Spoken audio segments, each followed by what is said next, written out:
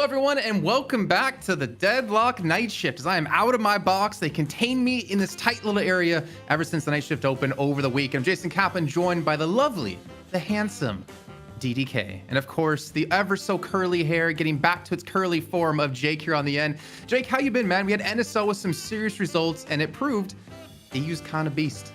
Yeah, I mean, right now there's definitely a gap between the regions, but things rise and fall in Deadlock, right? A long time ago it was EU on top. They took, I think, a bit of a stumble historically with the loss of Buff Enjoyers as a competitive team, and NA took the reins for a while, but EU is back to claim them, and I think it's ultimately just the way things go. I think everyone's going to be still excited to see in the future when we get to have that international competition. And Dan, going into our bracket today, we'll take a look at the format for you guys who are unfamiliar with how the Night Shift actually works. It's the best of the best going head-to-head. And it's kind of true, the best of the best are going head-to-head here in our EU Challenger match, a rematch of the Grand Finals of NSO. Yeah, it's just funny how it works out. I mean, it is a testament to how close the competition is, but it does seem like Lowkey W, if you guys tuned in over the weekend, have kind of hit a level above all of the competition in the region. But it's Deadlock, so you never know. We'll have to see what happens today to see if that's gonna reign true. I never thought our champion of NSO would have to fight to get through into our finals match, but Leviathan did dethrone them just last week, showing off what they could do in the Night Shift Open. But Jake, looking down at the bottom, we have a familiar name, but also a new name coming here through North America. Yeah, it's always exciting. We've had some roster shakeups in NA after that most recent tournament. So it's an opportunity for some new faces to get their chance to compete here in Deadlock Night Shift. I'm also excited personally to see Bird with Clock back in the action. It's been a while since we've seen this team, and I think they've really leveled up. They gave melee creeps a really stiff challenge in the NSO, and I think there's a genuine possibility for them to be making an upset here in this one. So I think NA is going to be pretty exciting, and looking forward to getting to that part of the show. I'm so happy you called it NSO because I was being made fun of for calling it that instead of the Night Shift Open, but it just like rolls off the tongue, NSO. But yeah, Bird with Clock, I mean, this is their chance for redemption, potentially to take down melee creeps where they're unable to just last week. But before we get into today's show here, Dan, you know what we always do at the top of the show? We thank everybody. There all you of go. Our supporters. Yes. I was a little bit worried I was going to throw you off there and you weren't actually 100% sure. But of course, our Patreon supporters, there are so many of you, and every single one we are so lucky to have, whether you're a $250 Night Shift board member or you're just a Night Shift resident, even if you're just here to watch every single week. But always I like to do is take a look at the names and point out one in particular. And I'm going to give it to Too Fast, Too Friendly, because it's been a long time since I've seen the Fast and Furious movies. Who do you have, Dan? I have... Hang on, there was one I was looking at last week. Who is it? There's just so many. It's hard to find so many good choices, yeah. Yeah, I'm going to go with Matt.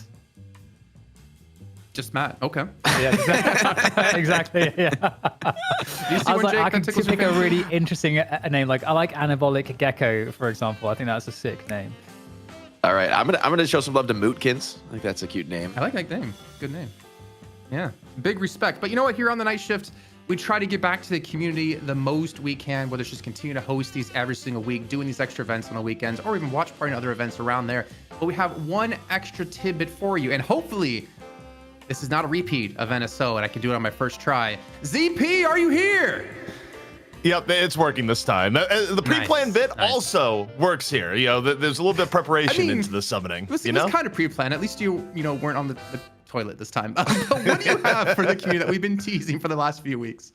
Yeah, so of course we like doing custom skins here at the Night Shift. Of course, a lot of that was made possible by community modders like the great Aze at Discord at Aze that let us do these things. And with the New Gods patch that came out, we needed to get one of the heroes in a Night Shift skin, and we decided on the silver skin that you're about to see. So we can start rolling the video now and talk a little bit through it, but we wanted something that was stylish and look cool, that you're playing as a hero and you actually like it, but still goes in with the Night Shift theme. And the concept art for this was actually done by Killinger, who helps us out with our comp ops when we do our larger tournaments. She has her own custom art that she does, and does a lot of things in regards like women in suits. As like, hey, this is like up your alley. Like, can you help us design something? So she did all the concept art. Aze did the actual modeling in game, and the end result, in my opinion, is really, really cool. Gorgeous indeed. Dan, what's your thoughts? It looks like Silver went to one of the arcades in Piccadilly Circus and got a custom fit, like custom waistcoat. Looks amazing. Actually, fantastic. You know what? I don't download mods, but I might have to change. Wow. Okay, that's actually so sick. Yeah, Especially the first time I'm seeing this as well. I didn't know we had like the torn up. I mean, of course that makes sense. That's so awesome. Yeah, I just think, I think the Silver fans are going to be really enjoying this. I think it kind of fits really well with the sort of werewolf archetype and also really, the night shift theme. So it's awesome to be able to bring together, different community members, whether it's folks working in the back end of the show or, our modder team who can put together some incredible stuff. It's just exciting to be able to release these and also show them off now. So we're going to be using this today and in the night shift going forward, much like our Mo and Krill skin. So also, I think for the community, let us know what you want to see next. Like which character should we look to make a night shift custom skin for? Let us know over the next few weeks because we're always interested in doing more of these at a really high level of quality, as I think you can see in this one. So my final waistcoat. I just had a final thing to say here is that, if you love the skin, not only are we making a sub goal for later tonight, I'll let Jason elaborate on that, but also the people that created it, give your support to Aze. His Discord is at Aze, and Killinger, I'm dropping her link tree in the channel if you want to support her art because she did some wonderful concept art to make this all come together. Yeah. !Silver in the chat if you're interested in learning on how you can go about getting this. If I'm not mistaken, it will be at 1,500 subs total here on the stream, which is only 175 away. So very realistic. It could happen here today. But honestly, from the Night Shift crew as well, a big shout out to Aze, who's been with us since it feels like day one, helping us mod, helping us tweak the game in any single way. A big supporter of the show, and we support him very well as well in terms of his career and what he's looking to go to. He actually messaged me once in a while saying, I can't keep doing this, Jason. Every time I wake up, I have like 15 DMs every morning of people wanting him to do skins. And honestly, I think we're so happy to see everyone in the community loving what he has to show for us and offer us. Yeah, hopefully there's a day, where, because for those of you that weren't around in Counter-Strike, the very early, exceptional, skin makers on the guns became celebrities in of themselves and started to make loads of money once the game, started to really grow and expand. And I hope that, all of the amazing, modelers and skinners and stuff that we have doing all this stuff in the early portions of the game, get rewarded for that because it's epic. It's so cool. It's something that we get in a game like this that, you're not going to find there's some other developers that don't look at things in the same way. And so things are a bit more locked down. So I love the freedom for creativity. And so, yeah, bravo, Aze and Killinger. Amazing stuff. Valve, hire this guy for sure. Yeah, exactly, and obviously the concept art was fantastic as well. But again, if you just type !Silver in the chat, you can learn a little bit more on how you get your hands on this mod. But for now, it's time to actually head into our challenger match here in the night shift number 41. I can't believe we're almost a full year into this. We're gonna be kicking things off with a title match that honestly could be a grand finals in any event out there, with Abrahams going up against Lowkey W. Let's take a look here at the Abrahams roster. Remind you guys who is on this team because it is a star-studded lineup, and they tried extremely hard when it came to NSO, but they fell a little bit short, Jake. Yeah, I mean, this is still, though, I think a team to be seriously contended with, right? A team that you've got to respect, given their pedigree, given their history in the game.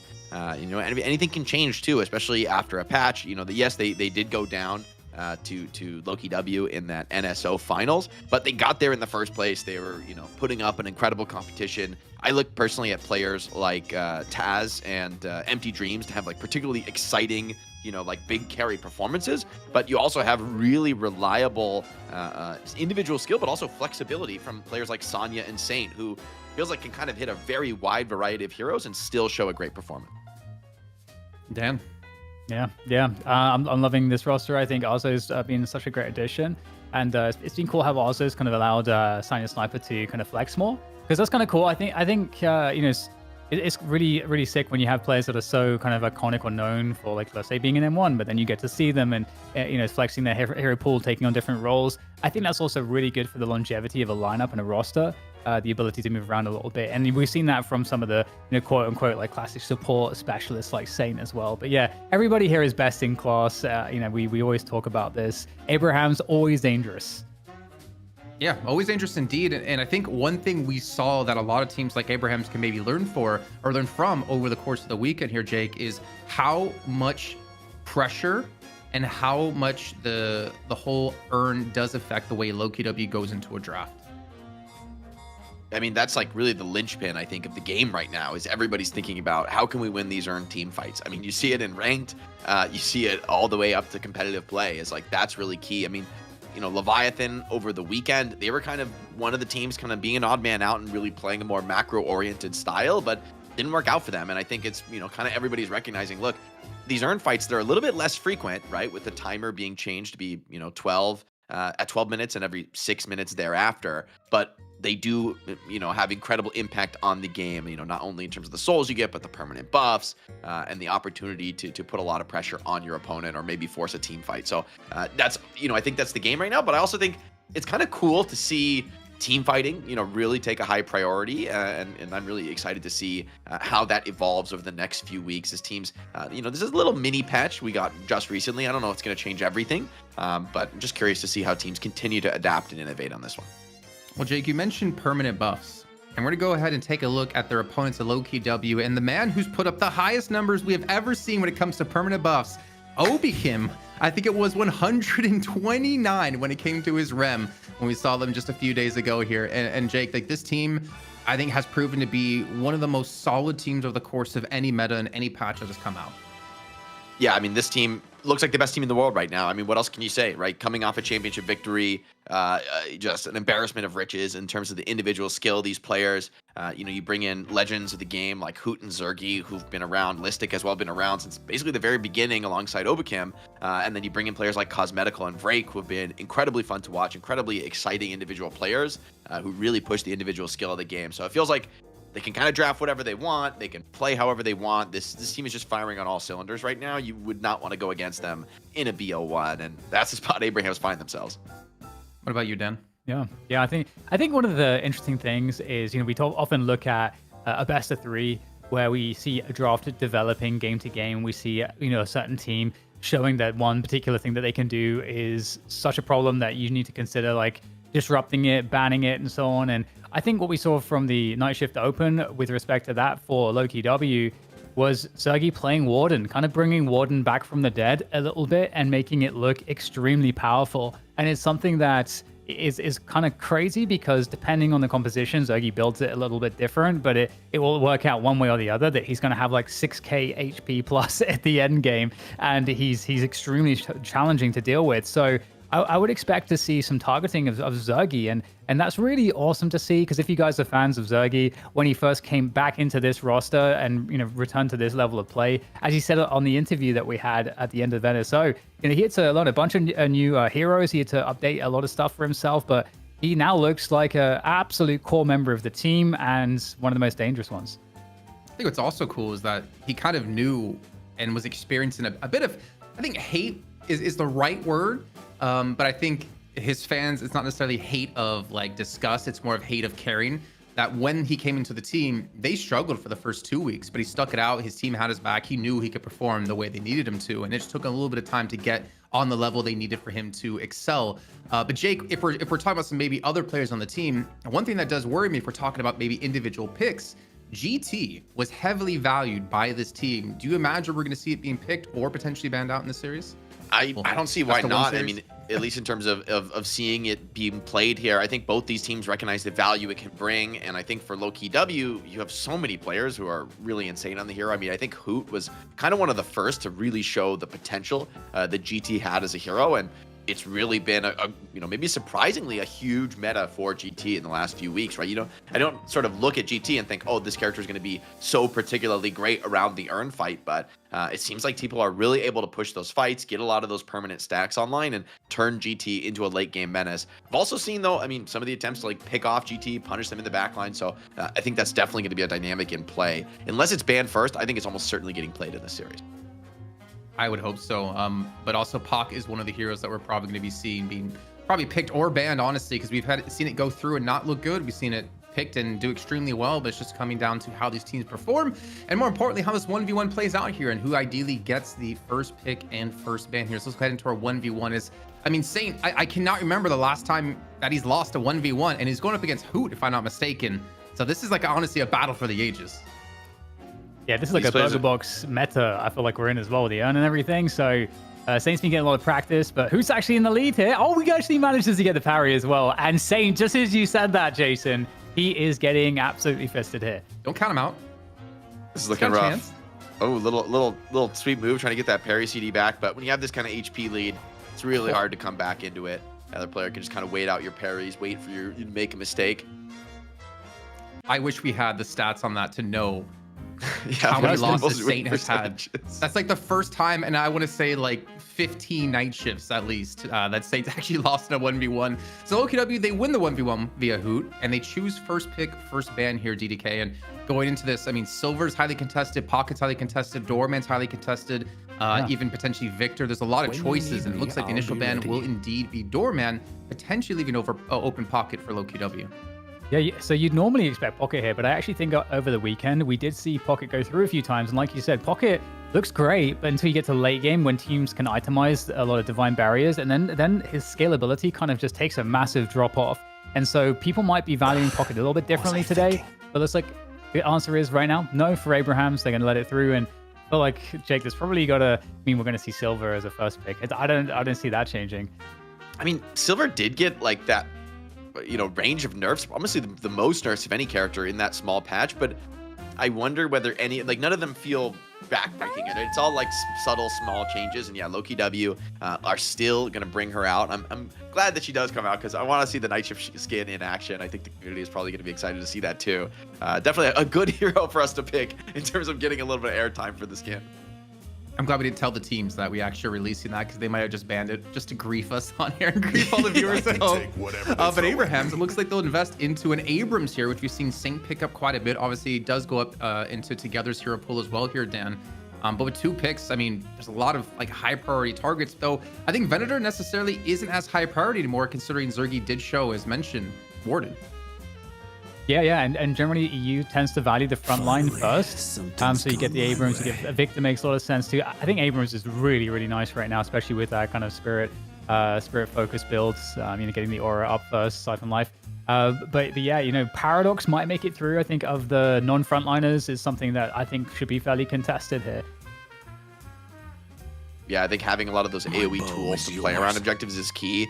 Lowkey W getting the great talent, though, I think they're going to be quite happy with this. I mean, these are really 2 of their key signature picks. I expect it to be like Hoot on the Silver and maybe Cosmetical on the GT. And, there's this incredible fighting potential, a lot of scaling and snowball potential here. And you've got 2 of the highest potential heroes in the game. Abrahams, though, from their side, we've seen I wouldn't call it support Abrams, but a relatively low eco Abrams from Saint that has looked fantastic for them. Like, he's able to get so much done and pull so much attention to himself on the Abrams, and mostly just invest in being tanky and putting down stuns on the enemy team. That's been a really, I think, strong play style for them, one that Lowkey W are going to have to contend with here. It was smart Going to the next pick, of course, Paradox coming in for Tass. And I'll honestly say, Dan, Tass has looked like one of the top Paradoxes in the region for sure, just putting out insane amounts of damage. Yeah, the Paradox is pretty crazy right now, and given the players we have on the server, it makes a lot of sense. Right now, I'm curious about whether we'll see a Warden ban from Abrahams. Do they want to try to target Zergy at all? But they're going to go with the Sinclair ban instead, which is really interesting, especially in the current meta. We have all of these like big ults and circles and stuff that you want to steal away, and also the lane poke. You're going to get rid of that too. I wonder if this is a protect in a sense for them to go for some of these like heavier ult commitment heroes who are more vulnerable to the Sinclair steals. I mean, the first thought I had, which maybe is crazy, was Graves, exactly. But Graves did get, I think, pretty substantial nerfs in that change. Like, giving more souls with your ghouls is, I think, a pretty big deal for, when the enemy carry is like farming your ghouls. Now you're actually feeding them a pretty meaningful amount of souls, and I don't love that conceptually for, you're creating space on the map, but you're paying a higher price just for what you were accomplishing in the past for much cheaper. I will say this, though, looking at the draft currently, Abrahams have a giga strong team for mid boss and for Earns as well, where Lowkey W, I mean, I don't think they have that fully built comp necessarily just yet, but they do have ability to act as a front line. But going against a Victor and Abrams, a Venator and a Paradox, and if we see like a Graves paired in with Abrahams as well, imagine the amount of ways you can get them into those grasping hands with like gut shots, with charges, with swaps. It's going to be, I mean, if they go Graves, I'm gonna be looking towards Abrahams here to really have strong control in this game. Yeah, and I would expect Warden to come in as probably like a last pick for Lowkey W. Potentially, the Rem with the Warden was kind of insane, and Warden just it's not contested as a pick really for anybody. Viscous was another choice they made because the Google is like actually so insane, especially around the urn and these objective fights that's I think Lowkey W kind of is another pick they were innovating alongside Warden. So you need a monster. I just like the Viscous anytime you go for these like really heavy brawler setups. I think they can struggle to catch a hero like Viscous with all his mobility, and then the splatter becomes a pretty effective damage tool in the late game. You end up building like mostly support items and really being there to enable allies, which is interesting alongside Rem, but that maybe frees up Rem to be a lot more aggressive with the buys, skipping something like a Divine Barrier and instead going for the curses, the scourges that can really, in this game, like let Billy and Silver take the fight to Victor and Abrams, which they do probably need a little bit of help with considering the Abrams draft. I do like how you mentioned Scourge. I feel like we've seen the stonks on that item go up massively over the course of the weekend, but also Echo Shard is a big pickup for things like Paradox in particular, potentially Rem, potentially Viscous too. But Dan, we're going to see the Warden come in. We talked about it not really ever being contested and really no pressure on Zergy to get that as a last pick, and we have it locked in. Yeah, and I think it's really important for a variety of reasons. I think one, because if you look at Abraham's, like they are prioritizing the front line. They take away like Abrams, Victor, and Shiv. This is like there's so much tankiness on that team, and so for Lowkey W, they kind of get the M1 and the tank kind of in one. Obviously, Warden needs to scale a little bit into that, but at the same time, it does provide both of those things to some extent. And so it feels like again, because Silver's another one that has insane damage burst output. That you have enough hybrids kind of for it to kind of make sense where you have the tankiness, you've got the pick, you've got the ability to actually do a good job in some of these urn battles. I like the way that Lowkey W is thinking about the draft. I think it's pretty innovative, and I think they have been the best team to actually utilize Rem. Everybody else is just not looked quite nearly as good as Lowkey Everyone's W. lost on it except them Yeah. for the weekend, man. But you said something, and it makes me wonder about Lowkey W's draft. If we're looking at NA, Jake, M1 heroes get prioritized towards like the first, second pick, but Lowkey W, in like my recent memory, are the only team who pick it like 6 consistently because Zergy can flex so many different things, and they prioritize having these brawlers so much more heavily. I mean, I think part of it comes to the flexibility here. Like, I don't think you'd be mad if you're Lowkey W if you had to go to like a Wraith here or something else. And I don't think that, Abrahams are going to pick more M1s once they grab Venator. So it just makes sense, right? Save your draft priority for the things that you're actually worried you might not get. I'm also interested to see how Abrahams plays this one out. I think they're a little bit low on control from my perspective here, and I think that could be kind of a problem. Maybe late game, there's like a Phantom Strike on Abrams that can kind of, start those fights off really nicely. But as far as like hard lockdown goes, it's Abrams. I mean, Paradox is decent in that regard, but more of an initiator than someone who can really hold people down. And then it's like Gutshot, like that, which is okay, but it's more of a defensive tool for Venator.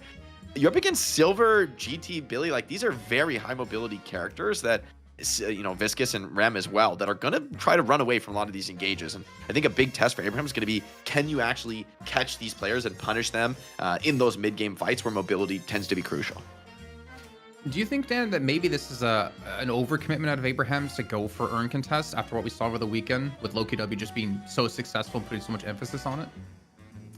It's an interesting question because I think obviously, Shiv and Paradox have pretty insane damage output, and I think they can kind of like help to kind of carry going from that early to mid game in terms of damage output until like Venator kind of comes online later. And I think Celeste is also like very versatile also. So I don't know. I mean, I can see why you're saying that, but I do see the potential for Abrahams to be totally fine outside of uncontrol as well. And I think that they'll have a pretty solid time tempoing. That's one thing I like from their roster. So, I mean, I got to say, like, these are the two best teams to me in the world at the moment. I think Leviathan are really amazing, but I think there's a bit more inconsistency there. So I love these two different approaches that we're seeing because really it is Abraham's best view of the game versus Lowkey W's best view of the game. I think both teams got the draft as they wanted to, as opposed to their strategy or core getting disrupted. I think that's kind of what we're looking at here.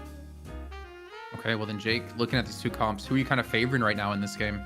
I mean, I got to take Lowkey W, even if it's just recency bias. I think them coming off the back of a win is going to put them in, they're going to be confident, right? They're going to feel like, hey, we got this done in a really high stakes match in a grand finals. No reason we can't just like run it back, play it again. I also like their draft quite a bit more here. I think it gives more flexibility in terms of the way they actually approach a team fight.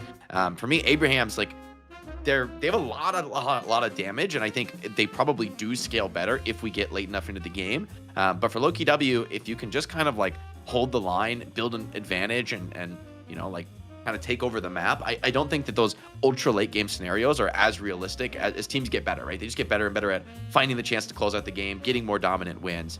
And also, I think GT Silver, for me as a first two, are like incredibly powerful. These are two heroes that can completely take the game over. And even without like the craziest net worths, right? Where yeah, I expect Zergy to probably be the one carrying the flag there. I think GT and Silver can have way like bigger carry performances than it would seem from that one stat. You know, I don't know why, but when you were talking about GT just there, I was thinking to myself, when we get a reverse skin where you play as the owl and then you shoot a GT who flies around and crashes into people? Like, that goes hard. That's like, Ozzy, you're in the chat. Hey, it's like come on, GT get on it. GT with his arms out doing like an airplane bow. And he just goes, wee, as he's flying instead of a screech from the owl. But then, This is high concept. What's your thoughts on the on like who do you favor in this one? So I think it's really interesting because I'm favoring Lowkey W because of like the recency bias, and I just think that the team has all the momentum. But I like what Abraham's have in terms of the vision, because there's like a lot of spirit damage and things that will reduce your spirit resist. You know, I think like, you know, Shiv and Celeste, for example, like there's so much capacity, you know, with escalating exposures and you know, Shiv's slice and dice. There's all these tools to reduce resistances. And so like these bigger team fights, you know, I think the game is going to be very hard for Lowkey W if Abraham's are competitive in terms of like the souls and so on as we go later into the game, because of all of the spirit damage. So I'm curious how they'll deal with that. All right, well, ladies and gentlemen, it's time to get underway here. This is not the grand finals of NSO. It is the challenger match in the night shift number 41, brought to you by DDK and Jake. Take it away, Jake. Thank you so much, Jason. And as we get into this one, I'm going to take a look at our newest skin in action. Remember, this is a sub goal, so if we get to 1,500 subs, which we got to be pretty close on. We saw definitely a spate of subs come in right when we showed off the skin, but if we can get that today, we will drop this for the community. Beautiful custom work, modeled by Ozzy. Initial design from Killinger. So incredible stuff. Great to see what's possible in this game. Like we've been saying, man, I don't think anyone can wait for the workshop to come out in this game. It feels like it has to come based on, you know, Dota and CS showing it, but I mean, Deadlock is going to be so sick for modeling. Oh my god, yeah. There's so many things that you can do. I can't wait. I can't wait to see all of the creativity that can kind of flow into this game. Especially, you know, for me, one of the things I love about Valve and what they've done is that they've really maintained the DNA of the company from the earliest days, because the earliest days of game development, everything was pretty much open to people to mod, like, you know, getting an SDK and just being able to play around with anything and everything. That's kind of like old school, like game dev, I would say. And Valve has maintained that in an era where, you know, things get kind of locked down. So I love that the community gets to build stuff. So yeah, I'm stoked too. Speaking of which, you know, Jake, being stoked, like to me, I'm kind of looking at this as a continuation of the Night Shift Open Finals in my head. Absolutely. I mean, that's probably the last time these two teams play it, right? Just so recently, and now getting the chance to take a rematch. Definitely curious to see how this one goes, especially the Rem, right? Where this has been a polarizing character. Like, as we said, no one else has really found success on this character, but for whatever reason, Lowkey W, it's been a real threat for them. And, you know, for Abraham's, it's like, you almost have to let it through, because the fact that no one else is finding success with it, it feels crazy to ban it out, but you really have to be cautious from a macro perspective. And micro perspective, Silver, maybe running this one down. Paradox, gotta run for her life. Yeah, great initial damage and pressure. I mean, this is one of the things Silver is so good at with the burst damage in lane. Just like really chase people down, especially with the boot kick. It's just really, really painful in the slam fire. So, you know, good pressure there in the mid lane. And it's something that's gonna be interesting too is that, you know, with the GT buy, I feel like, you know, the birds is really painful in the early game because you don't have counterspell yet, but it kind of like forces you know, teams to itemize a little bit towards counterspell, because, you know, if you get like a lot of stacks on the bird, like it is pretty meaningful. Yeah, and I think that the current meta build we're seeing with GT is like people going for gun first, which I actually think has been a key innovation. Not only this character like getting Rain of Arrows buff to make this build like feel more effective, but you know, in the past, I think you were a relatively weak laner. Like, you were decent at throwing big poke with the arrows, but, you know, like, it's somewhat predictable when you know, commit the arrow. There's a bit of a wind-up. There's a chance for really strong players to, like, read and dodge that. But playing more for the gun build makes your lane, I think, a lot more consistent and gets you into the mid-game where the owl ends up being the key factor. So it's always going to be something we watch whenever GT's in the game, right? Like, those permanent stacks can honestly make or break. Like, you get 50 to 70 spirit power, and then you buy Boundless Spirit. I mean, you can hit numbers that no one else in the game. Yeah, and it's also like really nice too because in a lot of the builds I've seen where you start the gun, you get the level 2 Rain of Arrows, and then you just send it to like level 3 on your ultimate. And the level 3, I think if the heroes are below 22% health, then it just insta-kills them. And given that we have like a pretty heavy frontline meta right now, like, I mean, just look at Abraham's roster. These are really, really chunky heroes. So if you connect a bird, you know, and they're 22% or under, they're going to insta-die. And that's actually very meaningful, I think, especially in how, you know, we're seeing these health pools. I think Valve has been trying to like decrease the time to kill, but it can still be pretty crazy. He has buffs spawning now. It's always going to be a key moment to contest. Rem, some really aggressive pathing in this lane. And his teammates are grabbing buffs, so actually, yeah, he's going to get hard though here with 3 knives in him. I think he's just dead. Maybe, oh wait, actually, he can get inside, and then nice bait. Ballistic is back for the save and a parry on the Arzo. I mean, I think Sonya thought that was a guaranteed kill as well, but of course, into that tag-along, essentially evading the incoming damage. Really well done. Yeah, that's always a very frustrating way to die. Because it feels like a stupid dive when you die under a tower. I mean, if you get it, it's like, oh, like, it feels great. Like, I made a great play. But if you don't get it, you feel like an absolute idiot because you died under the tower. So, I feel like those are the only 2 feelings you can actually have. I mean, I think that's actually like it looked from my screen, I'm like, oh man, he's dying. You know, he's like overextended in the lane. Yeah. But I think that sort of shows Obakim's experience. Like, he's baiting for sure there, and that they're just ready for Billy to come back in and make the save. And, you know, Shiv just, you know, she got 3 knives connected there. If there's no tag along, that should be a kill on Ram. So I see why the dive comes out, but it's not. It's like a scary lane to fall behind in too, because, you know, Billy and Ram actually have pretty decent pushing power with the little helpers, and I think Billy is like a deceptively good tower pusher in the early game. Yeah, I agree too. And, you know, we have that health buff that he got too recently, so generally pretty impressive frontliner. I think the Shiv's still running the 3 knives. I think that's like still like the most popular opening. I mean, the knives are just, it's probably the highest source of single target DPS in the game, in the early game. Like, getting, you know, 4 or 5 knife stacks, like, it almost just full kills a hero when you get that many stacks online now. But it's definitely a sort of a scary build to go for, in the sense that you really don't have farming potential with the build. I mean, like, Shiv, I think, is one of the weakest heroes at killing jungle creeps in the game, other than maybe when the dash is max, you can, you know, feel a lot better. But those early camps, now that they spawn a little bit earlier, I think that ability for heroes to clear camps is also something that's coming at a little bit of a higher premium than it did in the past. Like, with all the medium camps spawning at 5 instead of 6 minutes, there's a little bit of an earlier snowball potential. We got a quick pause from Together. Let's see what's going on here. Maybe we can have an opportunity here to see the itemization, because I'm kind of curious how many rebuttals we might see today, because obviously the game's very burger boxy and we got a lot of brawlers in this particular game. So I could see a world where there's quite a few rebuttals picked up. It's a pretty affordable item, but it can, you know, pretty pivotal around the burger box of the earn drop off. Yeah, it feels almost required in this game too, with Viscous and Billy on the other team. Yeah, I think and I mean, Silver to a lesser extent. You know, I think you're right. We've been seeing heroes that don't normally buy rebuttal being willing to go for it, right? Trying to hold down that earn objective. But it feels like maybe we'll see 6 of them on Abraham's. I mean, I wouldn't be totally shocked by that. So far, pretty quiet start, I would say.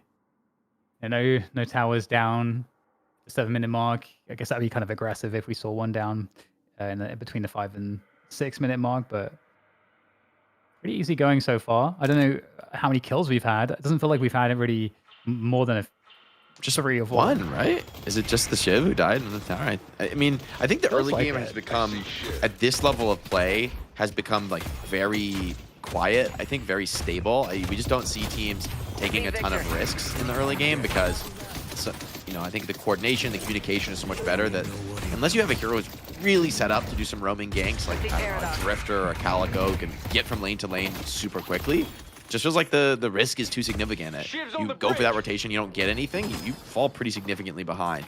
And teams are now super aware of those missing calls and stuff. So I wouldn't hate if, you know, at some point we see some slight tweaks to the early game, but it's also maybe just the nature of early game in a MOBA, right? A little bit of a stable laning phase. Not a bad thing considering how much chaos comes in the next 10 minutes in Deadlock. Yeah, like you said, you know, it's harder and harder to surprise people, and everybody gets kind of they play so much, you get an intuitive sense. Let's take out Paradox. But it's a good dodge. Sick catch on a Cosmetical, but maybe better movement for Cosmetical. No, he does get run down by Together. Taz showing why he's one of the best on Paradox there. That's a big kill to find. Cosmetical very greedy on the build, gets punished. Yeah, Paradox is so good at setting up these kills, especially, as you say, when people are playing safe. It's hard to play safe against Paradox. Seen this before, the hard knockdown rush on Vrake. Pretty wild to have it this early. And also, I'm kind of surprised. Like, I saw this before, but I think it was against something like a GT or a Lash, where like, you know, knockdown felt like an obviously necessary item. I mean, it's decent versus Celeste. Okay, well, that's a very dead standing sniper. Nice catch. It's going super aggressive on Billy. 5 knives in him, though. Sticking hard. The little helper is absolutely carrying in the defense. Oh, my God. But it looks like Perry's out. Oh, but it comes back just a little bit quicker. Who? Nice find. And Together knew he's deep behind tower. Has to take a big risk there. Yeah, we can see the new item, Grits, on Hoot as well. So a really nice item that builds into the reactive barrier or the spirit shielding. I see Abrams. Was it like, is it like 200s barrier you get from that, activating that? I think so, yeah, but it only lasts a very short time. But, you know, 200 HP blocked every 60 seconds, actually really sick in laning phase, and especially because it builds into all the shielding items. It's a pretty efficient buy. I think it's a very cool buy in the laning phase, right? It's just something a little more interactive than your typical, like, restorative shot, right? With a little bit more counterplay to it. So definitely a fan of the item. Glad it came in. And now that I think about it, actually, I was thinking about the Viscous thing. I realized the reason why everyone rushed the knockdown now is, as I say, old Bird connects. Insta-kill on the Empty Dreams. Stack +1. And it looks like his second stack of the game. So it already found one before. Cosmetical. Doing great to have +20 before 10 minutes is kind of insane. I see Abrams. Nice peek on the tower there. Take out Abrams. I do love this this knockdown though, especially because of the way you can play Viscous. You know, you'll be able to you know, keep yourself alive with the cubes. You get a lot more spirit power from the spirit investment. So the splatter is going to go pretty hard. It just allows you to support better and set your team up better. I like it a lot. It's very, very cool. They're going to pick up the Guardian on the right side. Big movement from Abrahams in middle though. They're looking to crunch onto that mid Guardian and potentially pick up some kills. Pretty hard target here. Hoot trying to hold a defense. Playing around this reanimation from Victor. Trying to pressure the tower, but there's a lot of resistance here. This one isn't looking to be an easy push. Lowkey W almost, they want to get into the team fight here. Up 5k souls. A couple knives expended from Shiv. He's not going to be in the best fighting shape. And Billy maybe thinking about a rundown, but that's a very healthy Venator with a gun buff. Seems to have made his way to safety. Really nice so far. Lowkey W saving that mid Guardian, looking to ensure the wave priority as they are trying to find kills at the same time. Although Abraham's looking a bit better here at the moment. Able to take down Overkim. Again, this wave priority is really important. We've got the urn coming up in the next minutes. And so you want to have as much lane priority as possible. In the meantime, actually, speaking of which, we've got Arzo, who's actually just slowly pushing the left side. Walker picking up a lot of farm. He's going to get sent back, but able to steal away some enemy jungle at the same time. So nice farming from Arzo, keeping himself on pace.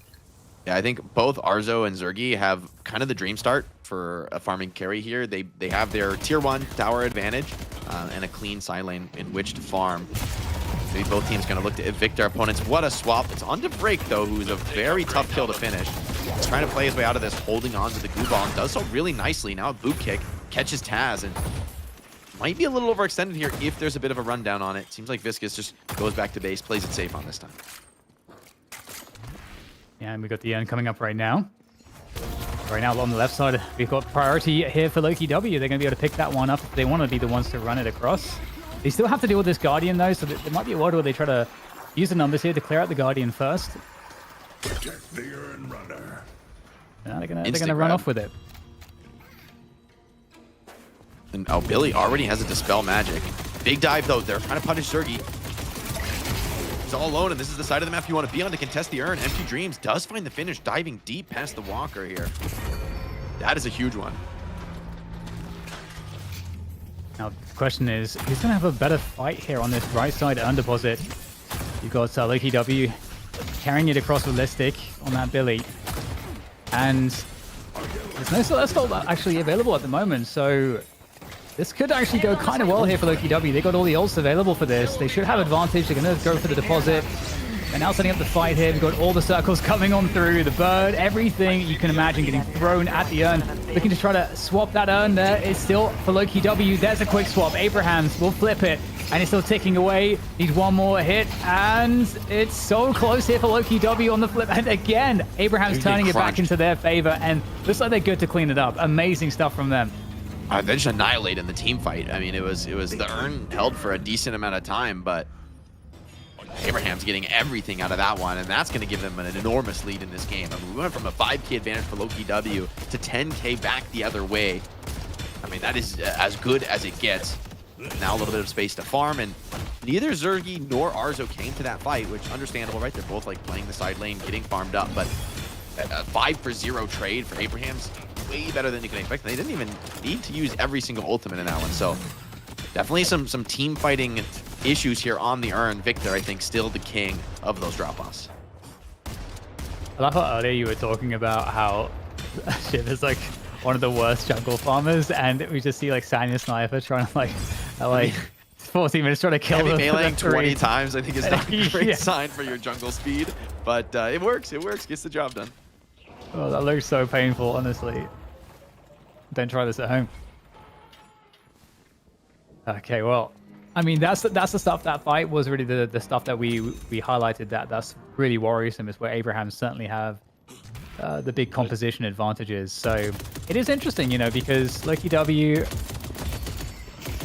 it's gonna be tough. Like, they can never kind of go directly into those fights. They'll need either a pick or some skirmishes before, like burn out some ults, maybe be more kind of explosive on the enemy backline. They got to get creative in those urn fights. Otherwise, you'd imagine Abrahams will definitely just straight up pull away in the game off of those. Yeah, a fight like that already now. I mean, you're definitely on the back foot. Looks like double buff control for Abrahams, looking to expand the lead. And they're even looking for more of a fight. Fear buff for Celeste, movement for Victor. A lot of defense already forced out of Lowkey W. Abrahams are kind of moving aggressively on the map here, showing a lot of presence. Lowkey W, I mean, they're a strong team defensively, but they feel a little bit confined to the walkers right now, which is not a good place to be. I mean, there's a lot of jungle to be cleared, and Abraham's wasting no time in playing the economy game.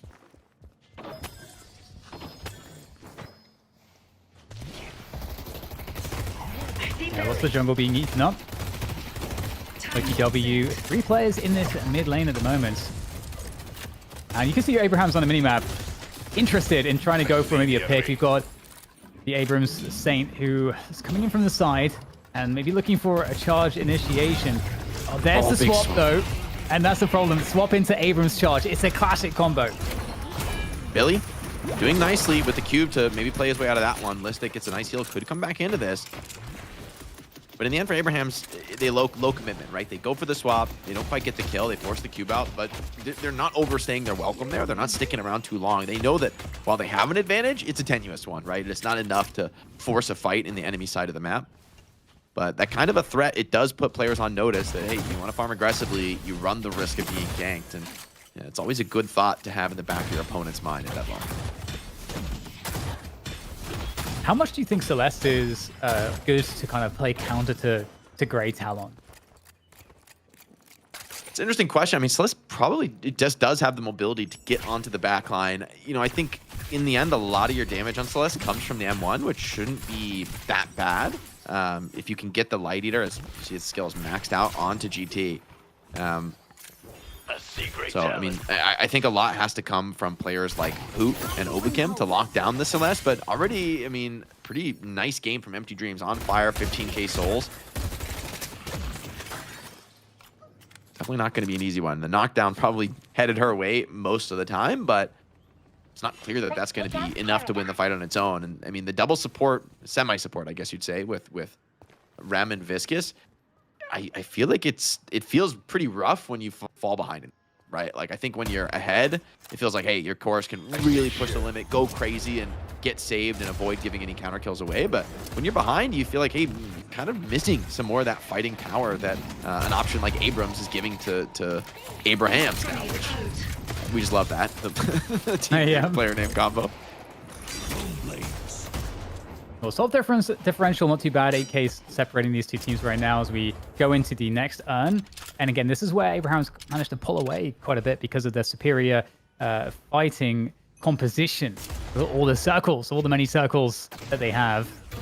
And so we'll see what happens here. Every single ultimate's up for this fight, which doesn't bode well for Lowkey W. What are they going to be able to do to contest this? They are trying to find these fights kind of before the urn has actually dropped. And they haven't managed to actually get a good catch, though. But they have managed to pick up the urn. Yeah, it's a nice pickup for them. Maybe just going to clear a wave with this bird, defend the mid-walker. No one else is here to do it. It's the GT bird providing some macro value there. It's nice for Lowkey W to grab the urn control, but can you really force a fight? I mean, you're up against every single ult available for Abraham right now, especially the Victor, of course. Reanimation going to be arguably the most crucial tool there. Looks like a team fight in mid maybe is going to be the look. They have a chain onto Abrams, but this is a hard target. Yeah, looking to go for the dive here in Abrahams. If they just can reset this position, maybe they'll be okay, but looks like too much damage being done too quickly here as the chase continues. The takedown onto Saint is a huge win, given that the urn has yet to be couriered across into its deposit spot. So they can just do a little bit more work here in this fight. They'll be in good stead maybe for that urn, but the focus on to the Wolf is a problem. Cube is going to be big. The rescue beam gets him up to high ground, but not out of the woods just yet. Big chase down coming in. Abraham's continuing to run across the map here. Full retreat here for Lowkey W. I mean, without Hoot ready to fight, I don't know that you can continue this engagement. The bird, hold on, does get a nice connection on Empty Dreams. Are they going to be able to find the finish there? Oh, also unfortunate Celeste bounces, but they do get the finish. Looks like it could have been a stack for GT there. Animation force. Lowkey W actually doing nicely in this one, but Abraham's still strong as 5. Still pressing the advantage in that mid lane. They've managed to pick up the urn once again. Nice shot there from the GT Cosmetical. And we got pressure. This is a big problem also. We're starting to really hammer onto that Walker. Wants to get out of there in case some attention's been attracted. The creeps might actually finish it off. It's getting quite low here as the urn is getting taken across the map again. But you can see Lowkey W, they don't want the unfight. They want to pick you off on the way to the unfight. And the mid-boss, no way. I mean, no reanimation together is really going to struggle to take a fight without that skill. Lowkey W saying this is the moment to gamble it all. Could very well be the game of the line. Hoot's already down through the Lycan form. Now an attempt for the last hits. Big Owl connection comes in. 1-to-1, still one Vision Crystal left to be claimed. No one can find it, but Lowkey W do grab the second, and without the reanimation together, struggling to really get into this fight. Zergy, though, also low. But Cosmetical, despite not having much HP to work with, grabs a quick heal from the Viscous and refuses to back down from this fight. The trap coming in, seeming inevitable now. Shiv caught, dead to rights. No arrows for the follow-up, but the damage is too consistent from Zergy. And still with one regen remaining, Lowkey W, massive comeback fight in the pit to even the field. Honestly, unbelievable stuff because Abrahams, you know that if they can just play these objective fights cleanly into the fight, they're going to be in a good spot. But Lowkey W, I mean, initially, I got to say, I feel like Obi-Kim did such a good job on the heals. We had that chase down onto Hoot, from the enemy side, enemy jungle, all the way back to Lowkey W's mid. And Hoot was kept alive for so long. And so, I really feel like the tag-alongs have been pretty massive to allow that fight to kind of go as it did, because Abrahams had to spend a lot more, had to go a bit deeper, take more damage. And these sprawling fights don't seem to be doing near as well for Abrahams. And that kind of makes sense because they don't want the sprawling fights. Lowkey W definitely with better opportunities in those engagements. Yeah, and I think I really love that Lowkey W take that fight at all, because honestly, most teams, I don't think they would. By the way, Urn being thrown in here. Abraham still without an ultimate. Oh, fairly beautiful connection on the Urn. It is snatched right back, and Celeste may find herself between a rock and a hard place. Takes some big hits on the way in, but Lowkey W's health isn't amazing. Abraham wants to fight this, wants to get a quick fight win back the other way. Now parry in. Oh, Together is going to die here, but does have the reanimation. Almost happy to get the stun down here on this key objective. Blue Ball comes forward, maybe going to provide an opportunity to flip things back the other way, and with Listic and Hoot falling, things are going down to the wire. Zergy needs to find a lot of kills in this fight. He and Cosmetical have to bear the standard. Abraham's low across the board. Both teams now in a real war of attrition for this one. Yeah, Break's able to swap it once again, but they just don't have enough forces, I don't think, between Cosmetical and Break. It's looking like Abraham's will indeed turn it in. Again, these are the battles where they have the most strength. And that pickup, I mean, Lowkey W, I think, was slightly ahead before that fight started, after the whole rejuve, the whole mid-boss situation. But after that now, if we take stock, 121k for Abraham's, looking to increase probably quite significantly. They're going to get a Walker as well, so they're going in advance probably of a 20k advantage after that urn battle. Double Walker is huge to find here. It looks like they won't be able to get the mid. Hoot love to do a chase, but with 2 players on the respawn, it would just be too desperate. Reanimation just doing a little bit too much in that fight.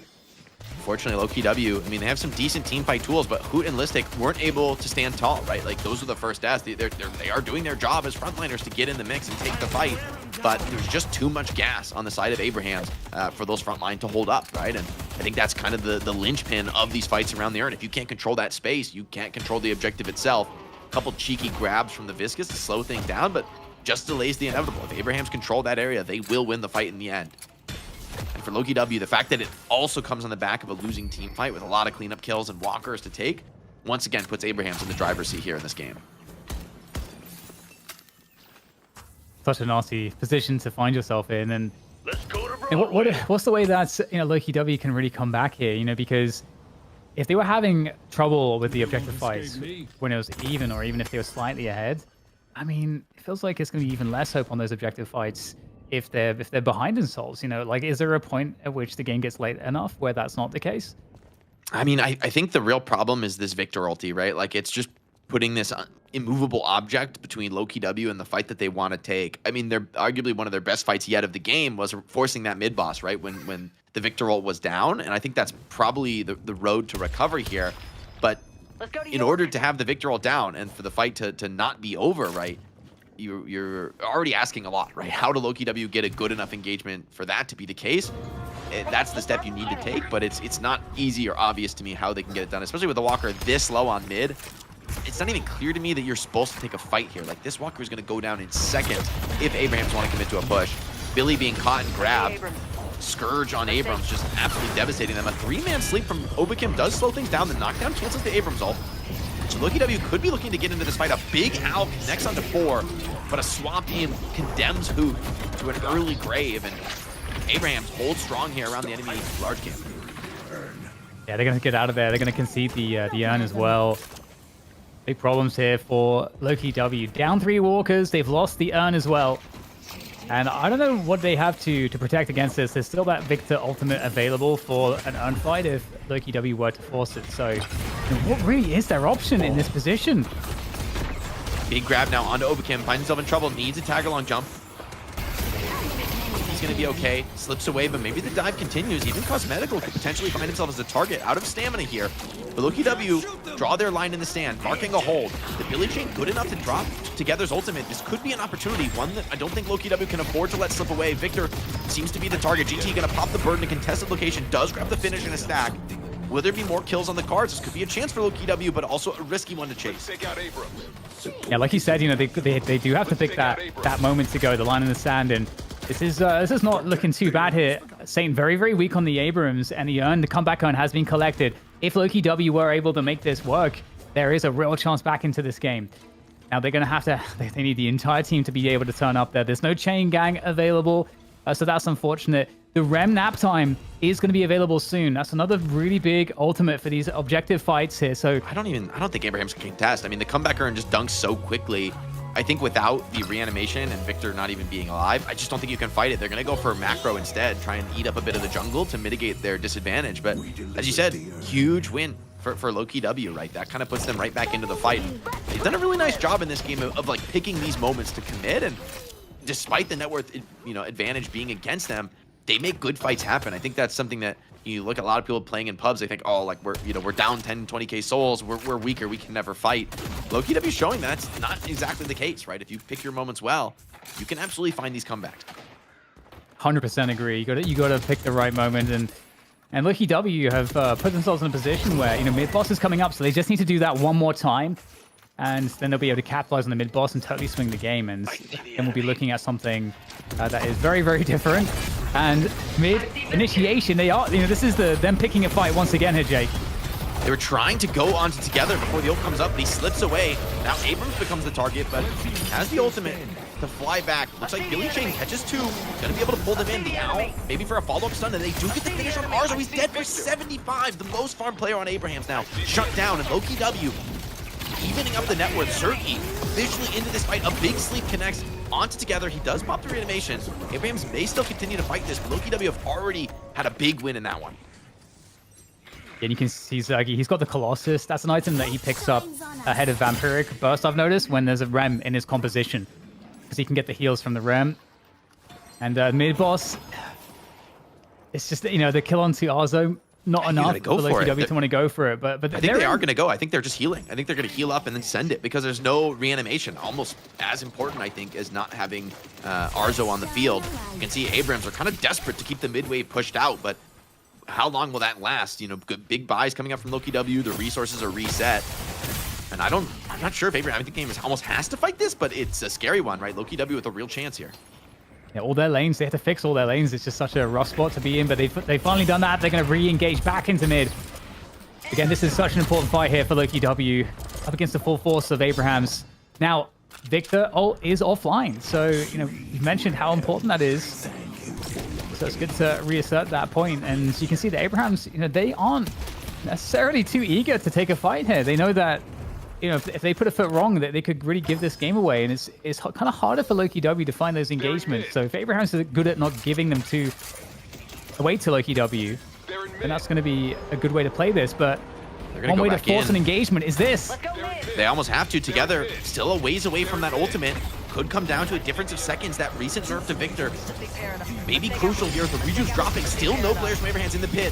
Last second move, but a big Billy Chains onto 4. First rejuve now claimed for Lowkey W. The sleep comes in. 2 go back the way of Abrahams. Hold on. And with rejuves now on the field, turns into a death match. Already the brawl looks decent for Lowkey W, but they need to finish some of these kills together.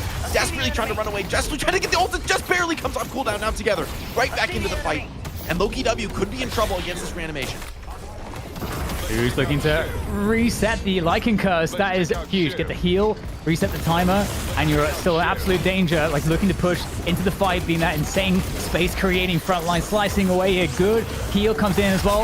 And this is very difficult right now for Abrahams to stay up here against the Wolf. And okay, Lycan Curse is out, but the damage has been done here. Abrahams have been routed out of this position as Lowkey W are looking really strong. There goes the anvil straight on top of the head of Sanya Sniper, who's doing serious work here on ship. He's still fighting. He's not out of this one yet, and it looks to be Lowkey W look to back out and take the reset. I think overall a positive trade for him, but an absolute bloodbath around the mid-boss.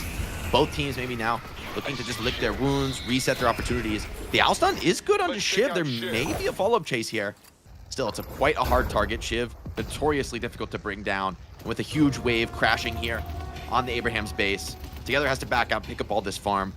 I think he's going to be close to the refresher buy, which, given how significant his ultimate has been in these engagements, I think is potentially a really big moment for Abrahams in this game.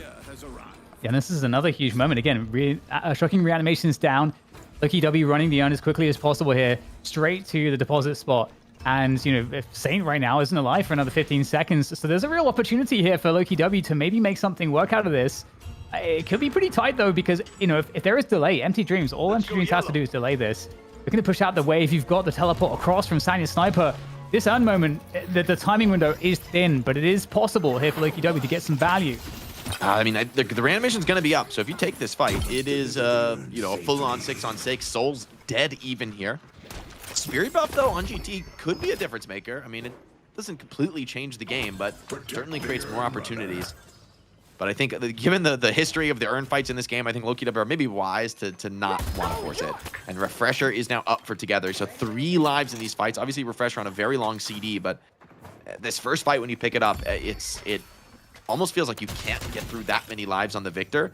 Maybe Zergy going to be the one tasked with getting through that, but a lot of bullet resistance, a metal skin even online for Together. This Victor is a problematic hard target. And now it's Sonya's turn to hold the urn, and I think Abraham's, they probably do want to force it, right? For just the same reasons that Lowkey W want to avoid.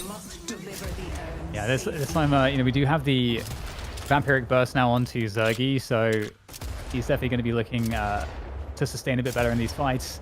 But yeah, it's going to be very tough here. I mean, we've seen that Lowkey W want to try to get these picks before they get across to actually depositing the urn, if you can get them en route. And here we go. There's that ambush en nice route, grab. trying to lock down the Victor. Almost in trouble. The damage is crazy on them. And they do pop the first ulti. Really nice find. Low commitment play from Lowkey W. Great connection from Listic. Still more attempts being found. Refresher. It is popped here, so Victor with one more life onto this one. But already it's gone pretty decently here for Lowkey W. And they're not scared to even take the fight into the room. Saint goes down. The Abrams has felt like a wall this entire game, and now he just crumbles at a crucial moment. More kills coming in, and it looks like Hoot. Zergy just continuing to chase down every single kill. Hoot gives his life for the cause, but it feels more than worth it here.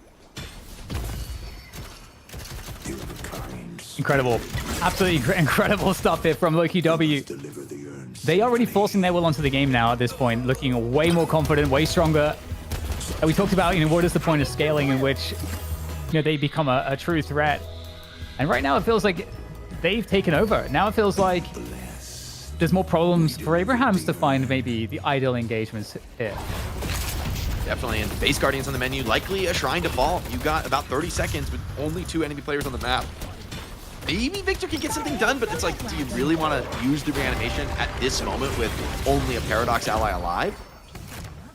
Lowkey W are going to choose discretion this time, though, not going for the double shrine. Of course, the first one giving the lion's share of the value, also activating those super creeps in the mid lane. And to be fair, there are 2 walkers to push. I don't know that they have time for an actual walker siege given the wave state. Attacking. Yeah, crazy situation, really. I mean, what a fight from Lowkey W, and they've got the map to play with right now with all the prio that they have on these waves, you know, healing up all the farm. Really try to extend that advantage, you know, buy up some items. Looking to be in a very, very good position right now. For Viscous. Spirit Burn. Oh, interesting. Okay. I was thinking Trans CD, but Spirit Burn could be pretty sick, right? In terms of having some big outgoing spirit damage. I mean, the rest of the team, I think, is a little bit gun heavy, but actually, when you look at it, Lowkey W have a really clean balance. An Echo Shard plus Scourge online for Rem, Decay as well. I mean, I think that's part of why that front line looks so dominant. You get items like Scourge and Echo Shard. Now, Obicam has a vastly greater ability to sustain somebody like Hoot or Zergy when they're running over together. And I mean, right now, even though, you know, Victor's pretty gun heavy, it feels like when you're able to run through the Victor as a frontliner, I didn't expect that, and it really feels like it changes everything in this game. Now, Abrahams have to play a lot more cautiously, and that does not feel good for them. Yeah, I think the Spirit Burn is also really nice for the anti-heal, especially on like the Victor and the Abrams. So I think that's like another really nice feature here, because I don't see much other anti-heal for Lowkey W, at least from itemization. And yeah, this suddenly feels like Abrahams. It's not like they're scared or something, but like they have to be so much more cautious than ever before in this game. Now the mid boss is spawned, so if Lowkey W are to continue in kind from the last 5 to 10 minutes, then this mid boss, you know, the next fight into the next mid boss, that could be a game deciding inflection point potentially. But we'll see if Abrahams can kind of be cunning with this next fight that they choose to engage into. Wait, personal request for the observing team. Can we get a check on Zergy's cam? He has a vitality buff and a Colossus. What is the raw HP number? I'm gonna guess 6,500. I see Victor. Oh my, Whoa. the goat. Goat. Oh my god, Jay. Okay, respect. This is crazy. Bro has 6,500 HP. He's W and keying them. Full alpha status. Billy's in the front trying to bait the engagement. Maybe Listic's gone too far. 5-man burn connects from Cosmetical. Cube onto Listic to sustain it back up. Here comes the Warden ult from over the top. Gonna try and dive in. Thinks better of it though. Doesn't want to overextend it. Just still playing the fight a little bit cautiously. Looking for any pickoffs they can find, but the pickoffs, here they come. Together is down.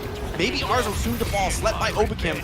The roll comes in, a pin under the base, but yeah, I don't know if Zergy even needs the back out. He's gonna play it safe for now and look to just clean up base guards. By the way, the Walker is still alive here. They are so deep past where you would typically expect them to play.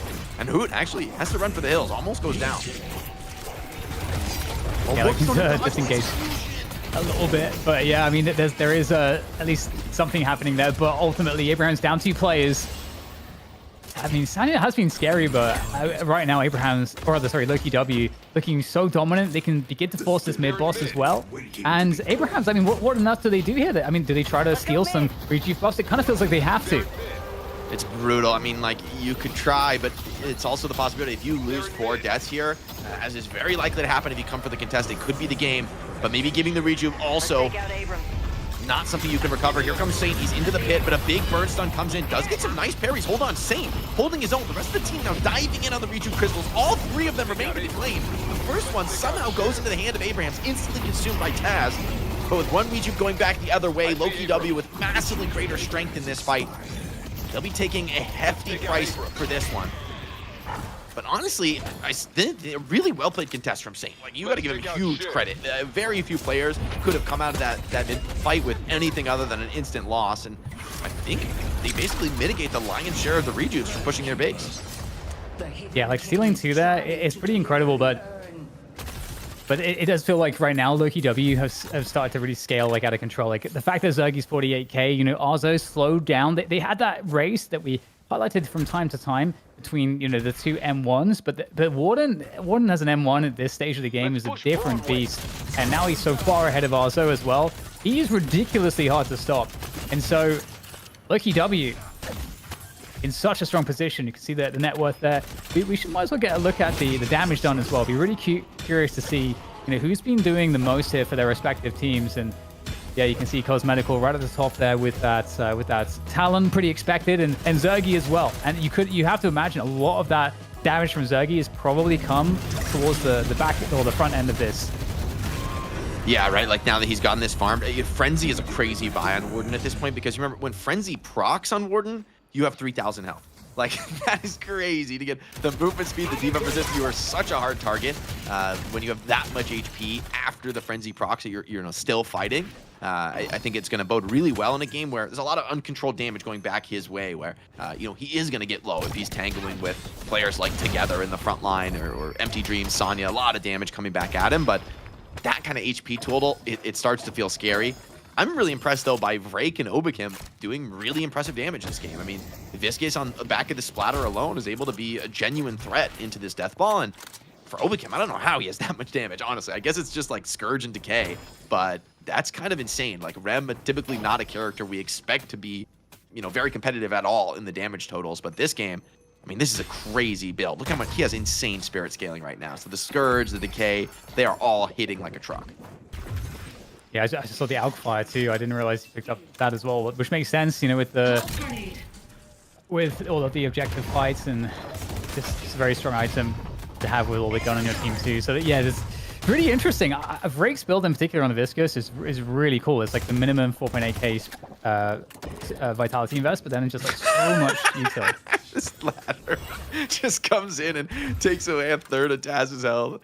That is too funny. That's the anti-Viscous experience, man. It's so fun when you're Viscous and you're like bouncing them around and like you get those cheeky connections. The only downside is he has all active, so he can't buy Echo Shard. Proc that Spirit Bomb more reliably. But I mean, Transcendent cooldown also pretty fantastic. Spirit Buff even grabbed. This one hits the camp. Chill. No problem with there. Accidentally does another camp. Maybe that was on purpose. Yeah, it might have been on purpose, actually, to be fair. Yeah, I mean, that was kind of clean. I gotta take that. That's a nice little farming pattern. I never thought about that, actually. Splatter Viscous lineups for farming actually makes a lot of sense. I've definitely farmed, like, intentionally multi-bounce camps before, but doing 2 camps at once, that is compy. That is very compy. Look at the dominance right now Lowkey W have on the map. Obviously, that 40k advantage overall. Really starting to show itself, and just rolling as a death ball at the moment.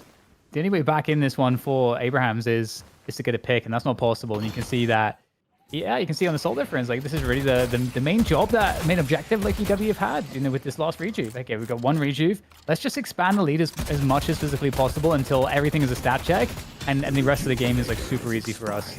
It's like, it's the best of one. They're playing it safe. I think it's absolutely a good call. I like that Obakim goes cheat death here on the Rem, recognizing that he has so much saving power. The enemy team is almost obliged to try to kill him first, but with cheat death, I honestly just don't even think it's possible. like maybe if you have a curse to take off the cheat death, but like, you're asking so much, to find him alone, out of position, and be able to follow up for more. And you have a gun buff on Zergy at this moment too, where, I mean, this is one of the most farmed I think we've ever seen a player get in DLNS. He's almost at 60K. And the game is not, you know, imminently going to be over, so we could see some crazy. He has a Scourge. I don't think I've ever seen that bot on a Ward Knight. Pretty insane. Mid-boss has arrived. Mid-boss is up. Abrahams has everything. I mean, this is their best chance, but with a 40K lead, looks like Lowkey W just want to force a fight. I mean, the way Zergy's pathing right now, incredibly aggressive. They're looking to catch off anybody who's just a little bit too far away from the base. Abrahams has to do two very difficult things at once. Stay alive while showing enough presence on the map to be able to get to the mid-boss in time. They do the first part really nicely, but will they be able to get back if Lowkey W go for a force? There's a real dance to be had here. With an urn up, oh, this would be a nice one for Billy to be able to grab and run away with. That is an 11,000 soul urn. The stick is going to grab it, and, you know, this could be a decisive fight. The urn has been great for Abrahams, but will it be good enough alongside, of course, that comeback buff, which they absolutely have to fight. Ooh, Kingan connects the 3 players. He's going to pull in a couple, especially the Celeste. That's a very nice target to find there. Metal Skin is unleashed to try to stay up, but Zergy's on the case as well, so I don't believe MTG's going to stay up for too much longer, as the dominance here from Lowkey W is just so apparent in this fight. Look at Zergy just tanking in that front line. He's taking over the world right now. I mean, he is showing no fear, and in this case, I think the odds are pretty with him. Starting to overwhelm. Billy holding him down now. Who gets into the mix, tries to get into the back. Big pin from Saint provides some good opportunity, but the damage just starting to run low. Overkim, Cheat Death is now proc with the Rem. Still able to heal up. Value of that Echo Shard really being apparent. Zergy gets a cube, but they've done enough damage. 2 key kills onto Taz and Empty Dreams. Mid-boss contest feels impossible as Lowkey W fall back to claim the objective and more than likely the game here. They're in mid. Yeah, nothing to contest it with. No ultimates available. Nothing really. So They're in mid. should be light work here for Lowkey W. Insta-deleting it. I wonder how many stacks Cosmetical has. He's been doing a really sick job. Question. I mean, I feel like he's been initiating with the bird, which is pretty interesting. He's not greeting for the stacks. He just wants the big stun connection to start the fight. Now a catch here onto the Shiv, and does get a parry on the Billy, but there's just too many forces aligned against him. I mean, there's multiple Venn diagrams of Scourge just surrounding him. Abraham still has a couple players left. Sleep comes in. Overkim. So Sleep doesn't connect on that one. Abraham's over the top with an ulti, but looks like he hits the ceiling with that one. Can't quite get in for the contest. And all 3 rejuves claim for Lowkey W, as well as a few final kills for Zergy. Lowkey W so patient in this one with the siege, never rushing it, never over-aggressing. They do have some creeps crashing on their shrine, which is something that they really need to deal with. But with this kind of advantage, with 3 rejuves in the pocket, it kind of feels like they're playing with house cast. Don't lose your shrine, though, guys. Come on now. Yeah, this is like very impressive. I think this game from Lowkey W. I think again they're really showing us a lot. Like I think with how they play Rem, like the Viscous as well. Like these are 2, and also the Warden. Like Viscous, Rem, and Warden. Like what other teams are prioritizing these heroes in the way that Lowkey W have been? And they go their own way. I don't think they're worried about what other teams are doing. They're trying to be innovators. They're trying to lead the way. Abraham's still going to look for a final fight here, though. Not giving up until the Fat Lady sings. Commendable into this one, but Lowkey W with almost the full bank of ultimates. The Warden, I don't think you're too reliant on it, given this level of farm from Zergy. Spawners now coming in. You don't want to go for the fight in the pit necessarily. A chain gang onto 3, onto 4 now. Maybe get a pull players in, set up for an opportunity. Who gets aggressive, but diving the base. Maybe doing too much, but Abrahams, they just don't have the gas left in the tank here. Lowkey W running through him, a 7 streak for Zergy, and maybe more to be found. Together off the reanimation, but Billy's just getting this job done. You got to get into the pit for the defense, and they cannot manage it. Lowkey W with a repeat of their victory over Abrahams in the finals of the NSO, now going on to the money match. But Dan, was there ever any doubt? I mean, this is the team that looks on top of the world today. There was some doubt actually. There were some moments where they were struggling to get into the game, and you know, we honestly, Lowkey W just proved in this game why they're the best right now. I will tell you, I had some doubt in there. I'm not going to lie. With the way some of these rejuves are going very early on, with the way that we saw the urn turned around in favor of Abrahams. But I will say this, and I will die on this hill. If that was any other team that Abrahams was playing against, they would have won that game 1000%. But somehow Lowkey W, they prove we don't necessarily need to go for a composition that can contest urns and take urns. They play their own style here, Jake, and they still make it work for them. obviously a lot of the heavy lifting going towards Hoot and Zergy in particular, but my God, I did not expect Lowkey W to win this game with how things were starting off. Yeah, I think that the team fighting from Lowkey W is best in class right now. Like, no one else in the game is that good at finding the right moments to pick a comeback fight, right? Where they're playing very defensively, cautiously when the lead's against them, obviously as makes a ton of sense in the game. But when they find the opportunity to get really aggressive and to kind of turn the tables, they've chosen those spots incredibly well, which is a really hard thing to do in Deadlock, given how complicated the game is. I'll also give a lot of credit to Abrahams. They did not make it easy, right? They were really forcing some heavy fights, putting some real tests to Lowkey W, but it's like the synergy, the strategy from this team is so good, and the Zergy Warden once again delivers. I mean, I think you saw, Dan, how much respect Lowkey W had for Abrahams as well, considering they would be sitting at, a decent 40K lead and still would be too, I'm not necessarily afraid. I think they would understand that they still didn't necessarily have the advantage in some of these situations, especially with the way Saint was able to come in towards these rejues and able to steal away too in some of these skirmishes with just like 2 or 3 people here on the contest. I think Lowkey W gave the respect. They knew where they were strong and knew where they were weak in particular. And I think when it comes to the methodicalness, if that's even a word, of how to approach a game of Deadlock and how to approach a composition that is stronger in certain situations that you're not, they're also best in class. Yeah, I totally agree with you. I was thinking that too during the game. I'm like, wow, Abrahams, or the Lowkey W, really giving Abrahams respect. When they were ahead, like they were like, okay, we need to get more ahead, and we need to make sure that when we are taking fights, even though we are ahead, that we take that 1 kill, that 2 kill, and then we bank it, and then we convert on that. We don't try to get that little bit extra. So much respect for their opponent, and it really pays off. I love what Lowkey W are doing in this game right now. I don't know that anybody else could actually really copy their approach as well. Yeah, I think I would agree with that, Jake. I think they, by far, the best. I mean, I wouldn't say by far, but they definitely have shown they are by far the best team in the world here. As we take a look at some of the stats coming on through in Zergy, I mean, should your M1 hero have 6.5k life? Should that be allowed? Look, I won't tolerate the Warden erasure. Other teams can ban it if they want to, but it's only been Zergy, right, who's making this hero work and is getting to the point in the game where it does feel oppressive and overwhelming, like not going down, not losing the tempo earlier on in the game. So I give a lot of credit to Zergy. I love the innovative buy this game. I truly don't think I've ever seen Scourge brought on Warden, but it makes total sense this game, right? You're up against a bunch of heroes that want to jump on top of you and overwhelm you, and Scourge works directly counter to that. So I think, credit to Zergy on the innovation and creativity with this buy. I think it's maybe not the reason they win the game, but certainly a contributing factor, and his experience on Warden really showing with this insane 9-2 and 17 stat line. Let me pick your brain, by the way, Dan, with something in terms of items, because I think we are seeing something that kind of makes me think, is there a world we need to see Victor kind of nerfed? Because we're seeing, was this double decay, double Scourge, and it feels like most of that was oriented on that one player in particular. You mean playing against it? Yeah, like playing against a Victor. I mean, you can see that they itemized in a way to try to counter him, right? Obviously, like they try to burst him down. That's what threw decays and Scourge his way, where he would have to sit inside of that. Spirit burns as well. It seems like Lowkey W had to itemize specifically just to deal with together on Victor. Yeah, and it could also be also a lot to do with Abrahams in general having like this very, very tanky roster where, because Abrams as well, he's also got that AoE. He's trying to play really, really close up against you, and you've got Silent Sniper that's going to be pretty tanky, hard to kill. That's on the Shiv, like kind of in the mix there as well, like very broadly style. And I think if you're playing against Abrahams, they're definitely the best team in the world playing these heavy frontline rosters. I feel like they've been the team that's had the most identity behind like more frontline than anyone else playing Deadlock professionally. So I felt like it also makes sense just as a way to play against Abrahams. Jake, there was a certain stat in there that chat picked up on that when I was looking over. 93,000 healing out of Obi-Kim on the Rem. What's your thoughts about that?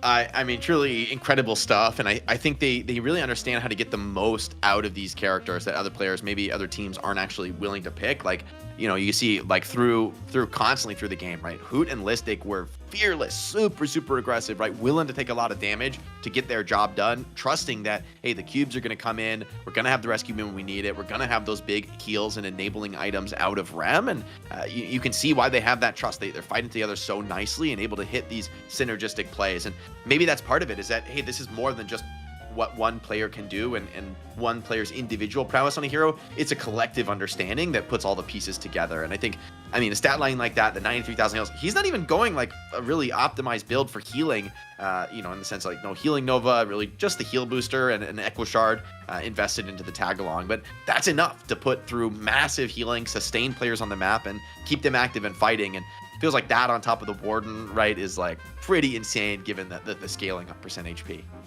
All right, well, it's time to take a look here at our MVP, and it has to be none other than the man who changed the world, and more importantly, this match. It's got to be Zergy here coming through, Dan. Yeah, I mean, so what's really interesting to me about this as well is that Zergy has like a very hard job to maintain the level of farm to get to the point that we see here, because they were behind in the game on the objective fights. You know, Abraham's essentially had the dominance of the whole map, more or less, whenever they wanted it, for you know, until things like flipped like later, like around this point. And so Zergy had to maintain his farm during all of that, stay competitive with Arzo, and you know, he managed to do that very effectively. And if you think about what the comp is, you know, Oberkim, super squishy, Cosmetical, super squishy, you know, Vrake is viscous, so it's hard to kill because of the abilities, but ultimately pretty squishy and was building very, very minimally in any way that would give him health. So if you're talking about like, you know, targets, there's not much health pool on this team until you get to the late game. And so Zergy, the fact that he was able to stay competitive through the hardest part of the game as he did is really impressive. And I think, again, it speaks to why, you know, Zergy is one of the only person that we've seen actually making this work, because it's not as easy as it looks. And Zergy was the health pool, as we saw there towards the end. But Jake, I did want to give like a special like sub MVP, like a secondary MVP to potentially who, because I feel like he did a lot of work like he always does when it comes to silver. Yeah, I think he's one of the best silvers in the game right now. I mean, across the board between like him and Cosmetical. I love the way Cosmetical too was in those fights at the late game, where instead of greeting for more stacks on Owl, which, come on, everybody who plays GT is like, that's all you're thinking about. I know, it's like how could you not? But they're really looking to just hit a huge AoE Owl stun, proc a ton of barriers, proc a ton of items out of the gate, and just start the fight off with that big burst of damage. And then GT is just playing the fight as normal, like just contributing damage off the basic skills, which I actually think is really intelligent in this one. Like, don't greed for stacks in the late game. Just get the value out of the ultimate, put some pressure on the enemy team, and try to capitalize from there. I thought that was a really intelligent way to play the character that I don't know if I've seen so much of before. So I think across the board, you know, you'd be hard pressed to find a player on this team who isn't delivering a big performance, but that's just what it takes to be the best team in the world right now. Okay, well, let's take a look at our brackets so you guys get an idea of what's coming up next and coming your way, because it will be our money match. And it's our defending champion Leviathan going up against Lowkey W in a rematch from last week. And of course, we do have the North American matches to kick off after that, which will be work in progress up against Bird with Clock. And winner, of course, will go up against Melee Creeps in our finals. But that's going to round out our challenger match here over in EU. We're going to head to a short break. When we come back, we're going to see if Lowkey W can take their title back, or if Leviathan can make up for NSO and defend their title here in the night shift.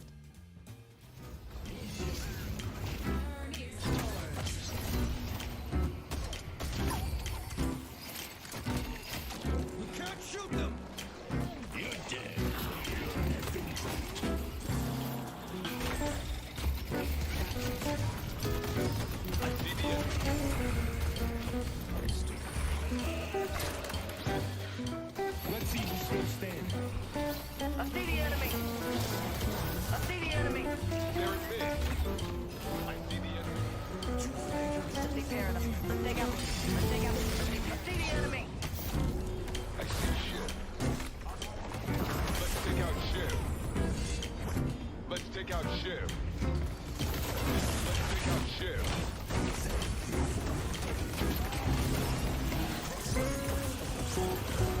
I see the enemy.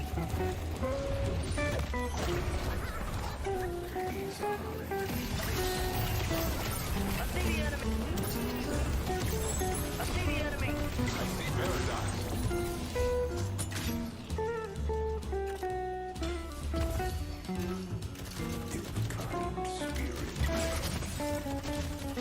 We must deliver the urn safely. Let's take out.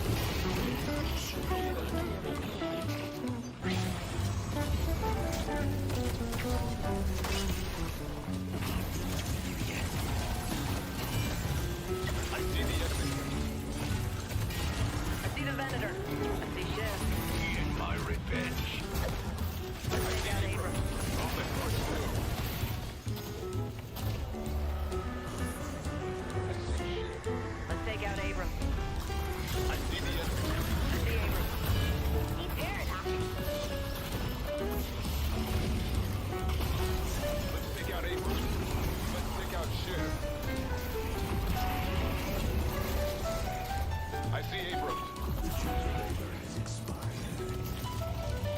take out Abram.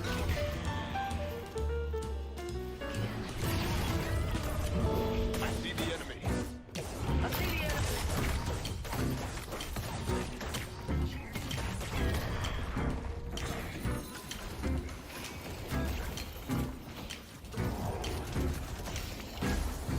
Let's take out Shiv. I see Shiv. They're in mid. Let's take out Abram. Let's take out Abram.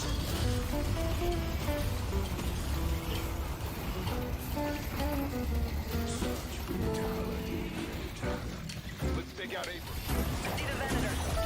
Let's take out the Venator.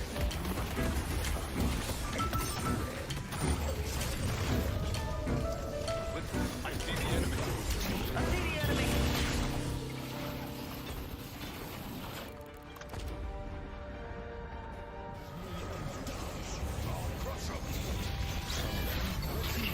Let's take out Paradigm.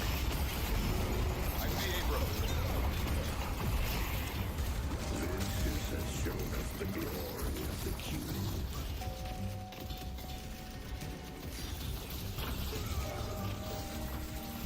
Let's take out Shiv. Let's take out Shiv. Must deliver the Earth safely.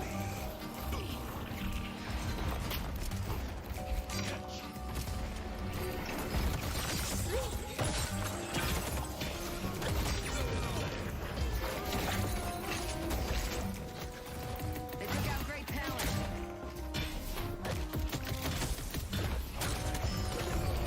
Stop the cadaver man.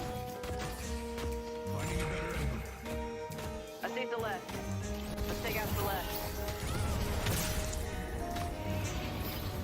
Yellow needs help. I see Paradox. I see the I enemy. see that knife-throwing son of a bitch.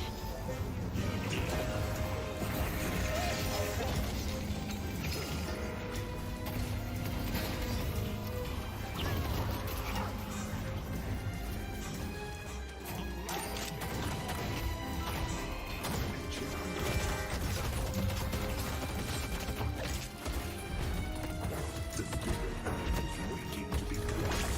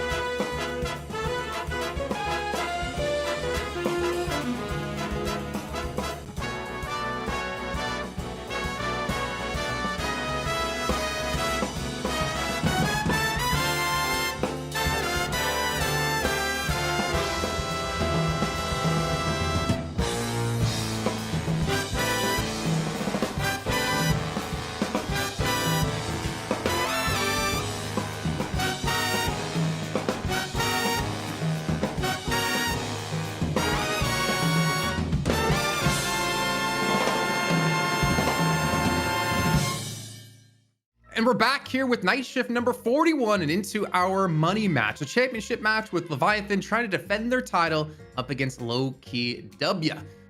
Oh, that sounded really like American there. I'm just joined by TDK and Jake because we're about to hop into this one. And gentlemen, I mean, Leviathan have shown us over NSO. Actually, I think you might have been casting that match then, or might have been me. I can't remember in NSO. Leviathan, they are opting to go comps that do not contest urns, and they're not necessarily interested in that objective, but they go for the very pick-heavy kind of compositions. Do you think we've seen some growth in their team and pushing for the strategy, or do you think we're going to see them revert back to what kind of is in the meta right now?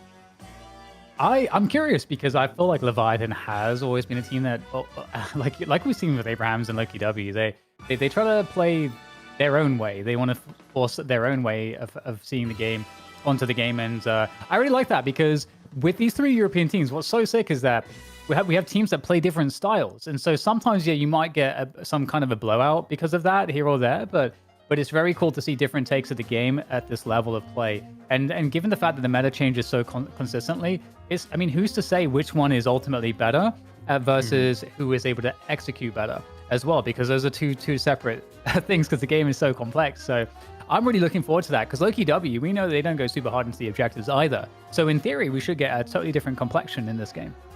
Well, as we did learn last week on the night shift, there are many strategies out there that have yet to be untapped or shown here on the night shift. But as we take a look here at Leviathan's roster, Jake, my question to you is, if you were to walk into the night shift bar, which player you buying a drink first? Obviously, Holiday, Mo and Krell, they're doing all right. All right, they got all the ladies on them. You know, everybody loves Mo and Krell. That's why you got to buy a drink for Sai on the holiday. Sai, though, in all seriousness, has been such an exciting, fantastic player to watch on this team. I mean, I think has been a key part of their growth and their ability to rise to the top. And now they find themselves, I mean, for a moment they were winning a lot of night shifts, but now, you know, yes, they were the champion in the previous week, but after the NSO, it really does feel like this is Lowkey W's series to lose. It feels like Leviathan are the real challengers here. You agree with that, Dan? Yeah, I think that's a fair estimation. I do think, though, that this team is, like, you could blink in, like, 1 week. They could look significantly improved because the skill and the experience is there.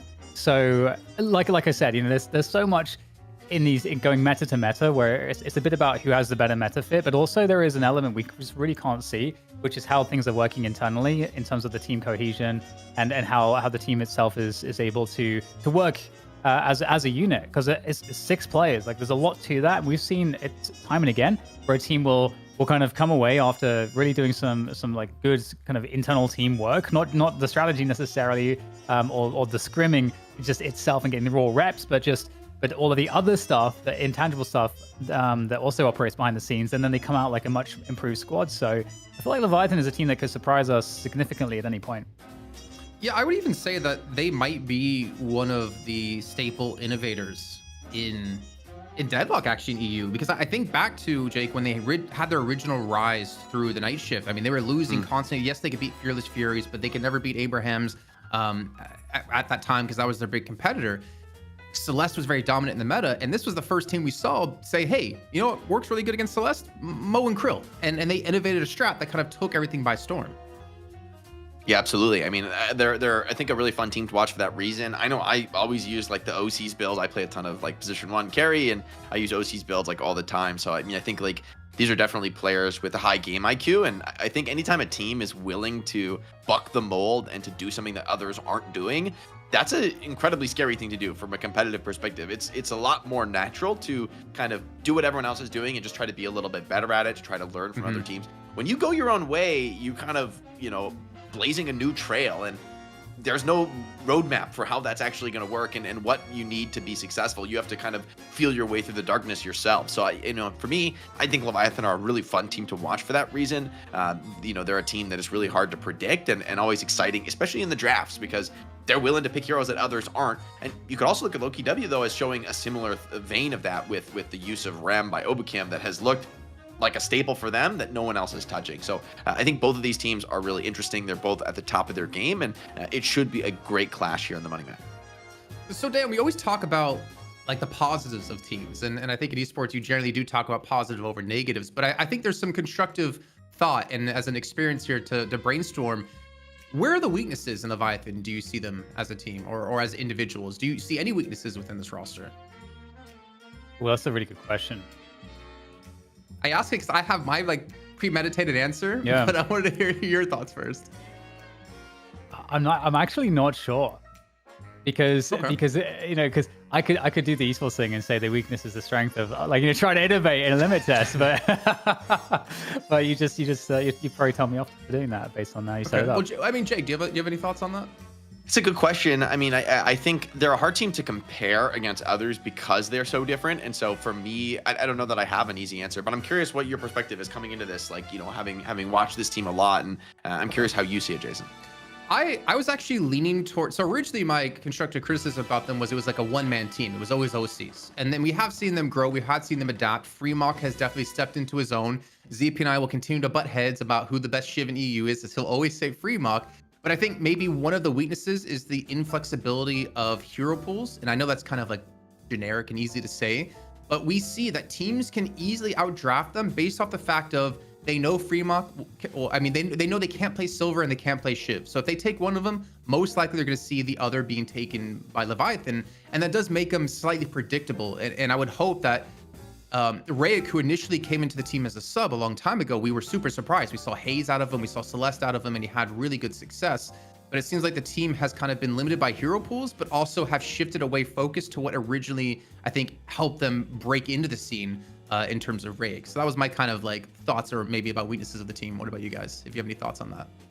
Yeah, I think it's a good point. Like, hero pools are something that we're so early in Deadlock, and for a long time I think it almost didn't matter because like everyone was relatively limited, right? Like everyone was more or less just picking up the game and, you know, could play a lot of heroes, but how many are you really like confident enough to play in a competitive match with, like, you know, stakes, money on the line, an entire pro team arrayed against you, right? Like, that's another level of competency that's needed. Some players have gone above and beyond and are showing that like same elite level performance across a huge variety of characters. That gives their team captain, their coaches, the drafting potential to really play a wide variety of strategies. The less options you have, you can be amazing at the strats you do play, but by being a little bit pigeonholed into them, not only can other teams attack you in the draft on the basis of that, but they can also just prepare for you as a team. They can, even something as simple as an item build, like you might be able to figure out an item counter to a certain hero, but if you already know, like, oh, we're going to be playing against Shiv this game, you could kind of come into the game knowing, well, I'm gonna go like a toxic this game that I might normally not. I'm gonna go for a decay that I might normally not.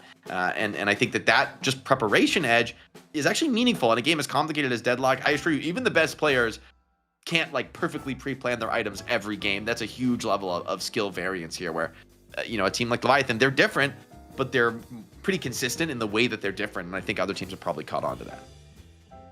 Dan? Yeah, I think the hero pool question is really interesting because there's a lot of, in esports and I guess in sports in general, you might think about how people should be characterized in certain roles or places within a structure or a team. And I think Deadlock is interesting because I think what we're seeing is that that's kind of detrimental to be super locked into any one position. Even let's say something that is a carry role. I think this would be like typically the most protected position because you want your players to have the most in-fight intuition and like reaction speed and the highest level of mechanics to kind of be prioritized into those roles. But at the same time in Deadlock, I actually don't think, I think the mechanical requirements, like, you know, it's high level, but it's not so high level to the same level of precision as a game like Counter-Strike, and there's a higher time to kill. So I think the mechanical edge that you might have on a player that's like an M1 specialist, I don't think that like extra mechanics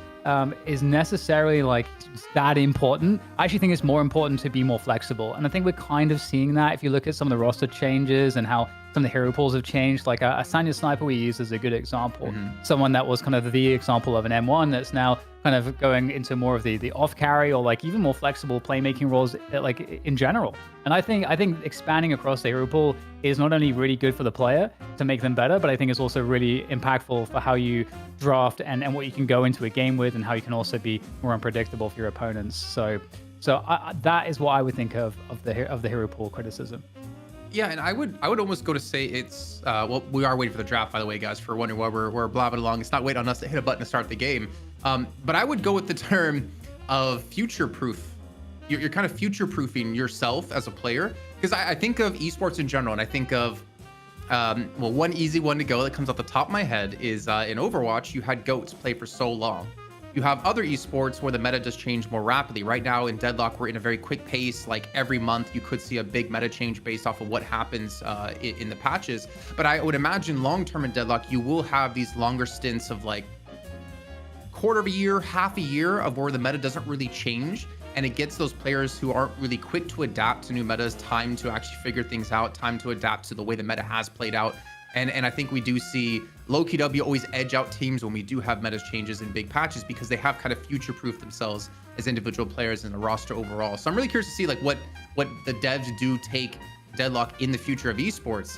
Because Counter-Strike, I mean, man, you guys beg and wish for an update and you get one every like 2 years. But the game still has small innovations within it happening because you kind of have to, and there's no big, You know, it's not like the M4S1 now all of a sudden has 10 bullets and it can one-shot you every time like an AK or something. But with the draft is ready to go. I think we're done talking, so let's get on the screen here. You're stretching the CS metaphor. It's the M4 A1S. Yeah, I was ready. I was ready to. And Jake, you to get passed. in there. Dan, what happened, bro? Wait, sorry, what did you say?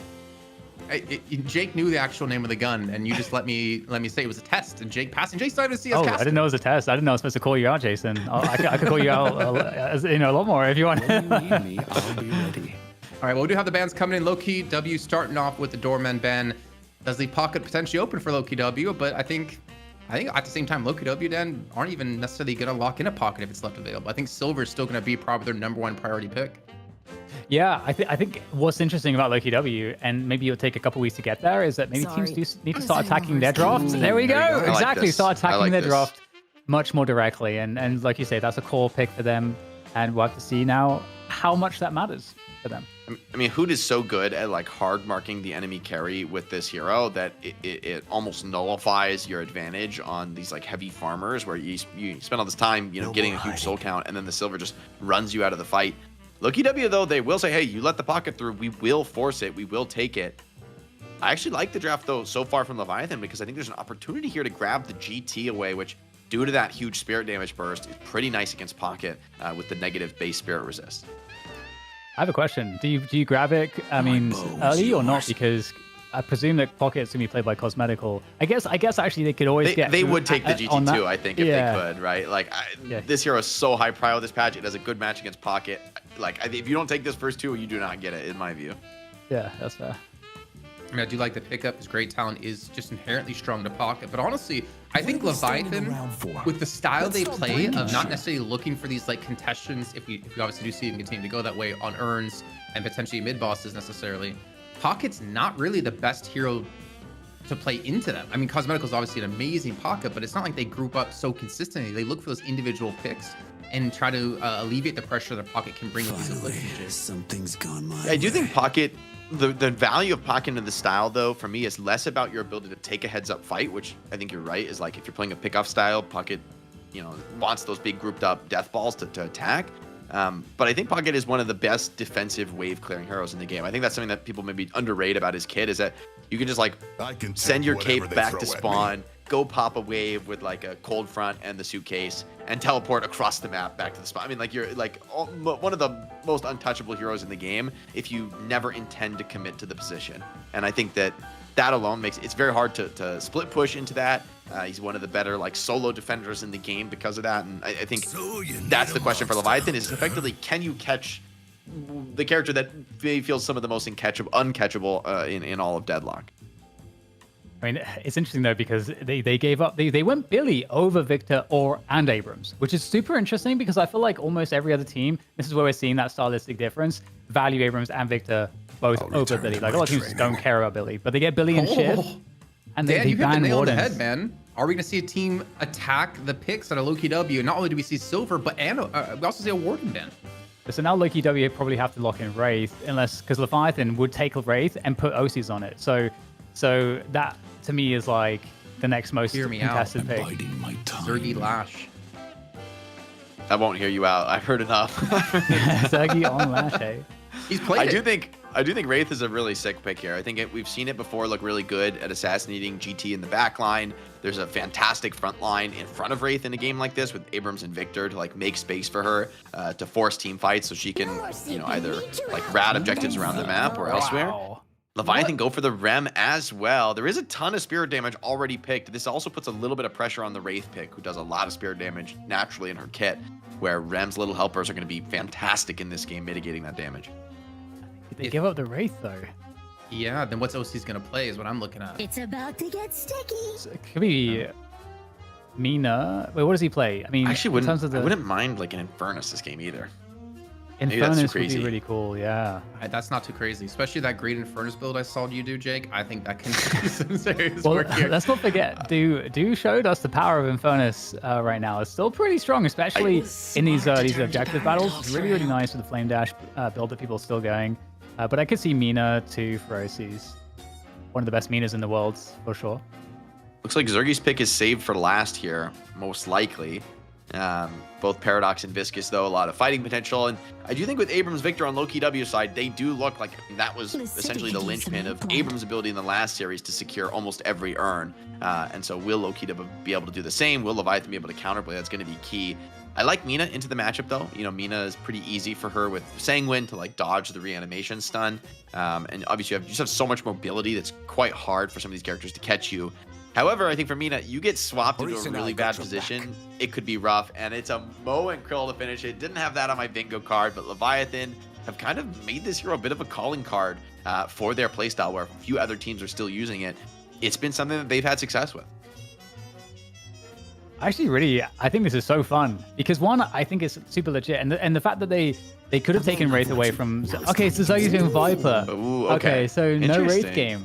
That's so I mean, cool. I think Wraith would feel potentially pretty bad into Mo. Yeah, but Viper too, no. Yeah, I think it's not as bad Viper because at least you have the Bola, right, to like hard stun the Mo and deny him either cancel his ult if it's on somebody else or save yourself when he's running at you.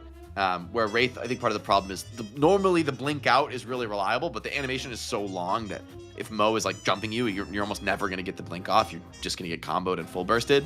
Where Viper might naturally be able to play the space more comfortably. He's not relying on like a long animation cooldown like that to get away. But I agree, like basically any carry, you get caught in a bad position by Mo and Krill. It doesn't matter, you know, what hero you're playing. If the enemy has the follow-up, you're going to be in trouble.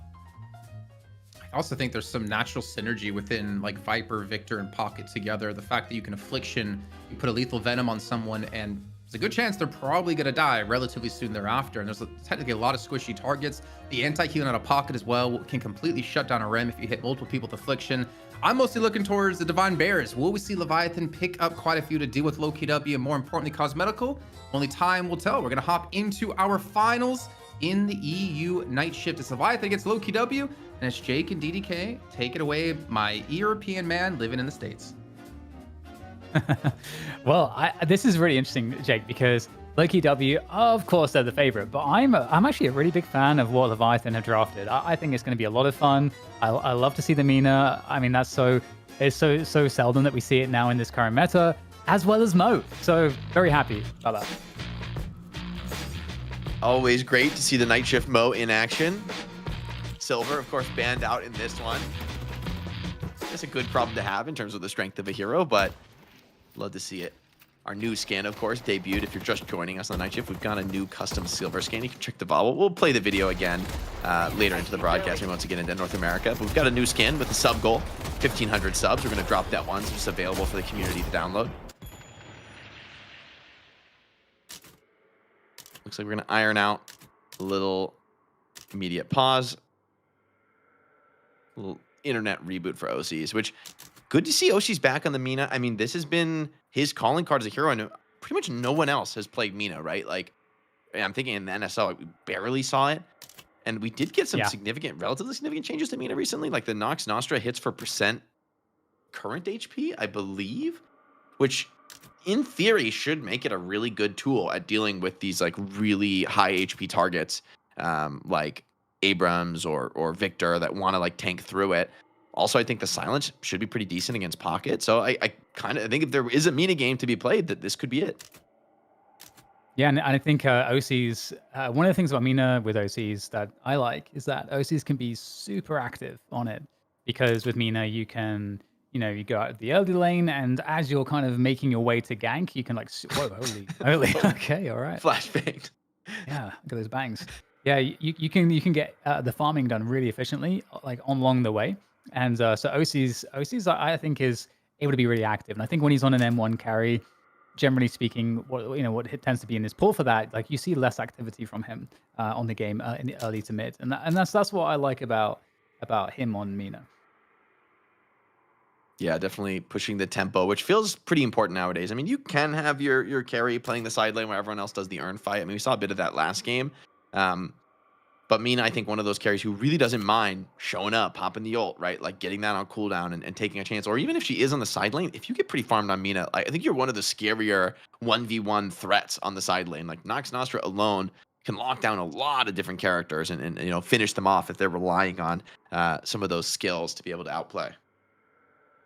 Well, what do you think of the lanes then? You know, we can definitely cover that in this pause. Who's tempoing out first? Do you think? Laning wise, oh, it's gonna be interesting. I generally think of Mo as a relatively weak laner, and so I guess I'd lean Lowkey W off the lanes, but Cosmetical, I would guess, is gonna have maybe some similar difficulties here. So I actually don't think either team has drafted like too crazy into like really dominant lanes. I think they're really thinking more about like the mid game, the ability to play these objectives. As we take a look at the ever stylish Mo and Krill Night Shift skin, still a classic. Oh yeah, look at that logo, that motif, the big red tie, and Abrams as well in the same lane. The learned We're stacking Abrams. him up. You can't separate him from that book. Dude, that gun is huge. Like that thing is just, think about it. Like, how does he even hold that? I mean, look at his hands. I mean, but is it not like just like it's like as big as his whole body, you know? It is like a revolver skin that's like a shotgun though, which is kind Yeah. of weird now I'm thinking about it. Yeah. I mean, he's got strong wrists. You got to give him credit. He's lifting. He's got the book in one hand. Like, bro is hitting forearm day on another level. Oh yeah, doing reverse curls Oh every my, day. no doubt. No doubt. Curls for the girls, as they say. I didn't say that. There's, of course, no video evidence. And this looks like a Nerf gun, actually, now that I think about it. It does. Doesn't I can't unsee it. I mean, it's funny because I bet so many of the models in Deadlock are gonna be like pretty heavily reworked, you know, over time. But I always think it's nice. I mean, I look back like as a longtime Dota 2 player, you look at like the old Zeus model. It's like so funny now that the new one has been out for a number of years. The old Morphling model looked totally ridiculous. Oh my god, we're finding every possible angle here in the pause. This really is like, when you're at like a, I don't know, I didn't go to like sports stuff, but like if you're in a show and they're doing like crowd shots and they try to get like the super weird crowd shot, then cut back to the cinematics. I feel like our production team, they're really professional, Jake. Yeah, they're having we're making them work in the pause. You know, like that's prime time as the observer. All the attention is on your POV, but some clean free camming and some of these little details, man. It's like I feel like you just run past this 100 times in the game, but like it's crazy. Like they got the newspapers have ads in them. Like I want this is crazy. You know, this is like is that real text on these newspapers? Dude, okay, we figured it out. Abrams is on the Brosef, whatever that is. This is like insane work. Cream. There's real text here. Okay. Like this is like what other game than what other dev than Valve would have real assets here made by artists. Interesting. I'm very like I've never looked at any of this. There's a black hole. What the? Okay, at least the article Giant doesn't have hole real in text. the earth. Look at the donut. This is iconic, actually. Like, I wonder what percentage of the Deadlock player base has ever actually, seen that stuff. It was Zumi doing he's like doing a face stand. He's like hitting a b-boy move, you know? Yeah, that's true. That's true. Man, Rem, how's your Rem pillow shop doing? It could be doing better. We got to get on the marketing. Got to start selling those pillows. What are these green birds, man? These are like viscous birds. True. Are they ethereal? They look kind of ethereal. Yeah, they're like ghost birds, I guess. Apparently he's coming. Okay, let's find more interesting stuff to look at. Some little melted candles on the city. Little ad for Sinclair's magic show. Love to see it. A lot of cobwebs, man. Ooh. I've like never experienced the game like this. Like, I gotta say, I'm already like into that's it. what I mean. Like there's crazy. We're in like 2% of the map right here, but it looks like the pause is over. We got action. OC's back off the internet restart. Good to get those things settled, of course, here in the early game before things really kick off. All right. Okay. Good. Okay. Gotta get my head back into this one. I'm still thinking, who should I put my money on? Man versus Guy, or whatever the fight was between. I don't know if you saw that poster. I see Billy. Right, okay. GT, I do wonder how well GT and Mo will perform in this lane, because I would expect that Abrams and Viscus would be much more annoying to deal with. I mean, this Abrams Viscus lane, I've seen like the Rem Abrams lane before too. It's expected to be pretty passive, but it's just like very tanky and very hard to ever, you know, break through. It is. I guess it could be interesting for Sai if he like steps up for a Scorn and gets grabbed by an Abrams pin. That's probably the most likely recipe for action here. Yeah, a lot of trades Pocket- should be pretty good with Scorn though. I don't know. Yeah. I mean, I think that's always a nice, like at least a hero like Abrams who wants to last to the creeps from close range. Oh wait, big damage here in the mid lane. Goes for a level and rake. Didn't quite have it to be able to last at those creeps and heal up. Now Shiv under pressure, and there's actually heavy pressure being applied by Lowkey W in this lane. Obacam doing huge damage here. Nice little rake on the small camp, though. He's going to get OCs back into fighting shape. And there we go, a pin. This time onto GT, surprisingly. What a catch from Hoot. Rake's going to be able to get out of that and do an early base trip. Oh, speaking of which, OCs Oh, falls into the time bomb there. That's what it's called, right? It's like a time bomb? I believe so. Something like that. That sounds right. I think it has to be Time Bomb, right? That makes too much sense with Paradox's kit, the little double entendre. Well, a bit more action than the start of the previous game. Looks like, Yeah, I mean, Lowkey W having a better time of it. Mina was once this like dominant laner, right? And I think now she's just a lot more fragile in the lane. So you match her up with somebody like Paradox and Obakim. Once again, flexing the flexibility, right? Like not many players could come off. He's playing like Rem really successfully. He's shown a lot of different looks on other sports, and now is on an initiator. Haze. Yeah. Time to do my thing. Already, I feel like Lowkey W are just playing with a lot of confidence across all the lanes, right? They're willing to look for engagements, looking for trades.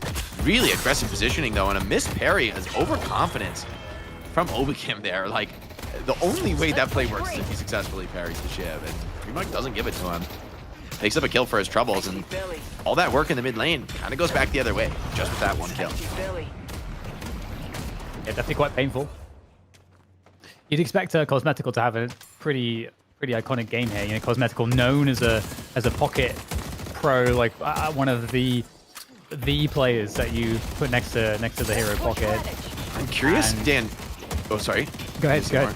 I don't know. I wonder if you saw. There's like a recent stats article came out showing the change in hero win rates in PUBG, of course, based on number of games played. Pocket is the highest in the game. You get like after 250 games, Pocket players have like, I want to say it was like a 6% higher win rate or a 9% higher win rate, like a I think really 9, yeah. dramatically higher win rate from experience. It kind of makes sense because the character, although like I think some of the mechanics are simple, there's like deceptive complexity in what's available to you as a hero. What if you like lose 200 games and then you're just playing against absolute noobs? Maybe like That is what true. are the controls for Anything's this? possible. Anything's possible. No, but it's definitely very interesting because obviously the way that you play a hero that has such mobility, there's a huge amount of value you're going to leave on the table if you don't know how to play them. Is, you know, movement is unlocks so much in the way of options, and so the more mobile a hero, the more options you can potentially have. I'm sorry, I thought This these was a guys were supposed to bloodbath. Like compared to last game, which is quite a slow and steady early game. There's the mole man. This game, fights coming more or less constantly here. Double buffs are claimed from Leviathan. Very small soul lead for Lowkey W, but maybe these double buffs mean Vitality on Mo, pretty nice, alongside Gun on Billy. But Zergy's showing no respect here, full aggression. Does miss a Bola here, which allows a lot of damage to come through from Billy.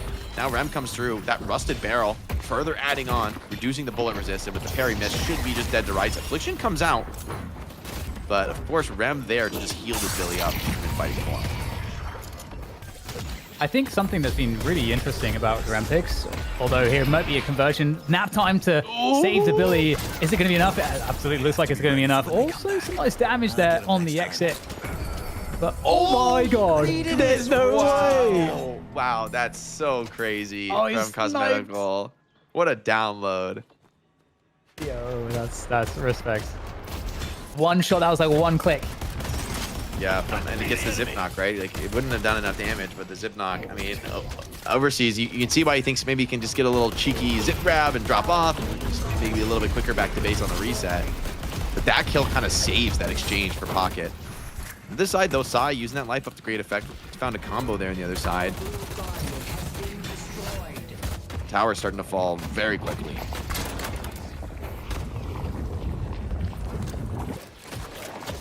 Scary Google. Oh my. my, crazy for the heavy melee, though, no? I mean, all right. OC is ready for that play on the high ground. And then it looks like a shot goes wide. Obakim taking some L's in that trade. But Yikes. OC's does go down in the end, actually. So for all that, you know, nice outplay in the end, it is a 1-for-1. So not so bad for Obakim.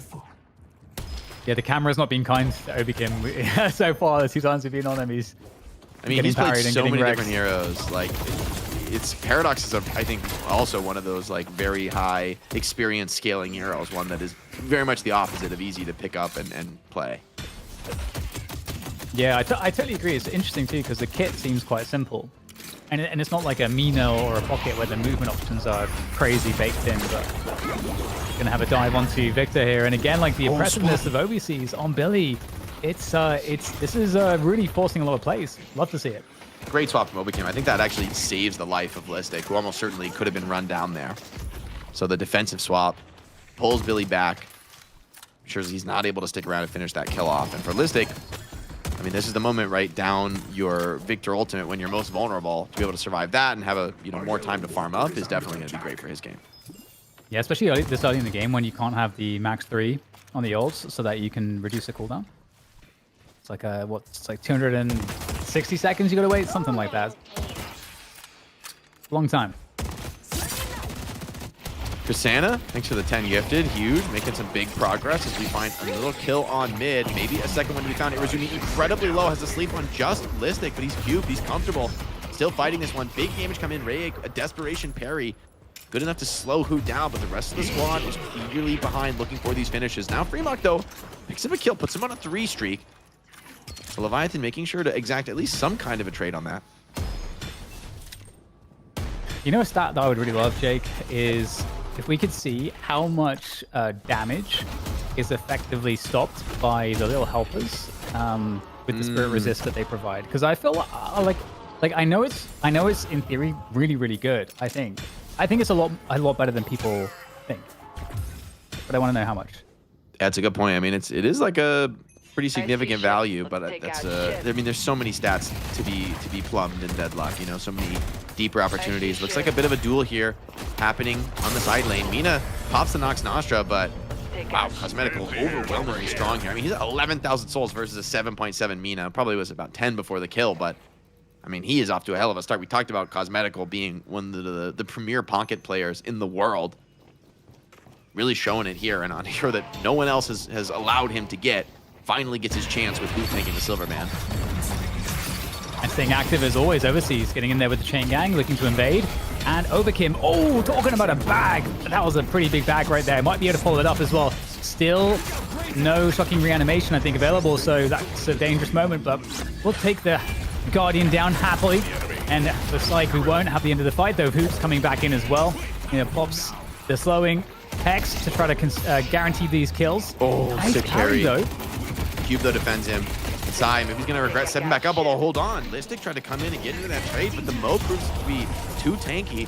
Does go down, but finding that kill onto Listic likely going to feel well worth it. Let's take out Zergy also wait pretty low on the Viper. Is he bleeding out to a shift knife?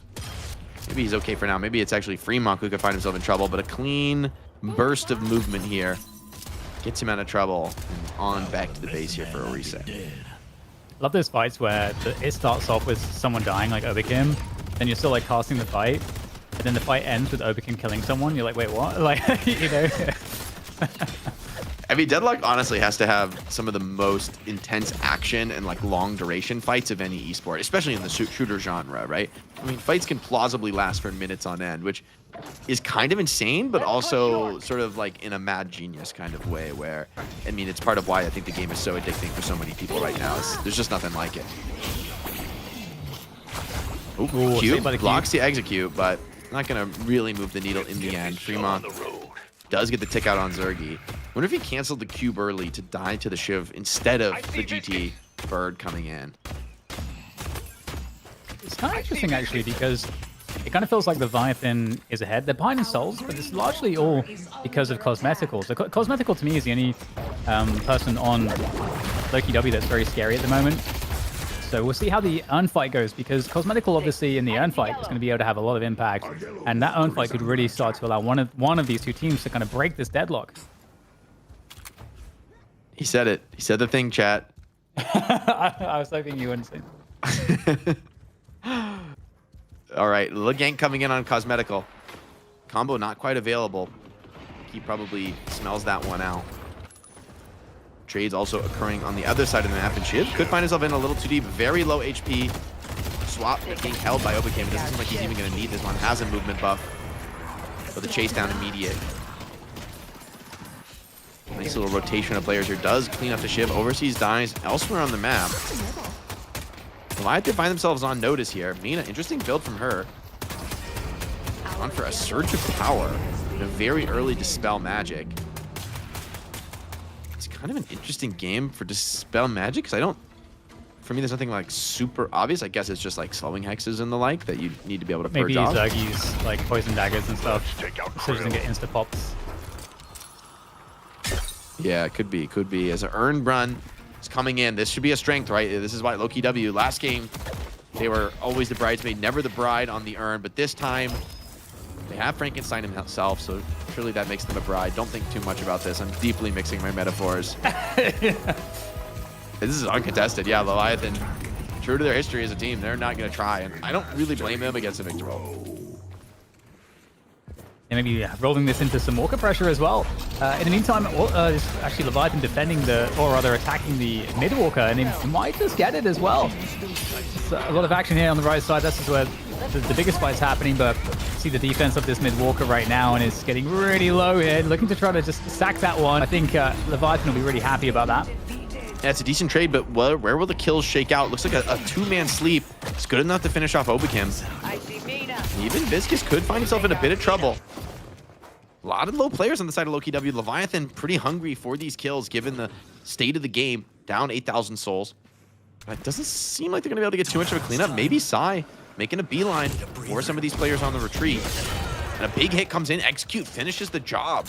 Great awareness from Leviathan. They make a huge punish on that play, rotating over off the mid, getting a couple of key kills, and with a few seconds to farm, they could be equalizing the soul advantage.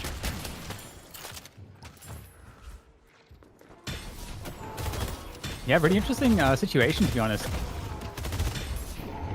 Like, okay, well, hold on. We're going to get the invader, the attempt at the defense, and the combo is what it does best here for this jungle pressure. There we go, the burrow as well, to really try to bear down onto Obacam. Is there any follow-through for this, though? There's nobody else in the doubles, but everybody is outside the big building. Billy's now making his way in to finally finish off Obacam. I feel pretty bad. I feel like he's getting real targeted in this game so far, but in goes the Billy for another slap. Ult. I don't know about this one, Listic. Yeah, Billy calls the bluff. OCs comes in for the cleanup. Couple bad deaths back-to-back from Lowkey W, failing to defend their own doubles. A bird comes in to fix the map and clear up that right side wave.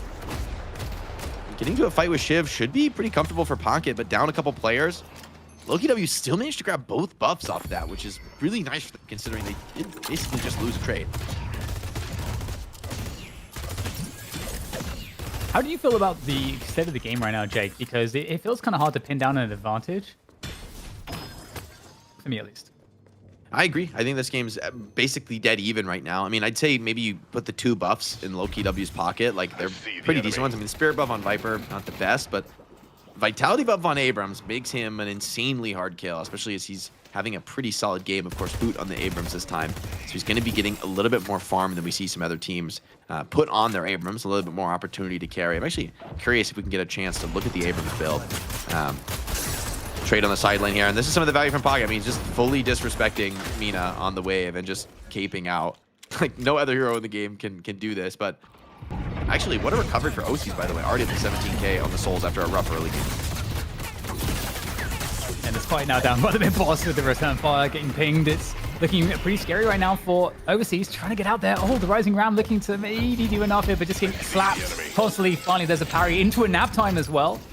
Looks like that's going to get stopped, though, as the follow-up continues, and Overseas will fall. So Lowkey W able to at least convert and keep the game like very, very tight. Slight lead. Yeah, it could be more kills to be found on the other side, though. Leviathan need to get something out of this. They really don't want to give up kills like that just for free. Mina, Herb falling back to the side lane. Signals that maybe it's enough, but Fremont does find the finish, so catches Overkim. He's not able to fully retreat out of that, even with all the mobility that Paradox Kid offers. Once again, it feels like no team can really find more than a small advantage. I mean, the game still, with mid-boss up, of course, rests on the edge of a knife. I mean, one really bad fight around the mid lane can be disastrous. Especially with the Walker down, right? Like, that prevents a pretty significant strategic advantage here for Leviathan around the mid lane. That it's going to be a lot more comfortable for them to go for some potentially deeper chases in that position. Yeah, I think it's massively more valuable than a Sidewalker. We'll see how well that advantage can be utilized, though. Cosmetical Be a dive here. Mina's dangerous to be up against. Or Rosie's rather does have the ultimate. Isn't going to pop it just yet. Cosmetical plays his way away, but so does the Mina. And this is the kind of trade that is really great for Mina, right? You pull extra players your position, you still put some big damage down. A bird's coming in, so there could even be some threat onto the Victor. Nice little counterspell from him, though. Blocks the bird damage, doesn't get stunned. He's going to slip away from that one. And with Paradox coming in to assist this, Shiv still trying to fight that. Mina ult out as well, but Lowkey W really doing nicely in that trade. Yeah, a lot of fighting here from Leviathan. They've really put a lot of players on top of this position. 4 players, slightly outnumbering Lowkey W, but they do have the Walker advantage. The raid comes through for the finish. Overkim again going down. And looks like a really solid situation. This pressure onto the Walker now becomes very serious. Lowkey W at risk of losing it. And, I mean, the Oni is coming, but Lowkey W have lost all priority on the left side of the map. Yeah, I mean, not only finding the kill on Overkim, but also taking that reanimation out of Listic's hands. That's a pretty significant window of time, especially right as the urn is being considered for a dunk from Hoot. It feels like without the reanimation, you got to think twice about that. And Leviathan, their signature style, right? Like, they might not have had the best performance this weekend, but they have shown a real fight in this match. I mean, this really does feel like an even series. You know, here this early in game one, it's obviously very too close to call, but there were some moments at the very start of this game where I was getting a little worried. Headed to Greenwich. Yeah, especially, you know, a pocket, especially because cosmetical. Like, if you get a lead, it's actually so easy to keep compounding the lead, because I think, you know, you were mentioning it earlier today, like, there's so many ways for pocket to just farm super fast, really effectively. And OCs will be able to escape on the left lane, but in the meantime, this right Walker's being pressured right now. And this is also the problem with these split Walkers on the side lanes. It's like such a seesaw between them. Take out Krill.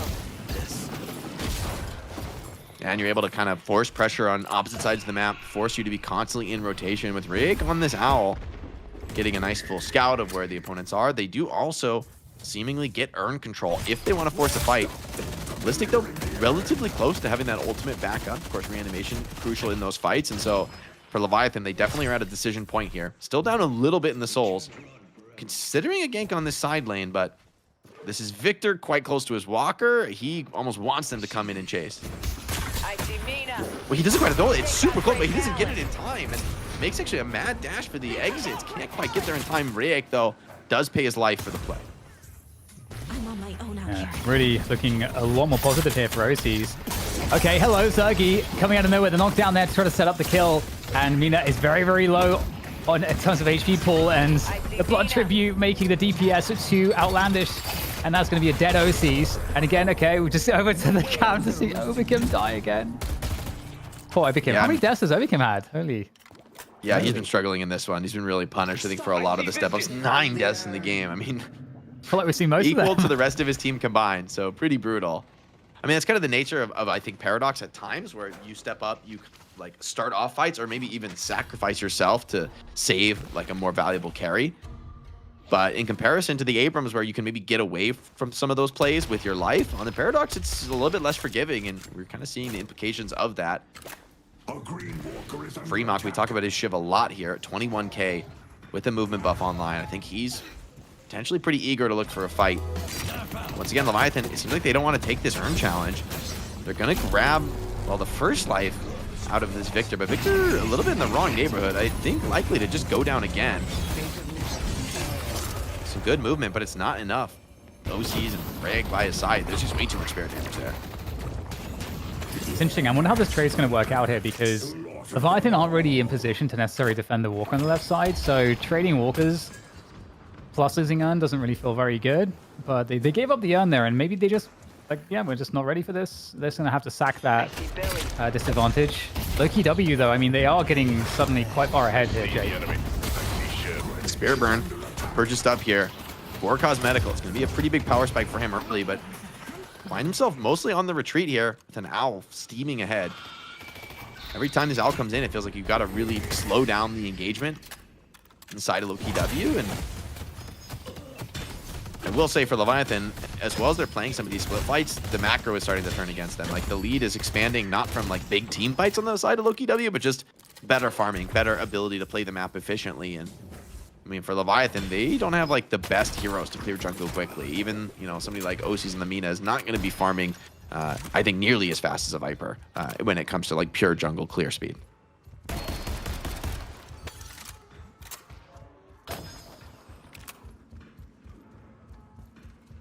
It's a moment of calm. 10k difference.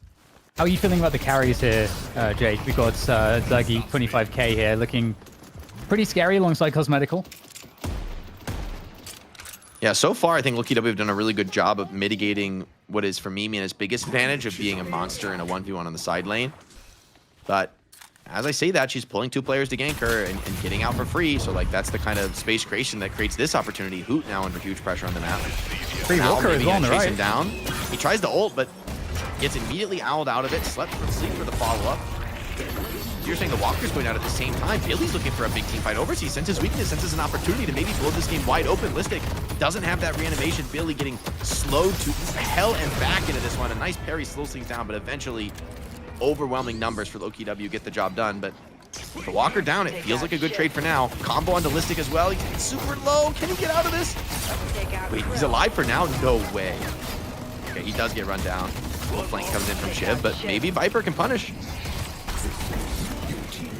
Yeah, definitely looking scary in the cubby. I don't know. I feel like Zuggy's trying to wall bang go in the here. wall there for a second. I don't know how you get out of this one. Like, oh, look at that clean movement. Slips away, but does take a big shot to slow him down. They do not want to let him continue to proc these dashes, and it looks like he's just a little too scary. With Rem coming in for the assist. What a play from Freemhawk, surviving for like 20 seconds there in the cubby in the sewers. Yeah, especially that blood tribute on Viper looks actually ridiculous. Totally ridiculous. But they evened up the scoreline here for the Leviathan. They got that Walker. There was a 1-for-1 in the beginning of that fight. They're in a good spot to actually start coming out ahead here. And right now they're forcing Lowkey W to have to try to come to this. And Lowkey W, they don't have any ultimates. They got no way to really deal with this. Yeah, from their map position, it didn't seem like they saw this coming. Listic going to come back into this, but he doesn't have the reanimation available. The Rejuve's already dropping. Is this going to be too late? Lowkey W, mad dash to the pit now, trying to get in. Big parries from Hoot. Slows things down. A big connection as well from the Bola and Sergi. Huge connection from him, allows him to grab all 3 Rejuves, but still Lowkey W down a couple numbers without great ultimates for this fight. Leviathan might still try to brawl this one out. There we go, Zergi stepping up to the fight, and it's not the result that Leviathan were looking for. Looks so good on paper, but they get fully wiped here. This is going to be a huge problem. They're going to grab the urn as well at the same time, so it looks like a free urn. Looks like there's going to be perhaps both walkers here also. This is a massive swing in the game right now, all for the loss of that mid boss. I see the enemy. The hope, I mean, I totally see why they go for it. Like, the setup was so good. I honestly think if Lowkey W had instant last hit the Rejuve, I think, honestly, the Hoot was just a little bit too late to get there, but they're so ready and expecting for the contest to come in. You know, they wait that little extra quarter second. Hoot gets in for some huge parries. Zergi comes in with a massive Bola shot, and now Leviathan left to try to pick up the pieces. This game falling apart at the seams here. Rayek getting run down, can't even get the bird off, and Lowkey W just taking everything around the map. Oh my god. Viper's a little bit too much right now. A little bit too much. So much damage. Oh, looking for the trade. Yeah, good combo grab, but hold on, the swap into the silence wall keeps Zergy up for now. Still with 2 regions to play with. The Bola shot also goes in, and Leviathan throwing good money after ban here, desperate to try and clean some of these redos off the map, but they're just throwing bodies into the wood chipper right now. Lowkey W still low HP across the board, but more than happy to continue to take these trades. Fremont has to ult just to live, and man, the price is expensive here because you still have, what, a minute and a half, 2 minutes on this rejuve, opportunity to reset your HP and go again. They could just get a one more rejuve out. That would be a pretty big deal, I think. You know, only a 20k differential right now. That differential might not be fully realized because Lowkey W haven't bought items just yet, so they might actually be a little bit closer on paper until they spend all their money, of course, but looks like they'll be able to fan out and get the buys in now. So many low players. Surely you can get a finish with this bird. Maybe the Viscous as he comes out of the cube, but I think he has a little bit too much HP. Tries for the pocket. I think that was actually very close. Assuming the bird is... Wait, he doesn't actually have next bird, does he? So it's always hard to tell from you when the skill's on cooldown. Doesn't look like it. Looks like it's max 1 and 2. And so it might have... 3 I mean, interesting because having the max 1 makes you a pretty powerful fighting. I mean, a lot of this build is, like, I think really meant to be in the thick of the fight here for Rayek, but sometimes that execute bird, right, could be what the doctor ordered. Yeah, precisely. Okay, no, it does have max 3. Okay. Interesting. Just that definitely didn't look like they had the little silhouette. It's like, I think when the skills are on cooldown, you like can't see the upgrades in observer mode. It's kind of an odd thing. So I think it was just really close to the wire for that pocket to be below the threshold. Irezumi gets caught off. All the arrows thrown essentially to the wind because Fremont's also going to be going down. Rem tried to get in for the save, and he was the one who paid the price. Lethal Venom, just inevitable here. And yeah, this one's starting to fall apart here, Dan. I mean, it looks so hopeful for Leviathan. I thought that forcing mid-boss was a good play, but they just couldn't close it out. And Lowkey W managed to slip in, flip the contest, win the fight, and it really feels like it's all falling to pieces here. They're more than happy to maybe consume a couple of these rejuves. Mina just barely slips away from that Abrams charge. But Shrine's going down, and it seems inevitable. And with these kills continuing to go against you, it's sloppy from Leviathan. This looks to be the game. It's impressive. Is there any other team that's making Viper a feature? I mean, at this point for Zergy, I feel like it's kind of beyond the hero picks. Like, we've known him as a flexible player, but I think you got to look more at what he's putting on as a player rather than like the hero he's necessarily getting to do it with, because you know, his carry performances have been some of the most stable we've seen, and I think probably the best of his player career so far. The team has really come into their own around him. Affliction only onto 1. Maybe there's a fight to be had. A 3-man Rem sleep for Leviathan. They're coming off the respawns here, just gonna full send it here for the series. But Cosmetical and Listic stand tall. Listic more than happy to pop that reanimation. Leviathan out of gas here in game 1 with 3 players hitting the deck. They need to find some kills here to stop the inevitable counter siege. But with OCs falling, has to be it for game 1. Lowkey W, massive mid-boss contest. The game looked actually extremely close up to that point, and even the mid-boss itself looked destined to go into the hands of Leviathan, but instead all they're going to find here is a big fat L in game 1. Yeah, it was a good effort. As you said, it was actually a really close game, but once again, Lowkey W, doesn't matter. They just come out looking so good. So good indeed, and Lowkey W are just continuing to chug away on pace to win themselves another night shift, and more importantly, have back-to-back wins in NSO into this. And gentlemen, I'm gonna just hit it straight with a topic that I've been wanting to discuss. It's something we talked about during NSO, is that Grey Tom individually can be a very strong hero, but if you don't have the competency or the practice to play around it, it's not effective. And I hate to say it, but Rayek finished off with a whopping goose egg of +0 on GT. Painful. It's that infinite scaling, right? It can get going to such a crazy degree, but also you could just never get the train out of the station and never be able to find it. This kill, by the way, crazy. You could like see the bullet travel time on pocket. Like, I mean, you think of normally is almost instant, but that kind of a range, getting the finish on the zip is huge. Cosmetical had a crazy start in this game. I got to give a lot of credit to Leviathan. They held the line really nicely. A lot of solid plays from Fremont Shiv, from OCs on the Mina, pulling a ton of attention to himself and slipping away at key moments. But it kind of came down to that one moment where Zergy I think he hits, what, a 4-man Bola to be able to snatch away all the rejuve crystals, and it just breaks the back here of Leviathan. Like, how do they not claim these? Can't they claim it? Like, I swear they had maybe they didn't actually. Maybe who was there on time to hit the parry, but Oh, brutal Insane. that they can get a steal like that off.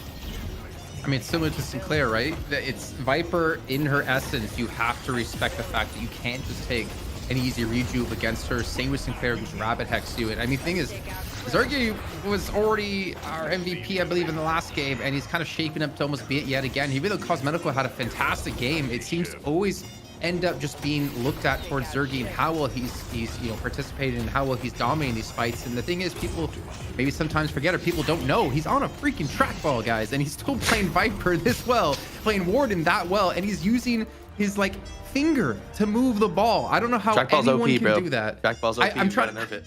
I'm trying to convince Average Jonas in chat to be like doing a content series where he learns how to play with the trackball and see if he can get to a turnus with it. I don't think it's I swear you have to play with that since you're like 6 years old. Like there's no way. I swear it's like another level. You know, I think the people I've known that have played in it literally started playing when they were like a kid like that. It seems so hard to learn. Trackball only tournament where Zergy is banned. Thoughts on that? I mean, there was some content that him and Listic were doing where Listic played on a trackball and Zergy played on a regular mouse, and we're trying to see how well they could play. And of course, Zergy's just as good on a regular mouse as he is on a trackball. But during back to the game here, Dan, looking at this game, obviously Cosmetical and Zergy were the big standouts. But were there any individual moments by any other players that kind of really helped close this game out or gave Lowkey the edge? It's interesting. I mean, it was so interesting because it felt like Lowkey W were really on Cosmetical's back in a lot of senses for quite some time. I think who played really well on Abrams. But again, the bowler steal of those rejuves, I think, because if we think about that moment, Leviathan had just gotten a trade before that where they picked up a free walker basically, then took a fight in mid with less numbers. The fight went 1-for-1. So they got 1-for-1 fight and a walker.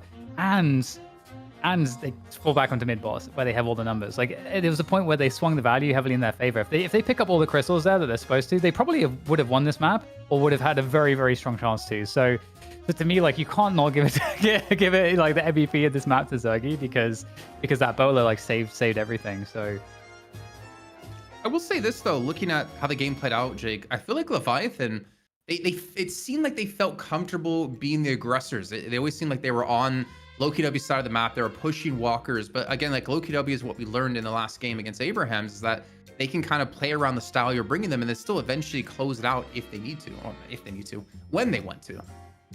Yeah, they are. I think even in the times where I think they haven't been like one of the very, very top teams, or they haven't been like, let's say right now, the definitive best team seeming that way, I feel like they've always been a very stalwart team on the defense, right? When they find themselves behind, I think they're probably one of the strongest teams playing from a down souls position, which is honestly a real litmus test for a team, because Deadlock is honestly all about generating advantages, snowballing them, continue to press a lead, and to be a team that can pretty consistently demonstrate an ability to battle back from a down souls position, for me, is really, really impressive. It's been one thing to convert wins when you're ahead, which is obviously important in Deadlock, but being able to hold the line and make even a team that maybe if they do eventually beat you, make them like really work for it, psychologically, I think has to get to your opponents where they start to sweat, even though they're in the lead. Maybe they aren't pushing things as aggressively as they might otherwise. Maybe they're not playing with the same confidence that they would like to be. So you got to give a lot of credit to Lowkey W. I mean, there's certainly something cooking over there in terms of a secret sauce with this many wins back to back. But of course, the series only through map 1. There's still, I think, a real fighting chance for Leviathan, as they showed as individuals they can absolutely hang at this level. Okay, Dan, I'm going to give you a very hard question here before we head to break. In 2 sentences or less, what does Leviathan need to do in this next game to win? 2 sentences or less. Oh my god. Okay, I can see Jake is having That was one sentence. Okay. I think Ban Silver.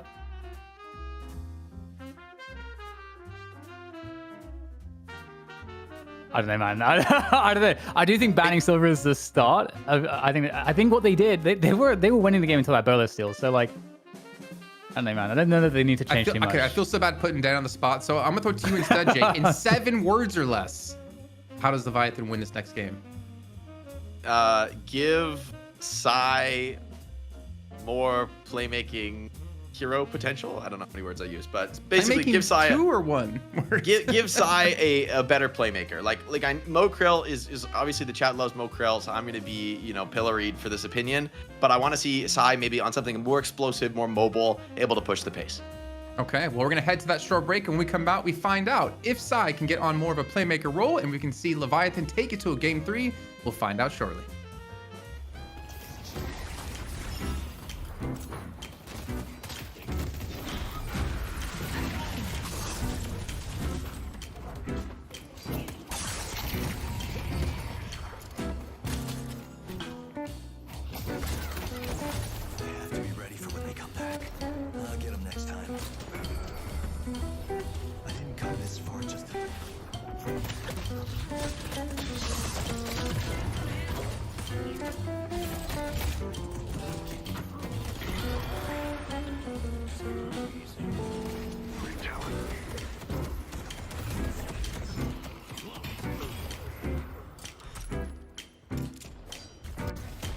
I see ship.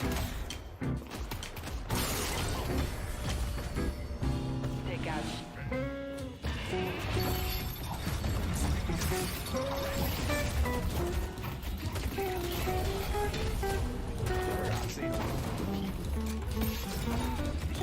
I see ship. Take out ship. They're not a threat.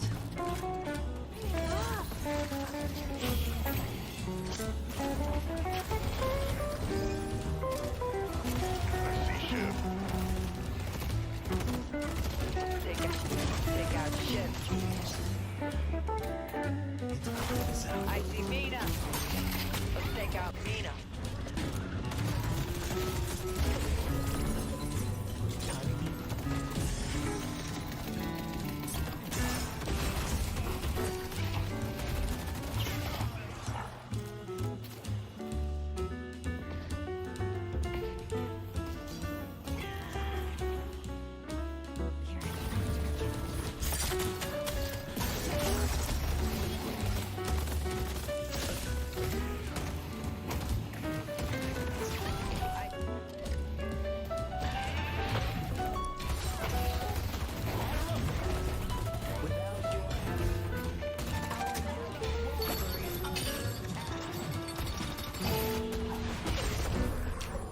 Take out Krill.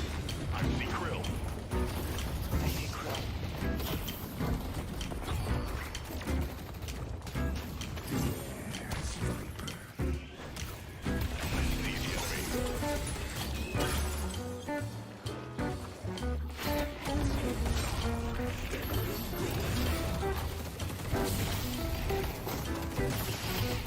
Take out Krill. One more body for the pie.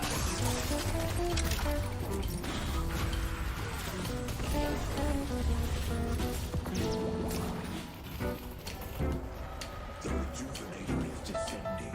I'll follow my prey. Fancy hairs over here. There's the mole man.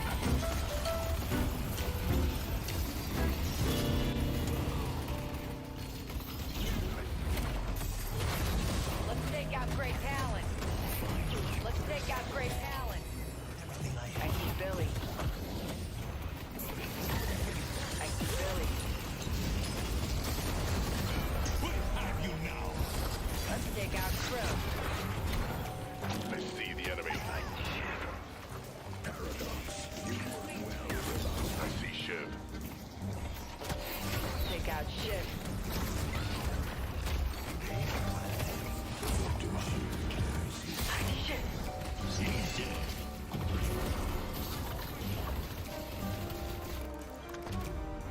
Touch not waste time. I see the enemy.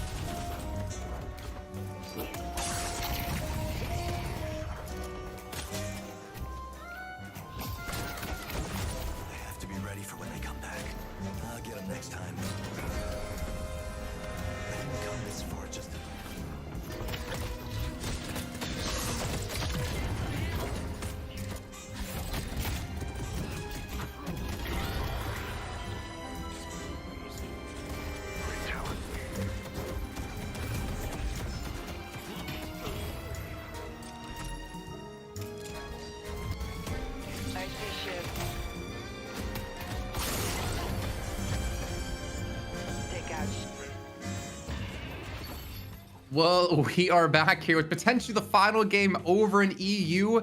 The Leviathan, that is the night shift with 5 heads of a showing today. 2 more to come after this one. I think we're just 4 away from being a fairly good K-pop band, and we should potentially develop our own name. And speaking of K-pop here, Dan, walk me through your extensive history of your favorite K-pop groups in existence. Girls' Generation 21. But look at the camera. Whoa, Look at the whoa. camera when you do it. He's like second monitor. Quick, but like that's like, ChatGPT. Yo, what should dude, I say? I listened to some K-pop back in the StarCraft days because, you know, it's kind of, you kind of had to do it. I was like enveloping myself in the Korean scene back then. I was watching, there was like a cool like Korean documentary they did with like a ex-StarCraft player, and then they tried to see if he could like become like this great StarCraft player again. They took like a StarCraft, or rather a K-pop band member, and then put them in like a pro house in Korea and try to train him for a few months. I was like watching all those like Korean shows. It was very cool. Dude, that goes Okay, hard. I'm so- trying to. That's good content. It Girls' is pretty good, Generation, yeah. Jake, It was do you sick. have a favorite band? I gotta go with like Seraphim. I mean, I did an Overwatch activation at BlizzCon where I coached the leader of the group playing Overwatch, which is one of the coolest things I've been able to do in esports. Yeah. So that was pretty iconic. So she's always gotta stay my bias. You know, come on, guys. I'm pissing off our production right now, like saying K-pop band over and over. But we don't need to talk about it anymore. It's time to focus on what's coming our way right now. Leviathan currently down 0-1 up against Lowkey W here in our finals match of the night shift number 41. And we have Leviathan. I mean, they were not afraid. I can't look at Discord right now. They were not afraid to continue to be aggressive. And yet Lowkey W were able to play it out and show they can adapt to styles being brought their way and still turn things around. Now, going into the draft here in just a few moments, Dan, you talked about banning silver. We talked about when our team's gonna start attacking the hero pools of Lowkey W, and we had a silver ban and we had a warden ban, and yet they still came out with like a Viper, and they had a pocket for cosmetical, and they looked just as good. Yeah. Yeah. I mean, it's interesting because if there are some of these interchangeable picks, like what is your approach here? And I do think the opening's probably pretty good. But maybe they need to be targeting, like, do they need to be targeting the Viscous? Do they need to just like, you know, try their way down like different parts of the core? Because Viscous has been a part of their core that's been pretty unattacked, and maybe that's something that's worth investigating because nobody uses it quite like them. I don't even know how to exactly quantify the impact of Viscous and whether there's value to doing that, but at this point, what are you left with? Either you keep doing the same thing, they had a close game, they're well within their rights to do that, or they try something new. You know, Jake, a while ago, well, we eventually did close out on it. We had to introduce bonus pay because we had so many big win streaks out of teams of Abrahams and Melee Creeps. But maybe we need to introduce bonus bans that if a defending team wins multiple times in a row, you get additional bans towards them in particular that you get to do in the initial banning phase. Might be possible, might be doable. CFO I Jake. think you guys are we're coping too hard too early, guys. Like Lowkey W, yes, they're on top of the world right now. They came off a really resounding victory, of course, in our NSO this last weekend, and some solid performances in the night shift as well. But this title has proven really slippery for any one team to hold on to for more than a couple weeks because, like you were saying, like there was an era where Abrahams won like 15 straight or something insane like that, right? Like months and months, patch after patch, nothing really mattered to them. They could stay on top. Lowkey W has been on top for a few weeks now. It's like, yes, it's a good result. It's impressive. They're a strong team, but I think the game has changed maybe fundamentally in the sense that even the teams that aren't able to like get the win are more closely matched than ever before. It's so hard to have more than a small edge. And so for Lowkey W, they've got to stay focused. I don't think this is going to be an easy one, despite the fact that they've won many in a row at this point. I still think these teams are pretty close to them in power, and a couple missteps here and there. Like that last game, it really just comes down to a mid boss, right? It's not like a laning phase blowout the way we used to see. Okay, well, let's actually head to the draft here because it's ready to go to kick things off. To be honest, though, Dan, I thought the silver ban respectful. I thought it worked out decently well. I feel like we didn't get to see Hoot necessarily dominate as heavily as he typically would on a silver, though Abrams, as ZP did bring up, is on a massive tear in the last weeks. But I am wondering, when we get into these bans, do you think maybe Leviathan switch things up, or do you think they just go with another silver ban yet again? I think I like the silver ban. I think the silver ban gets you the GT as well. If Lowkey W insta pick the pocket, which they may or may not. I mean, Cosmetical played really well on it. But Lowkey W is one of those teams where they will just change stuff because they can. So we'll see. But I do think that's a good start. think Doorman is just a hero that nobody wants to let through right now either. Sorry. It just This hangover not only is warps killing time me. and space, but warps the game in a way that is incredibly hard to respond to, and opens up so many possibilities. And Lowkey W just say, look, we're just gonna be a team that doesn't play against Doorman. We're just gonna permanent opening ban it. Leviathan, though, I agree with not changing the silver ban. I think this is almost a necessity. Hoot is just too damn good on this character, and Lowkey W will absolutely snap pick it first. See, this is the crazy thing to me, Dan, is like teams will constantly try to switch things up in terms of bans and what they pick against Lowkey W, but Lowkey W just looks so comfortable on any hero, it seems like, that they also never feel pressure to change their composition. Like if we see the draft play out relatively similar for Leviathan, I wouldn't be surprised to see Lowkey W just run the exact same comp yet again. So Really? I First. definitely agree with that. And it seems like Leviathan are so bullish on Billy, and I find that to be interesting too, because I was actually expecting one change we could have seen is instead of the Billy, that they would have gone Abrams as like a higher priority to kind of swap things up a little bit, and also deny that pick from Hoots as well, and just put Hoot onto something else. Because Hoot has also been, like you said, Jason, Hoot's phenomenal on everything, but he's been phenomenal in Abrams. So there we go, Abrams comes and makes a showing. In the overwhelming frontline draft was kind of like one of the earliest metas, right, in Deadlock's history of going for like at least 3 super heavy frontliners. But Lowkey W, honestly, you'd be hard pressed to find a better top 2 picks to deal with the heavy frontline draft. I mean, Victor is sort of the frontliner enemy of other frontliners, in that he soaks an entire death, and they can't really stick around, of course, in that reanimation zone. And Pocket, of course, with Affliction can punish you for overly stacking. So I already like the way the draft is going for Lowkey W, and they prio the Viscous earlier than we've seen it, I think, usually for them, recognizing that maybe they really want that extra save potential when there's going to be a front line trying to overwhelm your teammates, that, hey, being able to save them and cleanse them for a few seconds can make a world of difference. It's so interesting to me to still see how different it feels like Lowkey W drafts compared to like North American teams. I mean, I think Leviathan, their adaptation and going into this was, let's take away as many frontliners as we possibly can. I'm kind of surprised to see the GT. I feel like it just didn't work out whatsoever in that game. Having 0 stacks, that like the entire match, I feel like to me that's kind of one of the pivotal points of what makes Great Talent strong, is that you can assist with the birds, and then of course you continually become a stronger and stronger threat as the game goes on. But I like the fact that Leviathan took away front lines.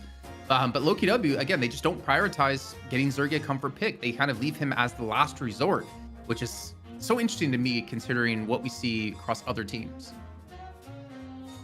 Yeah, I actually think the way the Leviathan are going with it is pretty awesome. I think the GT was... I do think the GT is kind of a must. I do think it does provide such a threat to Pocket, and I don't know. I think having no stacks isn't super surprising to me, because you're getting level 3 online a little bit later, but... And also the way that the ult was being used was, I saw it was getting open. It was, I think, like you mentioned, Jake, it was used so much to initiate, and like never really available towards the end of fights. So we'll see how it goes this game. But Venator is a different look, so that's definitely going to change the complexion of this game a little bit and give a bit more late game scaling for Leviathan. Yeah, I think for OCs it's going to be a comfortable one, a little bit of a different style, more of a conventional carry than the Mina, which has been another one of his calling cards. But I don't mind the Venator in this game. You have such a brawling front line in front of you, like Abrams and Billy, so it should be pretty comfortable to play these fights and to kind of like put that damage down and just be that consistent gun carry to maybe outlast things like the cube or what Paradox is able to throw out from a playmaking perspective. But Lowkey W, they've banned Rem away, which I love to ban this game because there's an insane amount of spirit damage in their draft. I mean, arguably, like Paradox and Lash end up being pretty hybrid, and so too can Victor, but arguably everybody is pretty, significantly invested to spirit power in this game. So get rid of Rem, no little helpers to worry about tanking through that damage. Oh, Leviathan go back to the well on McGinnis, a character that I don't believe we saw picked after the nerfs came in. Like, she got some pretty meaningful nerfs, especially with the ultimate. she got picked once, and it was horrible. And I think it was Abrahams that did it, and they got punished massively because the range on the ultimate was such a big hit that you couldn't play as safe anymore. Ooh, okay. I like Sinclair this game.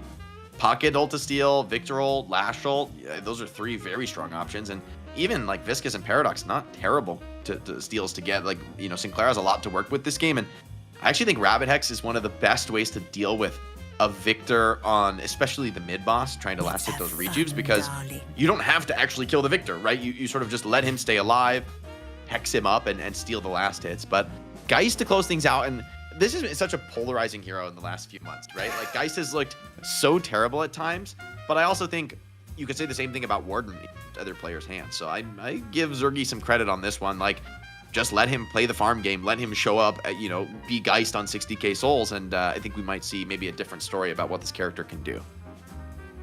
I can hear Puckett screaming here from Italy right now, seeing Geist picked up again. We bashed on her for such a long time. Then we've also seen Zero Mirage. Funny enough, yeah. After talking about him going 3-37, it feels like in the He last was few 3 weeks and here. 20, right? Is he now? No, 3 and 19. He was a little too good for a little too long. He had to get a Yeah. little beat down with the ugly stick. It's just the way things go. He'll be back. I'm sure the Jin won't be gone for too long. Did you say the ugly stick? Yeah. I feel like I got beat with that when I was younger, and probably in my latter parts of my life as well. But the thing is, I kind of respect the fact that like Leviathan are trying something different. I mean, yeah, McGinnis got some nerfs, but Sinclair being brought in, as you guys mentioned, a lot of good ultimates to steal, a lot of good zone control too. I mean, if we talk about Viper being able to lock down mid boss, Zerg is able to steal away with a Petrifying Bola. Rabbit Hex can do the same thing. It also gives you a lot of control towards the urn. Also, McGinnis gives you that control with the Billy Abrams frontline. I feel like we have seen Leviathan make a mental switch of, okay, urns, we're coming for you. And Lowkey W, you have to respect it here, gentlemen. But why don't you hop us into game here? It's currently 1-0 in favor of Lowkey W. And Dan, the man with the plan, take it away. Yeah, Jake, I think the most interesting thing for me here is probably the McGinnis pick, because I'm not sure where to place McGinnis right now. She did get picked once after the nerfs, but I remember covering that game, and it was a weird game. I don't think it was representative of where McGinnis is, because I forget who was playing it, but they went for a gun build, but they were also the most underfarmed player in the server, which basically means that you basically may as well be disconnected from the game. In terms of your impacts. It's like McGinnis needs money to be good on the gun build. I do just much prefer the Spirit build on her. I think for me, it's like the ulti is what we focus on a lot in the Spirit build, but also like the wall is really, I think, valuable when you have a really sick front line like this. Like, it is a rough kind of a fight when you get bogged down by the McGinnis wall and like the Billy chains pulling you away, the Abrams pin. There's a lot of movement control on where the enemy can be in the fight, which in theory should be pretty nice when it comes to matching up against characters like Geist and Victor. And looks like we're getting a lane swap here, so pretty interesting. We don't see this very often.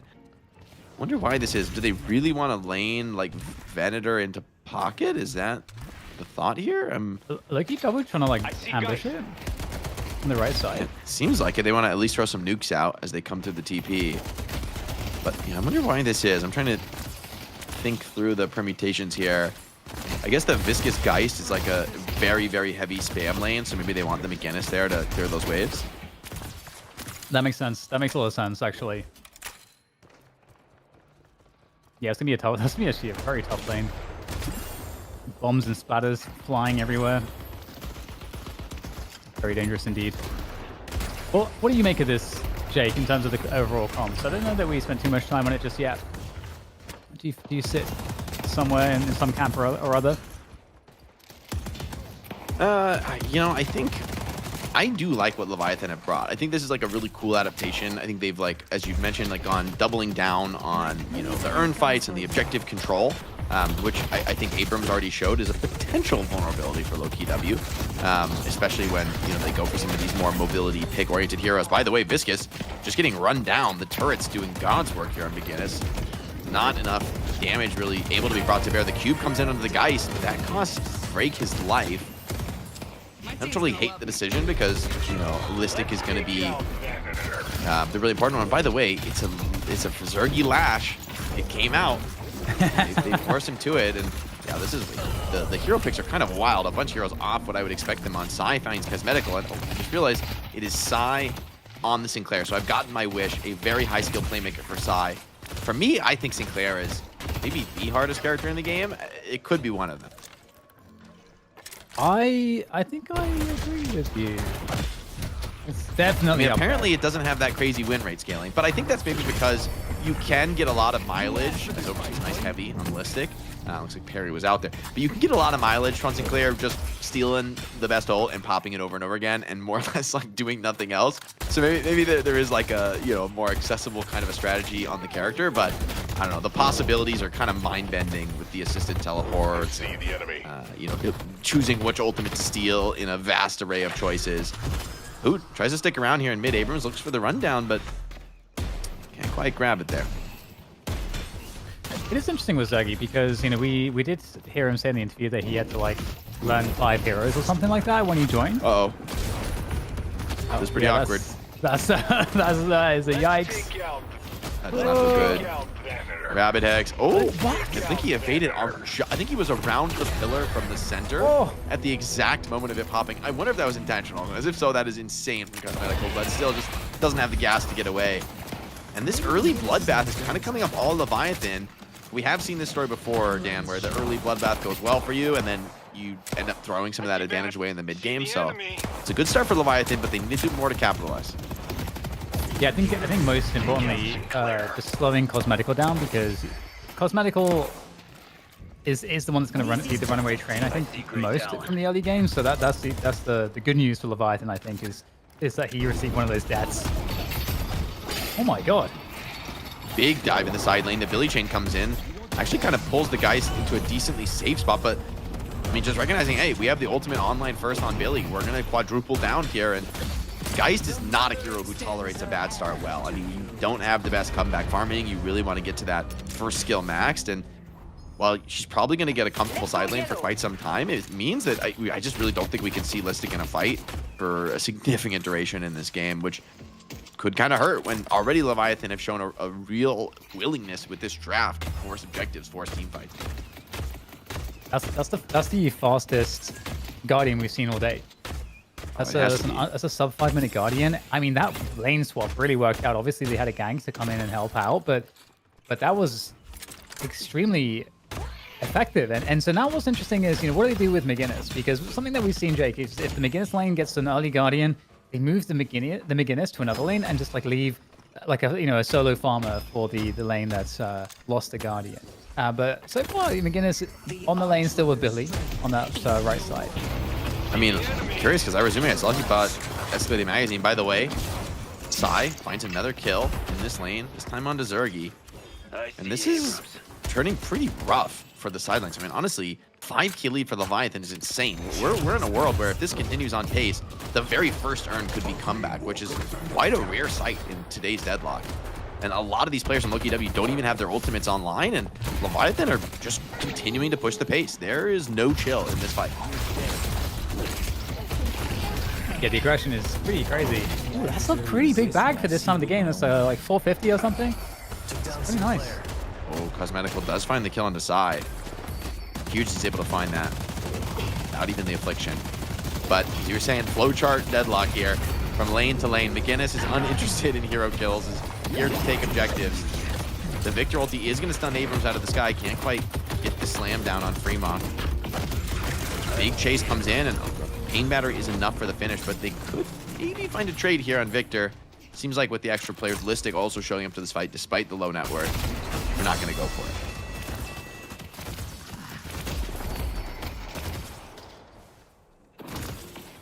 A lot of pressure here on this left side. You gotta respect the damage output of Sinclair, I gotta say. Even at that range, there's some meaningful chip damage. And there is some invade from the Leviathan side, you know, getting aggressive. Again, we talk about Leviathan, and they are one of the most aggressive teams early into the enemy's jungle, and the pressure right there on this left side, huge amounts of players coming in. Those two invaders into the jungle I just mentioned now joining this fight to try to take down this Guardian. Heavy tempo from this lineup from Leviathan. Lash ult connects, but it can't quite pull the players out of that small camp room. Cube even forced onto the pocket. Leviathan looking to continue to clear this map and maybe generate a 3-0 Guardian advantage. Lowkey W bringing a lot of numbers to ensure that doesn't happen, protecting this Guardian in the left side. They're also trying to accomplish something on the right side because it's OC's solo farming there as well. Maybe being run down by Listic. This feels unlikely to succeed, but maybe has done what it needed to accomplish because it provided the space for Hoot to clear this first tower. Getting the Billy back in there. The bird that coming should in be is good. handy. There's a stack. First stack of the series. I also think Jason was overly critical about the Ray X GT. I think, yes, you don't get a stack, but for me, it's not as much about the GT player, whether you get those stacks or not, right? It's more on the team as a whole, and are you creating those possibilities for the stack to come through? Definitely, it would be great for Ray X to get a big redemption game in this one. Yeah, I agree with that for sure. I don't think it's always hard to say unless you actually look at the demo. But I felt like he didn't. I felt like he did a good job. But I think we're so used to also GTs, like you really feeling the presence of the GT.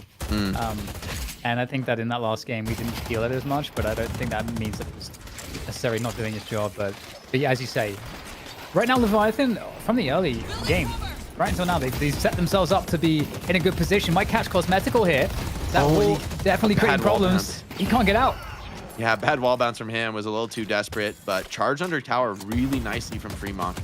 Cape was in an aggressive position, actually, not able to pull him out of trouble. And with the 2 turrets behind the tier 1, man, this McGinnis is a hell of a hero to try to push into. Now it's McGinnis' turn to just absolutely fearlessly M1 the tower. Zero respect given to the enemy heroes. Even body blocking for his own turret. As a owl flies in, it's going to get a big hit onto Zergy. Not that close to the kill, but means it's kind of hard for Lash to stay active here without a reset. Yeah, definitely a bit of a struggle. Ooh, Slamming Hex coming in. That's a nice one as well. Get someone trapped behind the wall. Right now, definitely the momentum on the map is with Leviathan. We've got the bridge buffs coming up in 10 seconds. Looking for that mid-engagement. Sai takes down Obikim. Guardian is taken away from Leviathan's side. That's a big win. But is Victor going to be able to get out of this situation? Shocking animation is... I mean, there's no way out. There's just no way out. There's so much pain here, ready and waiting. Whoa! He missed the power shot, I think. Oh, that is really painful to miss that one, because now there's a little bit more gas for Hoot to play with, and styling his way out of this fight. No way Victor lives. All right. We cast a curse. I cast a curse. I can't even say a we. That was dastardly of me. And now OC's getting run down, and what a hot start for Leviathan. But now Lowkey W beginning what seems to be a reign of terror on the map, getting 2 buffs to their name as well. Lead still exists for Leviathan, but it's looking No, tenuous don't do now. it to him. Oh, don't do it to him. Oh, the slow-mo. And you got to give it the parry from Hoot, too. I mean, he jeez. flicks off. Jeez, He flicks off. That's the worst. You know, that might just be like one small moment we'd forget about, but because we kind of have made a storyline of Reg's performance now, which is Jason started it. I just want to say, Bro, it's not Now- my now fault. it feels It's real really bad. Jason's fault, is I think that's the True. only reasonable take here. Wait, could be an opportunity to kill Hoop, maybe just the old-fashioned way. Fremont potentially getting this done himself. The cube defends. Cheeky puddle punch attempt from Rake Yeah. to maybe catch the Abrams back in, but it does force this ult out. Long CD on that one. Sai's here to put a little bit extra damage down, but the kill doesn't feel that realistic. But it's the value of Spectral, and he's gone Cold Sack as well. I do like this build onto the Sinclair, able to scale up pretty decently off the back of Cultist. But they're going to need it because their lead is essentially gone. I mean, Lowkey W have fought this back incredibly well. oof, barely making it over the wall there. Yeah, I've never seen someone, an Abrams get puddle punched out of Seismic Slam, so I was really hoping that was going to connect. Well, that was so cool, but... And coming up in 10 seconds now. So the first big objective, and we'll see which team is able to claim that, because right now, like, the teams are inseparable. You know, as you say, Lowkey W kind of came back into this one after all the tempo from Leviathan. But which team has better tools for this urn fight? I think this urn is going to be a slobber knocker. I think everyone's going to dump everything on this. Even the urn pickup you see is hotly contested. First grab goes to Hoot. Billy plays the high ground and has the chain gang coming off cooldown. Maybe Zergy still trading this fight. Billy doesn't want to pop it just yet, and Hoot does slip away. Did his job there, got the urn under control. But Leviathan are doing great macro-wise, right? You know, a lot of players had to come to this, and Cosmetico looks to be in real trouble in the side lane as well. OC's doing great work as a solo. If you can get this kill on Cosmetico, that would be quite the feather in their cap. Life Drain keeping Listic alive for now. He does have a swamp on low HP, but it's not looking really confidence-inducing here for Lowkey W. Is under attack. Yeah, on the back foot a little bit here. I mean, they have the urn in hand, but I don't think they can really turn it in. You can see that Obikin was taking the 5% health tick from the I don't think urn. he can hold this. Yeah, they're They're gonna try and like maximally delay it. Safely. Putting it on Hoot makes sense. He can tolerate that tick damage, but look, I mean, the bleed comes in, an immediate grab. Great work from Billy. Pulled out his hands, slow things down. They're trying to burst down this Victor off of the key objective. He's trying to be able to force the dunk, but can't quite get it there, but still stays alive on the life. And eventually, the contest comes in. Are you going to challenge into this reanimation? It looks pretty difficult for Leviathan. Ooh, he still gets parried. Fremog trying to bait the parries there, but still gets parried somehow, even though he pulled out of it. And yeah, that was a desperate attempt. Leviathan was just sorely out of position, and just like that, now 5k advantage for Lowkey W. With that said, you know, it still feels like Leviathan are sort of ahead in the dynamics in these team fights and just on the map in general. But I mean, it's Lowkey W. So far, they've proven time and again today that any feeling of them being behind, it's just really a story of them eventually getting ahead.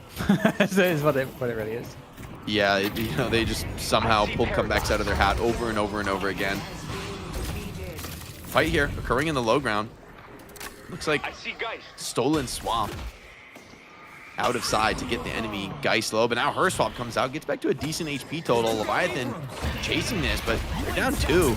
A deep dive from Billy in desperation. Feels like he has to get this kill onto the Geist. Ballistic knows this is an all-in chase. The arrow comes in from Rayek from downtown, able to finish that kill.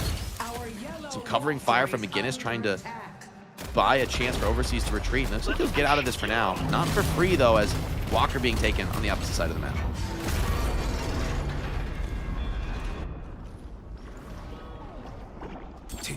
All right, pressure here. Can they get it? What's the burst damage between both GT and Sinclair? You do a lot of damage to objectives. We'll see if they can do it. Looks pretty good right now. Absolutely going to get it. Some disruption attempted by Drake, but Walker in mid is theirs, and that's a great mid Walker. It's always great to pick up the mid Walker first. Sai and Rayek both maybe in the sights. Rayek goes down. Cosmetical basically gets it done solo. Sai dies as well, and 2 big kills for the mid-walker. I mean, the mid-walker is a big find, as we've talked about, right? Like, being able to take it down first when it's the low HP target is always a really nice win for you in terms of able to, you know, capitalize on other walkers on the side more easily later on in the game. But, you know, giving up all these kills for it definitely does not feel good. Oh, the swap. Always problematic.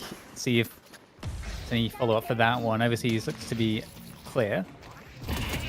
And definitely a much more respectable McGinnis game so far, I would say, but we'll see how well that statement ages. I think I should check out the McGinnis build. I don't know if you caught it, Jake. I mean, it looks like pretty middle of the road right now. I mean, you know, and some from early gun investment. Definitely a build that was all about taking those Guardians. But this is where I think the game gets weird on McGinnis, because you're insane at taking tier 1 Guardians, but where you progress from there, I think, is sort of the issue with McGinnis right now. You know, obviously the ulti is still pretty nice in team fights, even after the nerfs. But what do you try to accomplish on the map after those T1s are down? Like a Walker Siege often just feels unrealistic. It's not a play that people really go for anymore without like significant picks or opportunities. I see pocket. So for now, I think they're just going to maybe park her in the mid lane, try to like slow things down, maybe get some initiations, but nothing heavily committed. Yeah, they jump on Cosmetical here once again. Able to get out with a cloak. So no drama here for Cosmetical. It's a little scary. If he got Rabbit Hex there, it might have run out. Another cloak. Should get him out of here in time. And I mean, Cosmetical just playing to keep these waves pushed, but in the 2v1, won't last forever. Zergy comes back. Zergy also grabs a Siphon Ball. It's pretty early buy for him on that. Able to be maybe a more effective gun hero than you would expect. Big Lash Hold at super close range. Throws players back into the group, but a counter Deathland this time picks up the Lash himself, throws him back down. A nice rescue beam from Break pulls Zergy out of the worst of it. Hoot tanking through everything though, and hasn't even popped the reanimation yet. A cube is gonna ensure that he doesn't even go down. Beautiful timing from Break to block the bird. Very close for Hoot, having to pop the shocking reanimation. So it's so huge that he doesn't have to burn that ultimate because the end's coming up in 25 seconds. And big fight in mid here. This could help to turn the tide even further in Lowkey W's favor. You think I'm bad now? 3 players down right now. They'll be up pretty soon, but 3 picks not unanswered. This is a great look for Lowkey W. Yeah, Leviathan, they came out swinging so hard in the beginning of this game, but it just proved to be too difficult to hold on to the lead. Now it's Lowkey W's turn to play with that advantage. Listic absolutely back into the fight after a pretty crushing laning phase. Another stolen lash ult though. Hold on, opportunity for Sai. Maybe he needs to get some kind of a fight off. Zergy takes the challenge against Abrams at close range. That really is a testament to his strength right now in the game. Lowkey W chasing this one down a bit. The urn has been picked up. It is making its way across the map here. Lowkey W largely out of position right now. They're going to have to start sprinting across the map here. So it's looking like maybe Sai can help to delay this a little bit. Even if he does die, if they can try to have this fight on the urn without maybe Lash being in the fight, I don't know if that delay made enough of a difference. We'll see. Victor's going to be here. I mean, is this comeback? It might be. They might have huge resistance here. See the fight progresses. Big Billy chain out of 3. Affliction 2 back the other way. Decent tankiness for Leviathan, but it just doesn't seem to be enough. Who standing tall against the McGinnis heavy barrage. The time wall for Paradox providing a bit of space here for Lowkey W to work with. Reanimation here popping on the urn ensures Lowkey W stay in control. The rest of the team falling around their ears. Leviathan, this one looks to be all over but the crying, man. Like, they still have walkers remaining, but the last few team fights have been so decisive. Now a mid boss likely to go for free. Maybe Abrams and Sinclair rather have to do something about this, but it feels so impossible. Oh man, the swing of value in the last, like, let's say 60 seconds is actually insane. And it's going to get worse for Leviathan very shortly. Already the right walker's being worked on by Leviathan, trying to just get something extra. Maybe dying for this one is definitely going to be worth it. Good luck running from this. They should be able to get it. I think Zergy's on the case. Can he slow this one down? Okay, he's going to get pushed out. Dodging the stun. Okay. But at the same time, there's no way you're surviving this free mark. But they've taken down the Walker. That's pretty much the best you could have asked for from Leviathan here. Maybe some lane push on the left side as well. A 1v1 between Billy Overseas and Drake on the Viscous. Keep the lanes pushed. Trying to start some kind of a fight here. Looks like a stolen affliction was on a cosmetical, but he's going to be healing up and coming back to the fight. Now it's Ozzy's turn to just run. McGinnis does present a nice little stalwart defense to slow down Listic, but that's about all they can accomplish with this Berserker, man. He is a real force to be reckoned with on the front line. Now it's Hoot's turn to maybe look for a siege of his own. A little bit away from that ulti, but with just a few seconds on the cooldown. Feels like the punish isn't going to come through, and I see the enemy. Lowkey W just dancing on the map. Feels like they can play wherever they want. And Leviathan relegated to a really defensive posture. Doesn't feel good. Another swap here from Epikim. Epikim, talking about redemption games, this game's been really good for Epikim. It's going to get focused down. Nice engagement actually behind the McGinnis wall.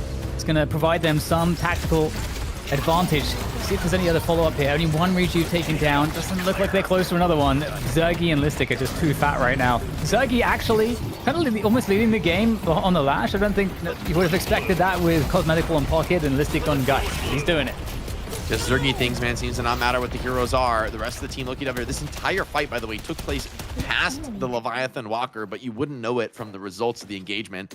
Only one rejuve taken. That's really the extent of the damage done to Lowkey W in that. In exchange, they get, what, 2-3 kills in the fight. Clear up the mid Walker. Gonna grab more than likely the last Walker of the game here for Leviathan. It's like, when do you draw your line in the sand? When do you try to stop the bleeding?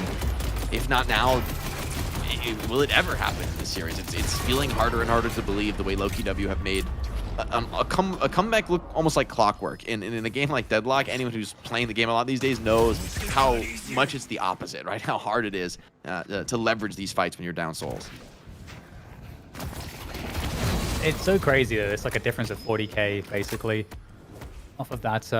The fight that preceded the urn fight and then the urn fight that was somewhat hopeless.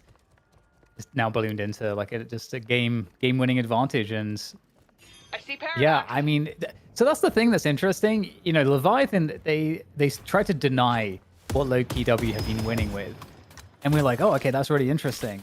But until you realize that it doesn't matter what heroes they're playing, like.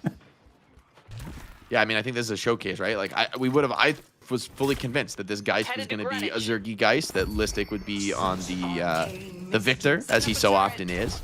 But the fact that they can just kind of play mystery heroes and like swap people all around just to fit what feels the most comfortable for them is just a demonstration of the options that this team is working with and what it's going to take for a team to unseat them as the top dog here. It's going to take, really being able to match that level of mastery across that many different characters. Now Fremont under huge assault here. Cosmetical, they just run him down. I mean, and this already feels like a bit of a crumbling for Leviathan. They're just getting picked off left, right, and center. OC's, is he going to go down as well? Losing the Bender here would be too much to bear. And they do hold the line against that for now. An Afflict on 2, though. I mean, Lowkey W going to keep the push going even as the rejuves look to expire. Yeah, they're so strong right now. I mean, why not? Just dealing with all the base Guardians at once, just like completely compounding the advantage. Just suffocating Leviathan. And I wonder with Lowkey W if what we're seeing this week from them is them showing us a new level, right? Just like being just a cut above, being able to do things that no other teams are able to do in the world in Deadlock. What's crazy is that Leviathan did so well in the lanes this game. I mean, they came in with such a vengeance. And I'm talking about this game like it's already over because there's a part of me that thinks it kind of is. OC's, though, okay, that's a big kill on the Ballistic. 70 seconds on the deck. If there was ever a moment to do it, it would be now.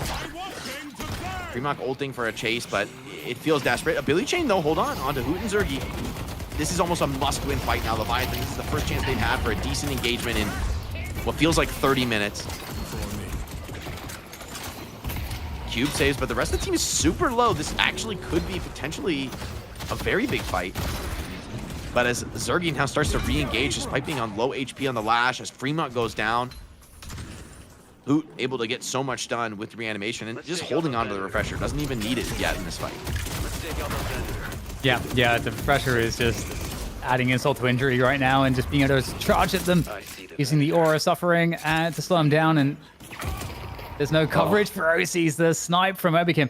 Talking about our redemption arc, we were talking about it for the GT for Ray, but let's have a look at Obikim's stats this game. I don't know if we can see the damage and maybe see his kills, his deaths. Let's check out Obikim. Okay, so yeah, he's crushing. Very respectable. I mean, getting a lot of the damage for sure out of the Paradox. Now Earn Dunk comes in. It's a comeback Earn, though. Look at how fast it goes down for Leviathan. They do get the finish, so they're getting all the value out of the dunk, but Overseas already running for it. Lowkey W, way too strong. As soon as that Earn Dunk completes, the Spirit and the Bullet Resist fades away, and Leviathan are left with nothing but ashes here. And if more kills come in, I mean, already, even with those kills, like, yeah, you get the Earned in, but if you lose your Shrines for it, you do not feel like a good trade. Overseas tried to get cheeky with a little 180 on the corner here, but there's more players bearing down in this position. This is... it's a long way back to base from here, and he has to just put on the full sneak to get out of this one. Yeah, the most efficient movement possible. And right now, Leviathan being rooted completely back to base. And yeah, it kind of sucks for Overseas because he's like, how do I get past the enemies to my base right now? Yeah, that's kind of the dilemma. It does feel pretty bad in Deadlock. Oh, okay. Trying to maybe grab a catch on a retreating Listic. Nice counterspell, though, to block the chain gang pull in. Viscus is here to back up. Geist instantly cancels Cube, shows a lot of confidence, and you see why those bullets absolutely chunking through Fremont's Abrams. Does not feel like a hard target in this game. And Listic, redemption story for him. Gets low, but does have swap available. OC's playing on low HP, knows that there's not much options left in this game. Hits some big connections. The swap is actually out from Lady Geist. But down 2 players, it's just too much for Leviathan to bear. The Cube from Break forced him to himself, and Lowkey W in a rare moment backing off, but Sai gets more than he bargained for on that on steal. Oh, no way. What a parry from Cosmetic. Oh my god. Okay, straight into the mid-boss then. I feel like Leviathan, they really are putting on a really good effort. But the advantage is just too stark at this point as the mid-boss gets taken down. These last few minutes have been, I mean, sloppy is the word that comes to mind. Like, we haven't really seen Leviathan able to find that moment to put up a united front. Here comes the Lash ult, pulls players off the rejuve. Still 3 rejuve crystals available to claim. Lowkey W gets 1, but as Leviathan bodies start dropping, 3 rejuve crystals in hand. Lowkey W, Just stay out of my way. if there was ever any doubt, surely now it's been put to rest. Rayek trying to maybe snatch away one of these rejuves, but Obikim maybe willing to give that up in exchange for a chase down kill. Once again, Rayek finds himself deep in enemy territory, far from any kind of a defensive zip.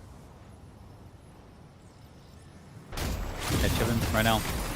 Absolutely chilling. Your valor is Cosmetical didn't really have to do near as much in this game to really have the same impact. But like, oh my god, look at this screen. There's like 5 of the 6 heroes are on fire right now for Lowkey W. Yeah, That's outrageous. It's very rare that we see that. It's been a while since there's been a Leviathan kill, right? The soul difference graph just looking like the Grand Mesa out here. Shrines falling, and both are low, right? So this is going to go down quicker than you might otherwise expect. Rabbit Hex to slow things down for Psy, but still, 5 seconds with players off the spawn. Fremont up into the air, but can't quite make it back down, at least not the way he would have preferred. Looks like the knockdown annihilates him here. A stolen Death Slam, does it pull people into the fountain? Not quite. These front steps, I think that's still Lowkey W territory with the triple rejuve in hand. Hoop goes down to claim the first. Leviathan fighting with the help of that base to maybe slow things down, but the second Shrine falls. Down a player for 50 seconds. McGinnis throwing that ult out, but it's just tickling Lowkey W. They're continuing to siege the Patron with zero respect. Yeah, this still has a swap available. Still an affliction available. There it goes. Frogs get sent flying for the plague. And Hoot still has the shocking reanimation. Probably has Refresher online too. I mean, they just have everything here to finish the game, and that's exactly what they're going to do in the pit. There's like no challenge with 3 players afflicted. I mean, what are you going to do? Lash ulted back out into the pit. Instantly bursted down. All comers, all challengers willing to be accepted. Hoop in with his first life. Has that expended? Reju's starting to run low, but Leviathan, you just don't have the faith anymore. The Soul Lead crushing against them. They're getting some decent trades in this, but 4 players hit the deck. Overseas soon to follow. Irizumi now the final defender on this McGinnis, and with that final kill, Lowkey W claim a well-deserved win on the Night Shift Wednesday off the back of an incredible performance in the Weekend Open. Truly on top of the world right now. Best region, you got to admit it, EU, and this is the best team. A well-deserved victory for Zergy and the boy. And what can't they play, man? I said it earlier on, Jake, and you're like, no, I don't want to entertain the idea of Zergy on Lash, but he plays Lash, man, and gets some ridiculous plays as well. Super high on souls, and just put in work. I mean, I think Dan pointed as well. There was like 5 people on fire towards the end of that game. Obi came with his redemption after going 9 deaths extremely early in the game. Before that, I wrote the note down, but I don't need to really harsh on that too much more. But I mean, Leviathan, and I think even old school buff enjoyers, they show that they don't necessarily need to win the laning phase. Like teams back in the day were able to consistently beat buff enjoyers when it came to that laning phase. But when it came to macro play, Lowkey W became unmatched. Leviathan unfortunately ran into that damage. Yeah, they definitely did, and it's just so incredible as well because Leviathan, you feel like they did everything right. They had a lane swap right at the beginning. It seemed like that really worked out. They had such good momentum off of that. They won that McGinnis Billy lane when they were up against Geist and Discus. Like by all signals, it looked like they were going to have a really good start. And also the other thing too that was present was the classic Leviathan aggression into the jungle, and that was going quite well. And they had like good trades, they're up it was going 5K so well. at So 6 minutes here. Like, how did this come crumbling apart? 6K at 6 minutes. And I mean, yeah, I think that's the problem is that like the lead they were able to get, they weren't able to transition further on to, go into mid game to then take that lead and push it even further. And I think that's something a lot of teams struggle with is how can you play flawlessly at that point once you have the lead. I think AVG or Average talked about it before in the past in one of the graveyard shifts that once you have a lead, as long as you don't make mistakes, you're gonna win the game. But I think Lowkey W are so good at forcing you into those mistakes, more importantly, not allowing you to get the control you want in this game. I mean, even Listic, who kind of, I would say, struggled decently when it came to the Geist, and proving Geist is still, I mean, not as dominant as she was previously. He was able to bounce back and put out some crazy damage, as you see here, and the confidence he had as well to be able to do this, as you pointed out, canceling the cube, knowing he can win this exchange. The amount of times it felt like he also outplayed Psy as well, with the help, assist of some knockdowns, able to keep him away from the soul exchanges you just saw right there. I mean, Listic showed he can still play guys to make her look pretty decent. Yeah, the hero picks, it's crazy, but for this squad, it feels like you can give them even the dregs of the meta, and they're still going to show huge performances. They're still going to make these comeback fights happen. I mean, they're able to play on a different level, and ultimately, this is Deadlock, right? Like, it's way more about the macro play, the team fighting, those bigger decisions, than about the laning phase. That being said, there's not many teams that can come back from that kind of a brutal deficit in the laning phase. Like, that can turn really parabolic against you very, very quickly, especially with characters like McGinnis that can really push the pace. I mean, we've seen Venator put on some huge games, but I mean, the stats across the board tell a really striking story here. Lowkey W, just the top team with a huge bullet on them. Abrahams, I think we're able to put up a little bit of a closer test here, but it's pretty clear who's top dog today. Yeah, Dan, and I think the question that every team out there's asked themselves is how do we beat Lowkey W? I think it's not even once, not even like twice, but just kind of do it consistently. The only way that we've seen teams be able to do it was back in DSI, and it was with Rake not able to play, and Hapex had to sub in for the team. That was the only time they've really lost in recent memory. But, Jake, I'm going to go back to you really quickly. You talked about wanting to see Sai on more like playmaker heroes. How do you feel like, obviously with the loss, the Sinclair worked out for him? I mean, he was a huge part of the team's dominant success in the early game, but no one was finding anything successful as the game went on. I feel like we saw like a real last gasp out of Leviathan where they came out in game 2 very, very strong, very aggressive. But once they lost that lead, I think they too probably lost faith in their ability to win the series. I mean, you kind of could just feel it in the way the game was going, that there was like minutes on end with just like slow bleed out of Leviathan and Lowkey W just sort of claiming everything around the map. I still think he played well on the Sinclair. I don't think there's any one individual player effort that could have changed the outcome of this match. I mean, I think ultimately this is a team gap situation. I also want to give a lot of credit. We talked about this for Obakim. Had a really rough game 1. I think like a pretty weak game on Paradox, which, I mean, I don't know that he's played in quite some time. Game 2 is immediately back on track. Huge performance from him. 12, 2, and 20, I think is a stat line. So pretty much the dream game for Paradox. Wanted like very high hero damage as well. Shades of like what Taz has been able to do in the past on the hero. So, really well earned from him in terms of the flexibility accolades. Not that I'm trying to like cut him down, but if you add in the 9 deaths he had 20 minutes in game 1, that'd be like 12, 11, and 20, But yeah, I mean, the fact is like for him to stay focused in the next game after having such a blunder, even though they did win, I think is really important. But one more thing I did want to hit on here quickly, Dan. We saw McGinnis. How'd you feel like she played?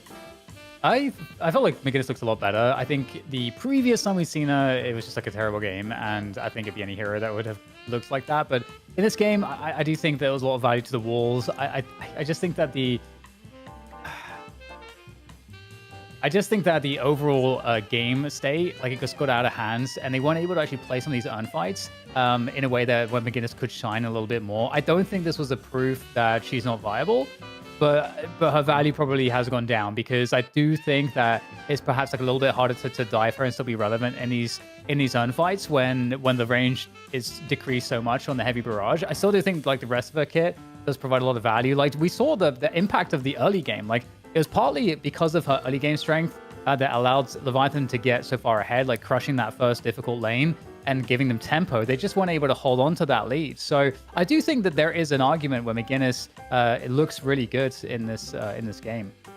Okay, well, let's actually transition now on over to who our MVP of this series was. Let's throw it up on the screen and see who it's going to be. And of course, Cosmetical. I mean, consistent. I think I almost feel safe enough to say, and you guys correct me if I'm wrong, that when we always talk about D-Mob as being one of the most consistent players we've seen in Deadlock, I want to say Cosmetical's kind of approaching that point too. What's your thoughts, Jake? Yeah, I mean, he's one of those players who, when you get him on some of these signature playmakers, he just always delivers and plays a very, as you were saying, a stable style. Like on Pocket in this game, he's like almost never getting caught off and punished, able to keep waves cleared for basically until the end of time, and then able to also, be a massive damage dealer. Also, interestingly, doesn't go for mag leap, which historically has been like the key pocket item that everyone is rushing. But if you can, I think it's sort of a testament to somebody's mastery of pocket when they skip Majestic Leap, go for more aggressive damage builds, and just get the mobility from like a Warp Stone instead. If you can get away with that, right, like you just unlock a lot more potential, a lot more net worth on the hero going towards impact. Yeah, and Dan, I mean, you see, Impact is exactly what he had. And what's so funny about Cosmetical though, Dan?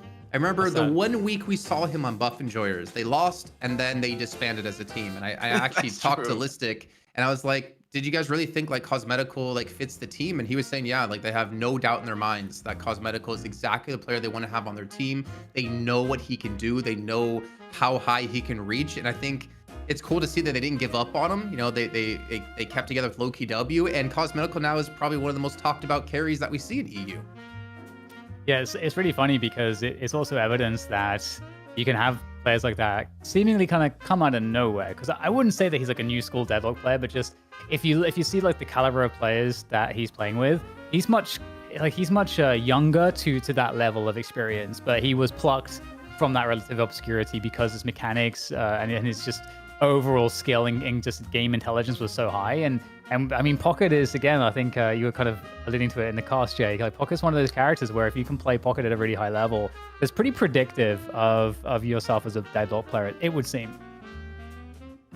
Yep, I'm a crappy Pocket player, and I'm kind of bad overall, so I could agree with you on that one, Dad. Let's take a look at the format once more for you guys at home to see what's coming up next. We're not done with the show. We still have another half to go as we transition on over to North America. So we're going to take a look at Work in Progress up against Bird with Clock, and the winner of that will take on Melee Creeps. I think for me, Bird with Clock almost taking out Melee Creeps in the NSO. They have to be riding a high here, but look to avenge themselves from prior times.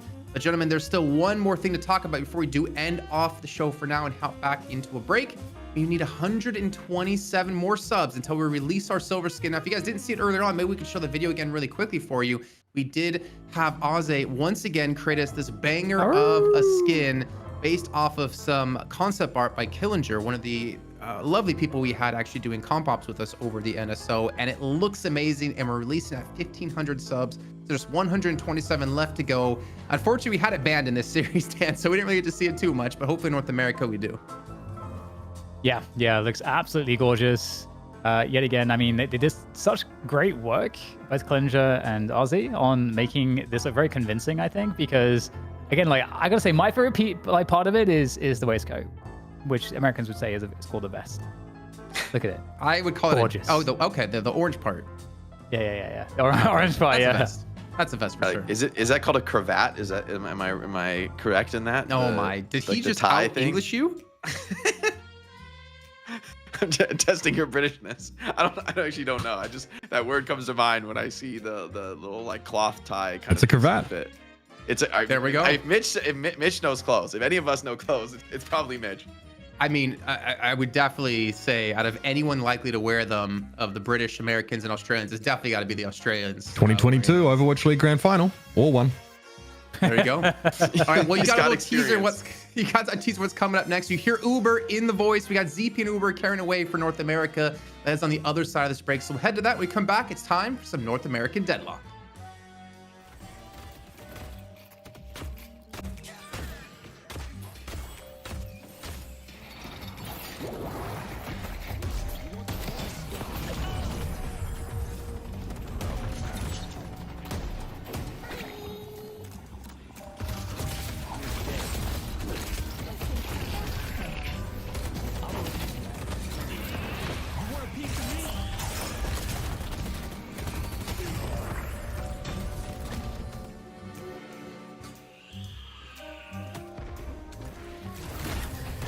I see William.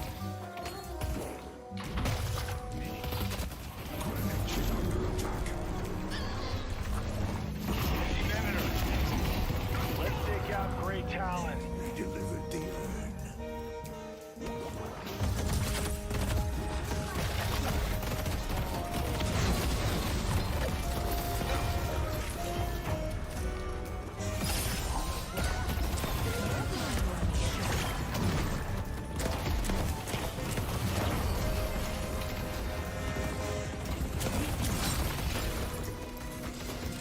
Let's take out Venator.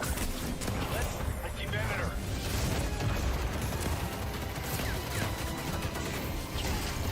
See the enemy. Let's take out Avery. Let's take out. Nice get it. Need to get it. Good game. Good game. Good game.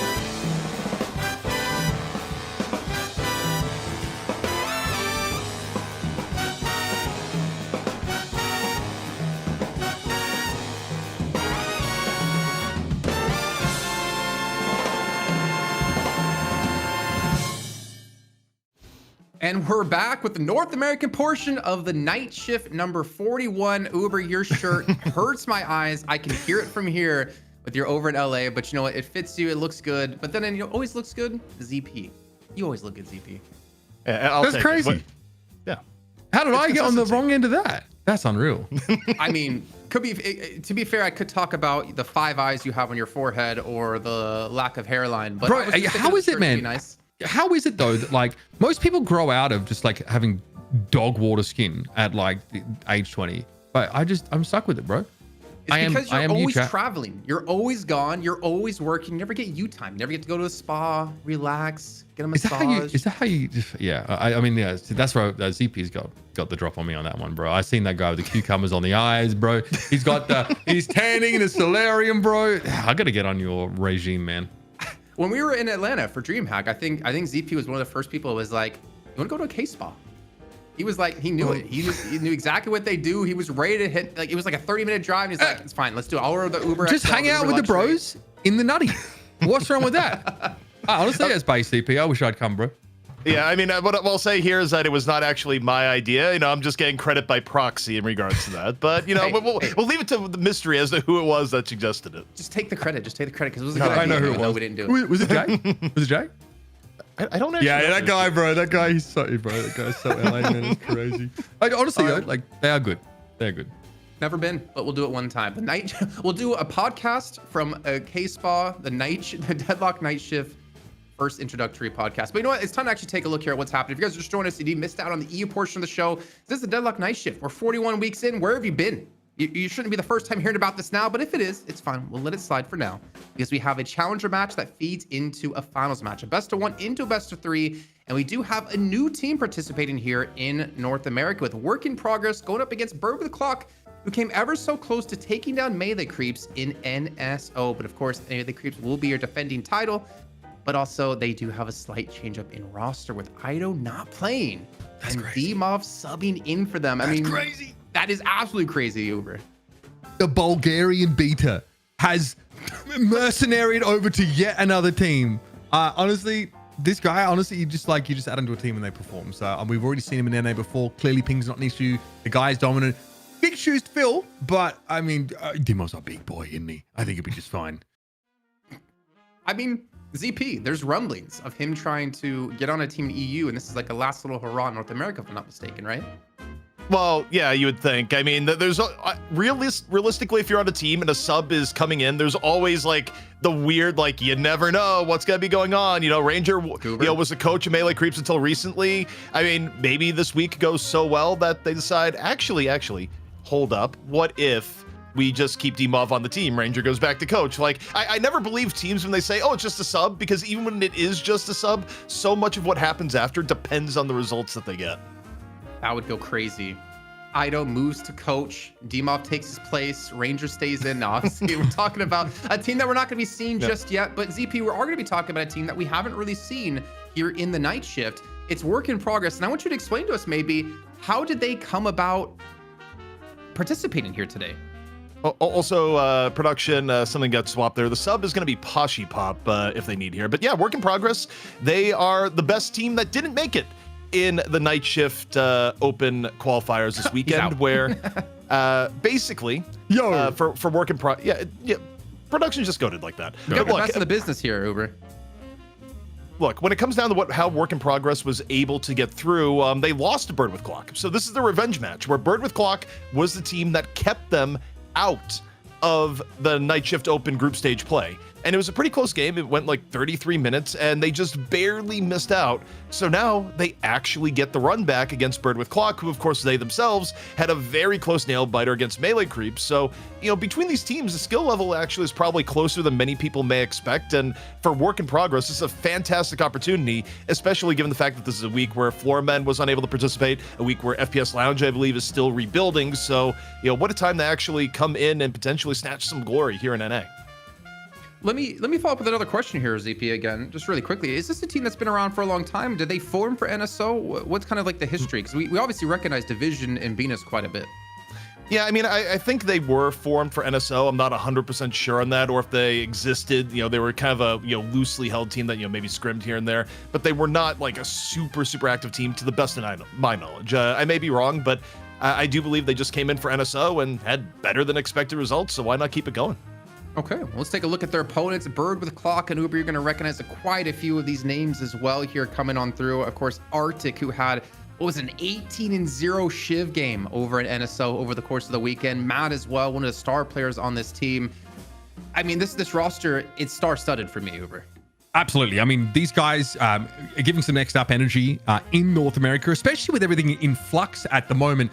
They placed 4th in the open qualifier for Night Shift Open. And for me, I think what's definitive is a pretty dominant showing over FPS Lounge, in that opening game. It's not easy to get past those guys even on a good day. And like I think ZP mentions, like we get a pretty darn good series between them and Melee Creep. So you got every reason to expect a lot from this team. We've seen them in a number of night shifts, but I think the last time they took a map in the money match was like night shift number 28. So it's been a while since they've been able to, really put pressure on the top dogs in this region, but we'll have to hope today they brought something a little special. Well, speaking of pressure here, and this is a throwback ZP, but did Tanner ever apologize for the bullet in high school? No. And now he's back, probably potentially Abrams back on the menu and showing people in the lockers again. Some people never change. But yeah, I mean, I think for this Bird with Clock squad, it's been a little bit of trials and tribulations, as Mitch mentions. It's been quite a while since we've even seen them in the money match. And, they have been in the scene, but, they've struggled at times to get through the qualifiers to get into the best of 1. And then within the best of 1, they haven't been able to climb to the best of 3. But this is also a roster that's had to deal with changes where, if you go far enough back, it was a different roster, right? They didn't have flaws. Instead, they had Aiden. They were at their best when Vindicta was a meta, and be like, okay, you got Aiden coming in on Vindicta. That Vin is super good. And, patches, I think that changed things up, probably worked a little bit against Bird with Clock. But, based on this last weekend, they're back and honestly ready to make a splash here today. I think it's going to be tough considering, again, it is just a best of 1. One mistake can cost you the entire series, and you won't have that chance to go up against melee creeps for the money. But I believe we have our Mo 1v1 coming up shortly here. And I mean, honestly, I would say that this is actually kind of important because I think safety picks or comfortable picks are very important considering it's just a best of 1 Uber. And I think that's the linchpin for me. Yeah, I also I'm curious to see if any of this drafting coming up resembles what we've seen over in Europe, because I think Jake very wisely points out in the draft, sort of during that money match, is that some of these teams are really drafting some very, very tanky front lines, trying to ban that silver first and then snatch up a couple of tanks in the first rotation. So often we see a bit of a difference between these regions, but that's one thing I'm looking out for. Obviously, do we get an 18-0 Shiv run back? I'll be tracking that too. So I need to clarify what we just saw. Scout is currently the coach for Work in Progress, former, of course, Melee Creeps player. He's coaching Work in Progress and came in to do the Mo 1v1 for them and won. That was Scout, the coach that comes in and wins, unlike Yodi, who got ran down by Lord NM last week. Come on, bro. Why are you doing this? Did we ever have expectations of Yodi to win that 1v1? No. Nah. But he did get run down. Lord NM just sat there and made a spectacle of it. That's all I know. I think Lord M bribed him because that's the only time I've ever seen Lord M win in a 1v1. I was going to say, Lord M usually gets a lot of flack jokingly for that kind of stuff. Paradox here, actually, off the table 2 weeks ago, because I was actually there and I got to see the games. Obviously, we did see randomly Holiday pop back up as the last option pick initiator in the draft, and it wasn't that convincing. But we've seen some teams that have been willing to go that deep into the pool. I think one of the most difficult things we're going to see here, ZP, is hero pool limitations, especially when you're not, I would say, a very top team. And I feel to me, that does make your drafting phase ever so more important to get the things that you can be confident on. For instance, Division to me in my head is always an Ivy player, always expanded the pool. But we do see an initial silver pickup, and we've already seen in EU how damn strong silver is. I mean, Silver's just been winning games. There's really no other explanation needed. I think our win rate is still 66, 70%. And it's just because in her package, you're getting a hero that not only is really, really good at lane, but you're also getting a hero that just skirmishes incredibly well into the mid game, to like fight, acts as a yeah. quasi frontliner, especially in a meta too, where people are fighting in close quarters around the urn. I mean, Silver benefits from this current urn on top of all the ways that she was already good, but work in progress. You go Doorman and Billy, and in this case, like, you know, the Billy back and forth continues, where do you highly value Billy or not? I think NA values him a little bit more than EU, where he was slipping for some of the drafts. Just had to say, as production just notified me, Biscuit, she voted for BWC in the Twitch prediction, saying, even if we lose, I win. 400 IQ play. Not gonna lie, 400 IQ. That is No called way. hedging, I believe. Yeah, it's like you're shorting your own team on the stock market, but you're buying shares at the same time to mitigate risk. I like it. Someone's done a financial markets course. Okay, Victor getting picked up here, obviously, just extremely potent. You know, spirit type carry, really annoying to deal with. And also, like, against some of these like teams that are stacking heavy front lines, like, you know, being able to make use of that aura, obviously off your 4, come back and punish to create that space is pretty helpful. Gives you like pseudo tank presence while you're about to blow up on them. Interesting. So ZP, Cena Lash. I guess as a third pick, it does kind of make sense because we know Bird with Claw can play it. But is this more of like, I would want to think like a comfort pick of trying to make sure to lock it in the top 3, thinking it might get banned out of you? I think it's a comfort pick for Rumple, if I had to guess. Like, looking back at the last draft that they did, it's actually Bird with Clock that has to reinvent their draft a little bit more, because the last draft they used to take down Work in Progress with, they were playing both Yamato and Graves, and both those heroes got nerfed enough that I don't think we're going to see either of them here today. Like, I could be wrong, like maybe people are overreacting on the Yamato end, but I think Work in Progress is probably going to have to take a few hints from how Bird with Clock is going to take some hints from how other teams have been drafting and rework around that, because I don't think you can go back to those two heroes right now. Okay. Well, a Ram ban taken away from Work in Progress and a Venator ban out of Work in Progress to take away from BWC. I was kind of hoping, though, we would see that Shiv come on through here. But we're going to see an Infernus pick up. And it feels like it's been ages since we've seen Infernus, though we did have it played by, was it Do over the weekend? And it did very well. Yeah, I mean, I'm a little surprised not to see it sort of pop up here. Obviously, like historically, it's, you know, it's a hero you're really trying to invest in heavily towards that later stage of the game. It's about to get Yeah, sticky. surprised to see so many picks over like, I don't know, you know, like other potential scaling like type carries. Yeah, Venator banned out, which sort of makes sense here, but there's like a ton of other options for you here. But Bird with Clock, realizing they want to invest a little bit deeper in like a, you know, some sort of off tanky presence with the Viscous, some disruption here, which sort of makes sense. I think this is a remove. I was gonna say, I think this is a removal pick, actually. Okay. For Mirage, we're gonna go back to that, but I think they wanted to take this away from Arctic, and the fact that Mirage is coming in, that's probably gonna be an Arctic hero, is the case, because last time they played, it was Arctic playing Infernus, actually had a really, really good game as part of that. So I think they saw no Arctic hero on the board for Bird with Clock and said, hey, we can play the Infernus, we'll take it away from Arctic. And if that was actually the read, it's magnificent, because they just picked Mirage. Yeah, I mean, reasonable, obviously, just to be able to spread inhibitor late in the game is just very, very potent. Give yourself global presence. Warden getting picked up here as well. So, okay, obviously starting to round things out a little bit with, you know, some carry, but we've seen some Warden bans, you know, being thrown Helping in people's here. what I So, do. Ivy to round things out. Okay. Yeah, on the Warden bans, I mean, there's Zergy's Warden, and then there's like other Wardens. And I think this, I mean, it has to be Comfort Pig ZP coming in, I would imagine, because you still have an Infernus. I mean, Warden, I think the Cage can be very good against Mirage. You stop the Dust Devil, or at least you force the Dispel Magics to be picked up. But you still have the protection of a No one Viscous builds an here. empire without I don't know if I'm sacrifice. quite convinced, though, by the Warden. I mean, it's kind of interesting. The obvious point in favor of Warden is seeing what Lowkey W has been doing, but then it's just how much of that is Lowkey W, how much of that is the Warden, how much is it Zergy as a player. Like, I think for Warden to do well, you still have to have a lot of things like go in his favor. Like, Warden needs space, Warden needs time to farm up, and you still need a really, really excellent player. Otherwise, Warden kind of falls short. And obviously, Lowkey W can play it, but we haven't seen a lot of evidence of other teams playing Warden to a high degree of success recently. So, you know, we'll have to see. I mean, and then you snap up Wraith, who just is going to be bonkers if this game drags on. We'd be pretty terrified, obviously, to see that make its way into the composition at this stage. So both teams with some scaling potential. I kind of like that Work in Progress have like you know, some initiation potential here as well. I wonder about like their tankiness as a composition when you're, you know, going up against a Silver Viscous look here. But in general, they've got some some potential. I do want to see how this Infernus is supposed to play out because it's been a little while since I've seen it. And it's also pretty early in the pick order here, all things considered.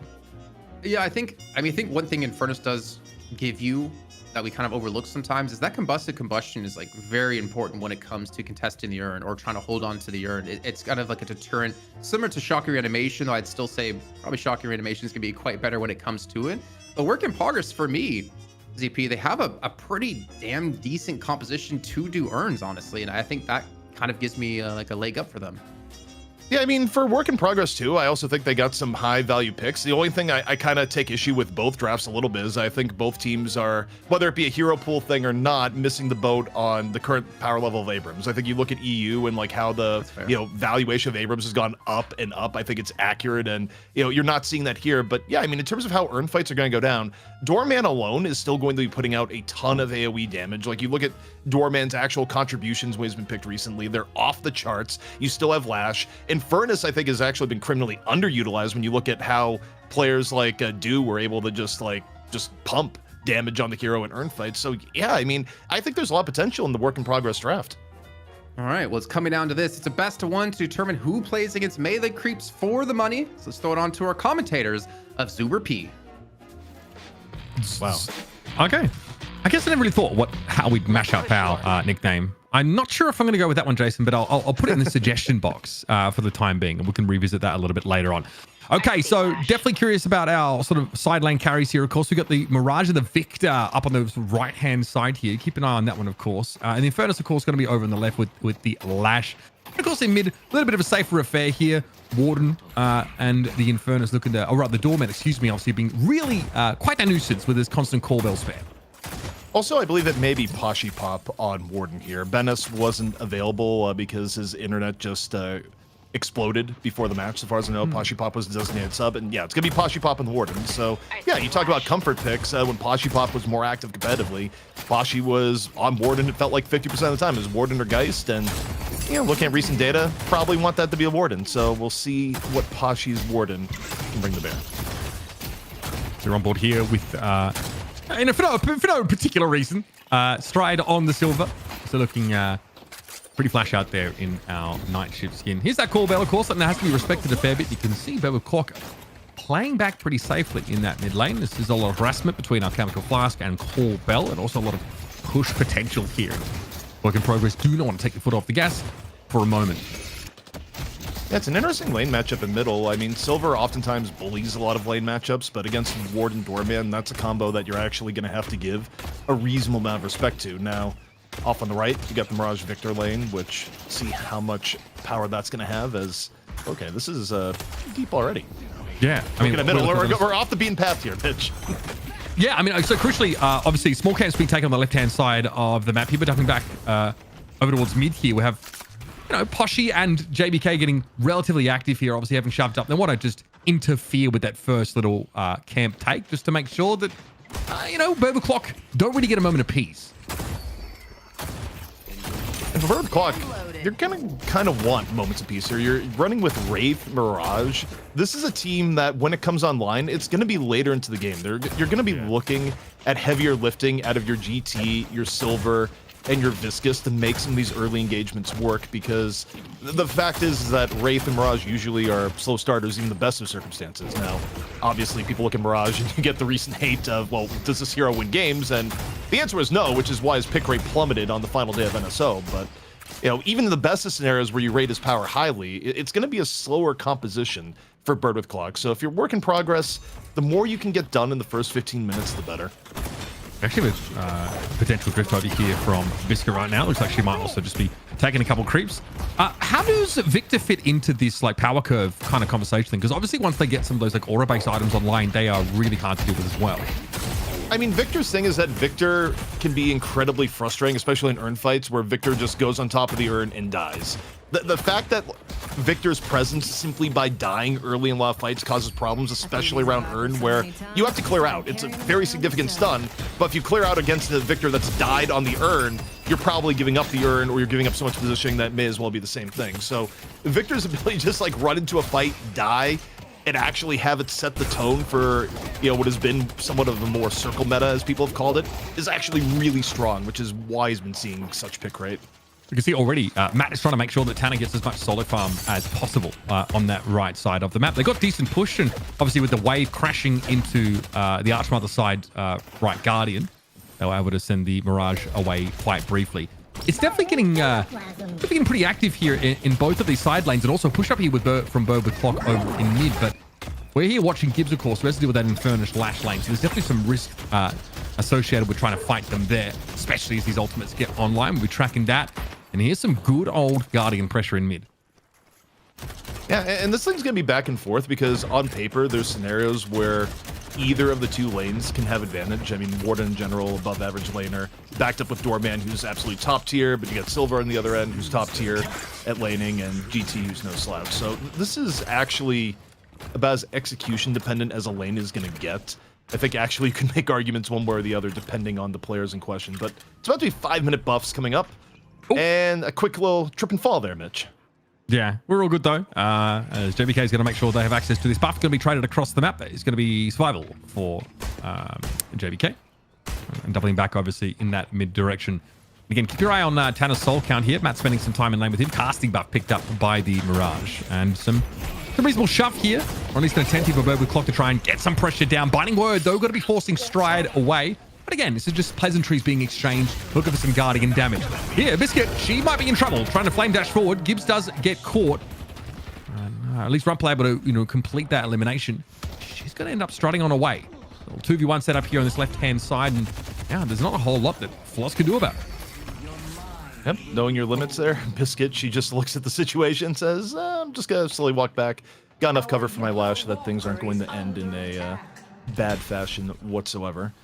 But yeah, this is going to be interesting as we get into earned fights at 12 minutes. I think for work in progress, game plan kind of has to be the win, the early fights, and also ideally keep Matt broke, which may be difficult. Matt goes in for the dive, finds the Billy, and looking for a little bit more here off to the side.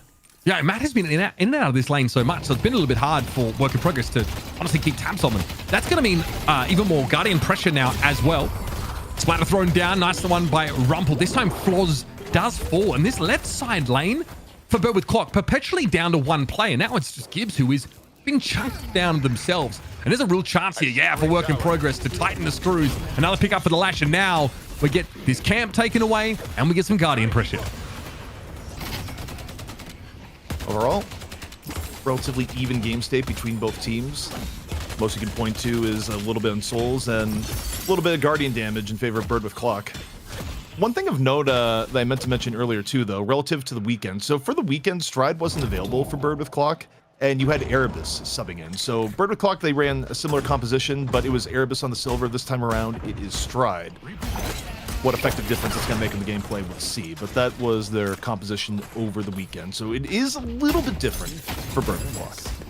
And I guess same for Work in Progress. We got Poshy Pop subbing in too. I feel like Matt and Erebus were playing together in the past as well, if I recall, going back here towards Night Shift. So still familiarity with each other. This Great Talon, obviously pretty annoying in the lane. Will constantly put that pressure down on his Poshbot, constantly getting hit by many of those longer range arrows. And frankly, Bird with Clock just haven't really suffered at all in terms of their mid guardian. This bodes well, of course, for, their two, I guess, heroes that want to have that big impact in like the mid game, the Silver and the Grey Talon, especially while you're waiting for your later game heavily scaling carries to get online.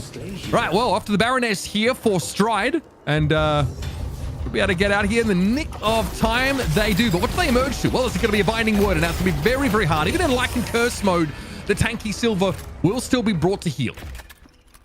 Yeah, I mean, that's just a side effect of leaving the Baroness. You gotta use a little bit of stamina to get out, and then you get the welcoming party of Warden, who's about to put you in jail, and you no longer have the mobility to actually escape, especially this early in the game where you haven't picked up some of your more key mobility items or things like Dispel Magic. Anything that would get you out of the jam. Early game is where you're most likely to be stuck in it. But this is great. Off the back of that fight, you can see that, Rumpel's been able to go over and get the enemy side Sinners. A little bit annoying here for Bird with Clock, who are definitely feeling the pinch on that left side of the map. Work in Progress is playing around their ultimates to finally get an edge in mid. But Bird with Clock are back in mid, and they'll put some pressure down. Note as well that Tanner's also drifted into that jungle side, so he has also drawn across multiple Work in Progress players leaving Matt here to try and get some farm in the pocket. There are a pretty safe wave here for the Mirage to work with now, but I do wonder if this Victor is going to start to show up. Just going to farm our own camps for the time being, though. Velvet Clock pulling out of mid, making sure they get as many of those souls as they can. I see, Lash. And again, buffs coming up in 1 minute. We'll see how much contest we have there. It's a little bit spread out relative to where it was before, where sometimes you get huge fights on the buffs, and then if you won those fights, you'd be able to go from buff, and then go from buff immediately into earn control. Now, even if you get kills on the buffs, you cannot immediately do earn. It's spaced out a little bit more, so a bit more objectives fight over overall. But telekinesis coming on out here, courtesy of Flaws. Looking for Biscuit on the other side. Lash over in, drops a death slam. That's what the fall through is. Biscuit getting picked off here. I have my AC technician here. So in true grassroots esports fashion, I'm going to step aside. Jason's going to jump in for a sec, and I'll be back ASAP. Oh, finally unleash me from this hosting role and let me cast here, ZP. As Uber, I mean, come on, he's so American now. He needs AC to survive. Okay, this coming from the guy who was complaining, oh my god, I need AC, it's too hot in Italy just a little bit ago. Like, My room is extremely hot, that this shirt is becoming more and more unbuttoned as we go here. But we have a fight breaking out here. Biscuit already able to take down Tanner off the bat as Arctic responds with a kill onto Division. Looks like this left lane Guardian might be going down here in just a few seconds. Yeah, I mean, ideally, getting the Guardian down before Earn spawn is pretty important, just for not suffering a huge disadvantage into the Earn fight thereafter. But for now, 45k, 48k, work in progress.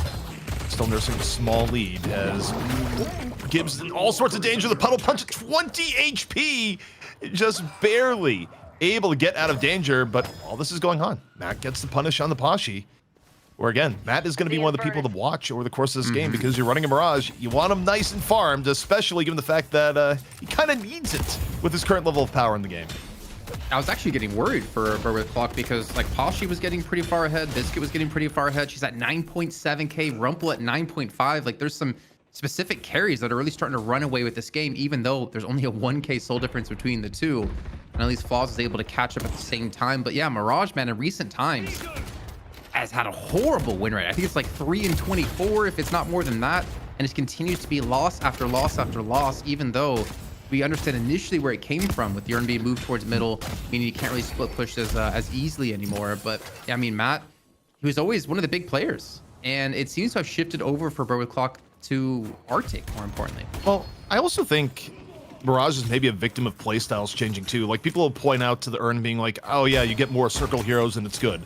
I also think people just realize that the team fight comps that you draft for Earn also are pretty good at other parts of the game. So even with the Earn being changed back to where you do have more macro plays available, I don't know if Mirage has actually recovered from how people have been team fighting as of late either. So I think just how people are playing the game is sort of changed in a way that has also been hurting Mirage. But it's very deceptive to players because he's still in top E6 games, like really good on ladder, and people, it's like, oh, I see this hero do well all the time. Why can't do well in my game? And the tempo and comp kind of puts it in a different spot. But the Urn is being grabbed here. It's going to be Bird with Clock with first Urn control. Stride to be the carrier. What's that production? You want me to shut up and stop casting? Okay, fine. Uber's back. I'll shut up. Actually, you did a great job, Jason. Thank you for that, folks. You'll be glad to know that my AC is going to get fixed. Otherwise, as you noticed on camera, I'm cooking right now. Not in a good way either. Here's an Urn take, of course, and Wave on the right-hand side is pushed up pretty well. Curious to see what Gibbs' role is going to be here. Of course, Goo Ball is available, but all of work in progress are preparing to converge on this area. Might be a quick dunk in the end here as in we get.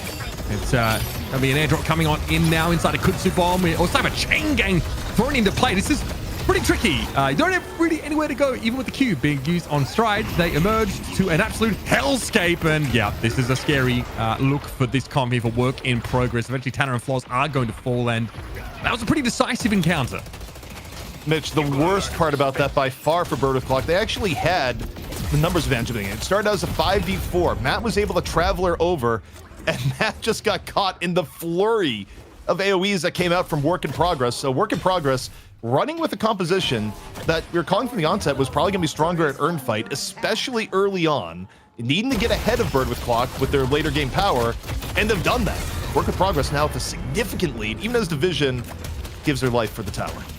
it is a comp that death balls pretty darn well. And while you're right, they have some scaling potential in the form of the Infernus, for example. And they're not going to be so active in this phase of the game. They've got great utility, of course, with that Doorman. Obviously, the ability to contest objectives like the Urn, for example, is also, at a premium. That's given them this pretty healthy 10k soul lead at this point in the game. Obviously, a brief lull here as many of these camps are being picked up. We've also seen Tanner show up in that mid lane as well to try and give it a little bit of a push down. But Biscuit, this whole time, she has been studiously farming and leads the lobby in soul count. Yeah, it's a good place to be as Infernus, especially where the next stage of the Infernus playbook is ideally, if you think about some of the Infernus play we've seen recently with players like Dew on it, you get a lane to yourself, you try and fight for the one-on-one onto the walker. If you get the one-on-one to the walker, you kind of use Flame Dash to your benefit and potentially get a kill plus walker. Is that going to happen in this case? Maybe not, as we see Biscuit swapping back over into middle, but we'll see what Work in Progress does with their lead. It's about 15 seconds until next set of mid buffs come up. Oh my god, sorry, this right is absolutely copping it at the moment. Chain Gang also being used because Binding Words to follow up, and yeah, I think Floz knew that there was nowhere that they could have gone. Gibbs attempted to intervene with a cube, but there's just too much lockdown with this Warden and Billy Luke. And this is a problem for Bird with Clock so far. The fact that your Wraith is getting interrupted, the fact that your Mirage is getting interrupted farm-wise, you've run a comp here that comes online late, and so far, it's been tough avoiding Work in Progress, getting the engagements that they want. Now, buffs just come out and they're split. You get the casting buff over the Gibbs, and you get the gun buff over to Biscuit. But now I take a look at this. If I'm Biscuit, she has to be wondering, do I go right lane and just go for the one-on-one onto Mirage with the buff? But for now, it's all in middle. Yeah, Tanner obviously sent off to the Baroness for the time being. It doesn't look like JBK wants to do too much about that. Maybe they're just looking to take them out of the fight. Nasty splatter, though. Gibbs hitting pretty darn hard on that Doorman. Here's the Stone Idol, though. Nice little stomp. And, of course, we are going to clear the area as Victor returns to the fray. But they managed to knock that ultimate off them, and Tanner now has to have his wits about it. Yeah, elsewhere, looking at the right, it's more of a macro play for Bird with Clock, leaving Matt and Stride to avoid the middle chaos, simply go for the right walker. Now, they're going to get the walker. The question is, are you going to be able to get out safely? Traveler certainly shows that for Matt. Maybe not so much for Stride. We'll see. Stride actually goes to the rooftops and looks absolutely okay. Yeah, I think Arctic also threw an owl in there as a potential deterrent. All of Work in Progress probably just stayed in the shade for the time being. So this is nice now. Little box run mixed in here by Stride as, they'll set up here over towards the shop, make their purchases. Yeah, Heart Azora into the inventory. Obviously represents a pretty big power spike here for the Silver. And so we're waiting for this mid-game presence that the GT and Silver are looking to have. Stride has Lightning Curse available, so if you want to throw down, it's not a terrible time to be fighting. There's a bit of action here over towards the middle part of the map. It looks like already some pressure being felt. I'll see the GT just fall back off this pretty safely. This death ball of Work in Progress has to decide ZP where to put themselves now. As a setup to the next Urn, which is in a minute, I'd like to see the damage done in the game so far, just see who has been dominating throughout the early to mid game as far as performance, and maybe who's been a bit on the lower side. Obviously, it depends on how many fights you're actually in, but get a look at the current damage stats here and see how this evolves over the course of the game. Gibbs here, being a little bit of a nuisance on this left side jungle, has obviously spotted out a couple of the Work in Progress players. Doorman also returning over towards mid and setting up his namesake. And Stride over that right-hand side, trying to get a little bit of farm in. Yeah, you can see that Mirage is actually, honestly, been in a decent spot and also been left to his own devices. Matt's been able to get up to 19k soul, so we'll track that. The Lash, obviously, Rumple, very active early, very involved, also in just a couple of straight, 2v2 kills on that left side. So no surprise to see them leading that metric. Yeah, the one thing I was curious on, I thought maybe Infernus would be a little bit higher, but the person that's been having a heck of a game here so far has been Rumple, where, thinking back to the draft is wondering, okay, you've drafted Lash pretty early, is this a high prio? And, looking at some of the NSO games, you saw Rumple a lot on Lash, and I think the answer to that is a definitive yes, both from the eye test and the actual stats that we're seeing here. But once more, it's going to be first Urn pickup here, the Bird with Clock. No burns yet. I was going to say, we've got Alec Flask in the mix. I also want to point out that this Urn turn-in location has actually caused Work in Progress to have to pull off the Walker, unless they allow themselves basically to be baited into a flank scenario.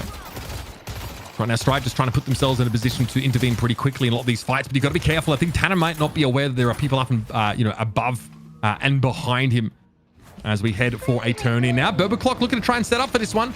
Could get about messy. Earn turn in has begun. JBK is going to get picked off early, but Gibbs is sent off to the Baroness Hotel. Telekinesis thrown in. Death Slam, it's big enough. Catches 3, not bad. Rumpel going to drop down on top of them. Cube instantly has to be thrown on Tanner to try and delay the use of that ultimate, but it comes now out. Floss has been picked off. Earn also got put away during that time, and it was work in progress who were able to turn it in. Nothing seems to pay off here for Berber Clock. And now we can just fall back and protect this Walker. I'm sure BWC are furious.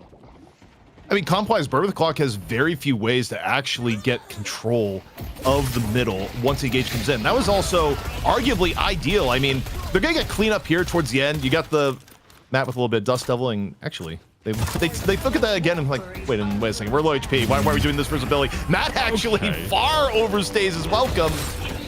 And now, I mean, if you're Rumpel, you're just like, I'll go for a few extra hits right now. Why not? Exactly. Rumpel back away, back onto the Walker. Eventually going to get picked off here because the Silver has turned up. Stride immediately appears with a flourish. Is able to find 2, and this is good Walker damage. I mean, we'll talk about like work in progress have been pretty effective in some of these all-in death ball fights, but the macro side of things hasn't favored them. They're about to potentially lose yet another Walker and go to 1 left, and instantly Berber Clock respond here going after the mid-boss. Talk about bouncing back after an ill-fated earn encounter. Yeah, and I think they may have time. And you look at the mid-boss HP relative to where JBK is. JBK likely is not getting down into the pit where there's going to be, but we're going to see. You got Stone Form to delay a little bit. Stone Form's already been used. The parries are out. Tanner's already got 1 rejuve. Second rejuve here, the Tanner.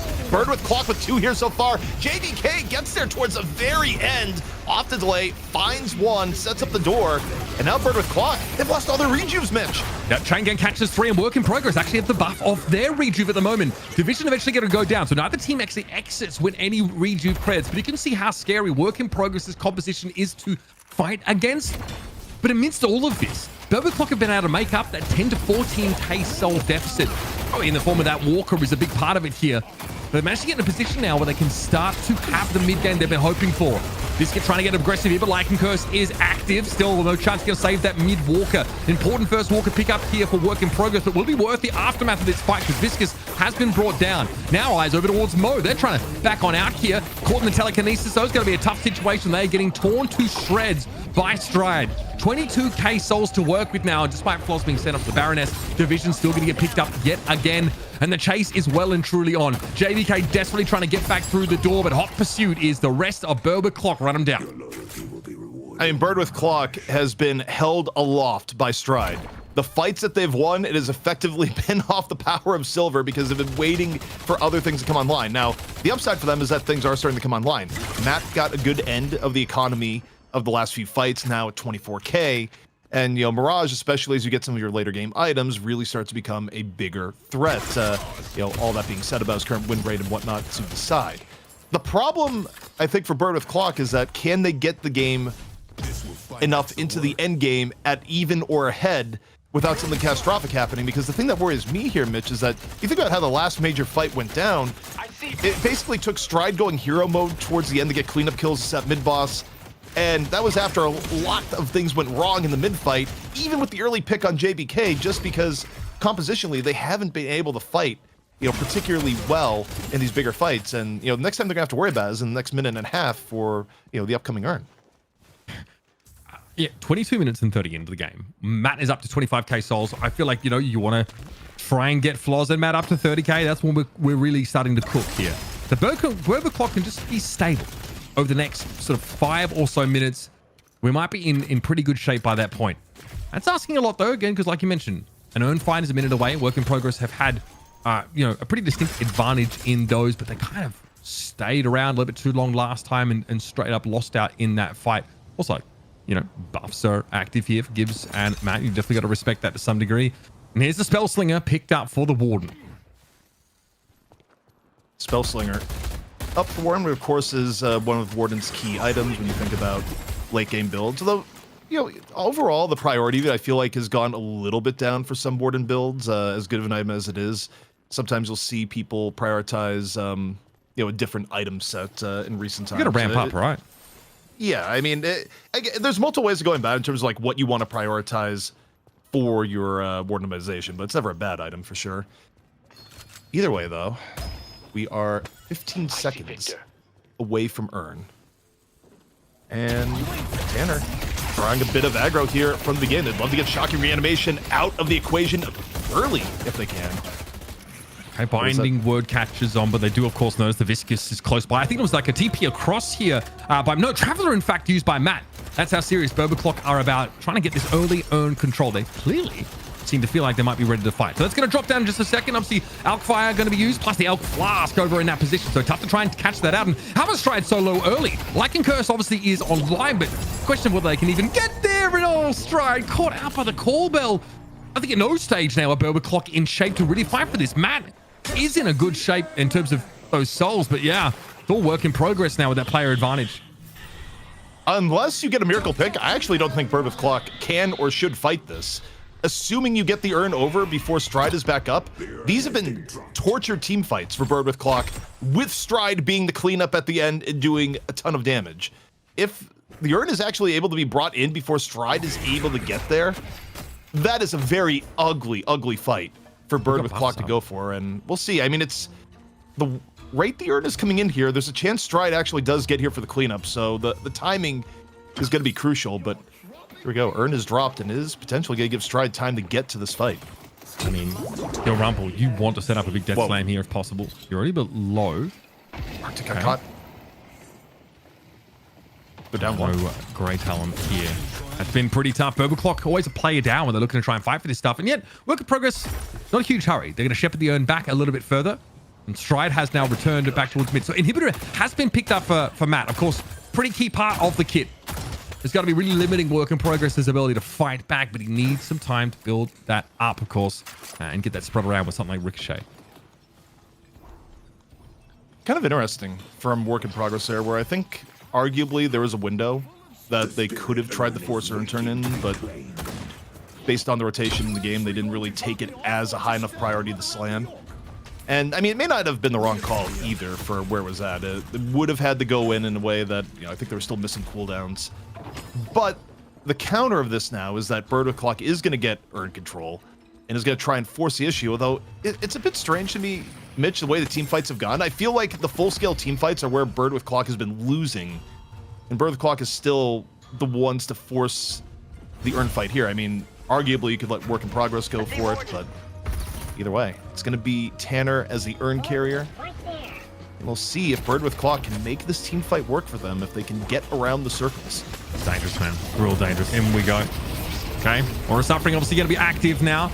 Mo, surely the first one to sort of turn up. And Chain Gang's about to be active, so keep an eye on that. Kudzu Bomb makes it hard to play through, and here it is. Yep. Got the Shocking Reanimation in play. Cube as well to try and keep this Vicar alive as long as possible. They get rescue beamed on out of there. Stride's already gone down. You can see Bird with Clock's composition in no shape to fight, and the dunk comes in. Work with progress.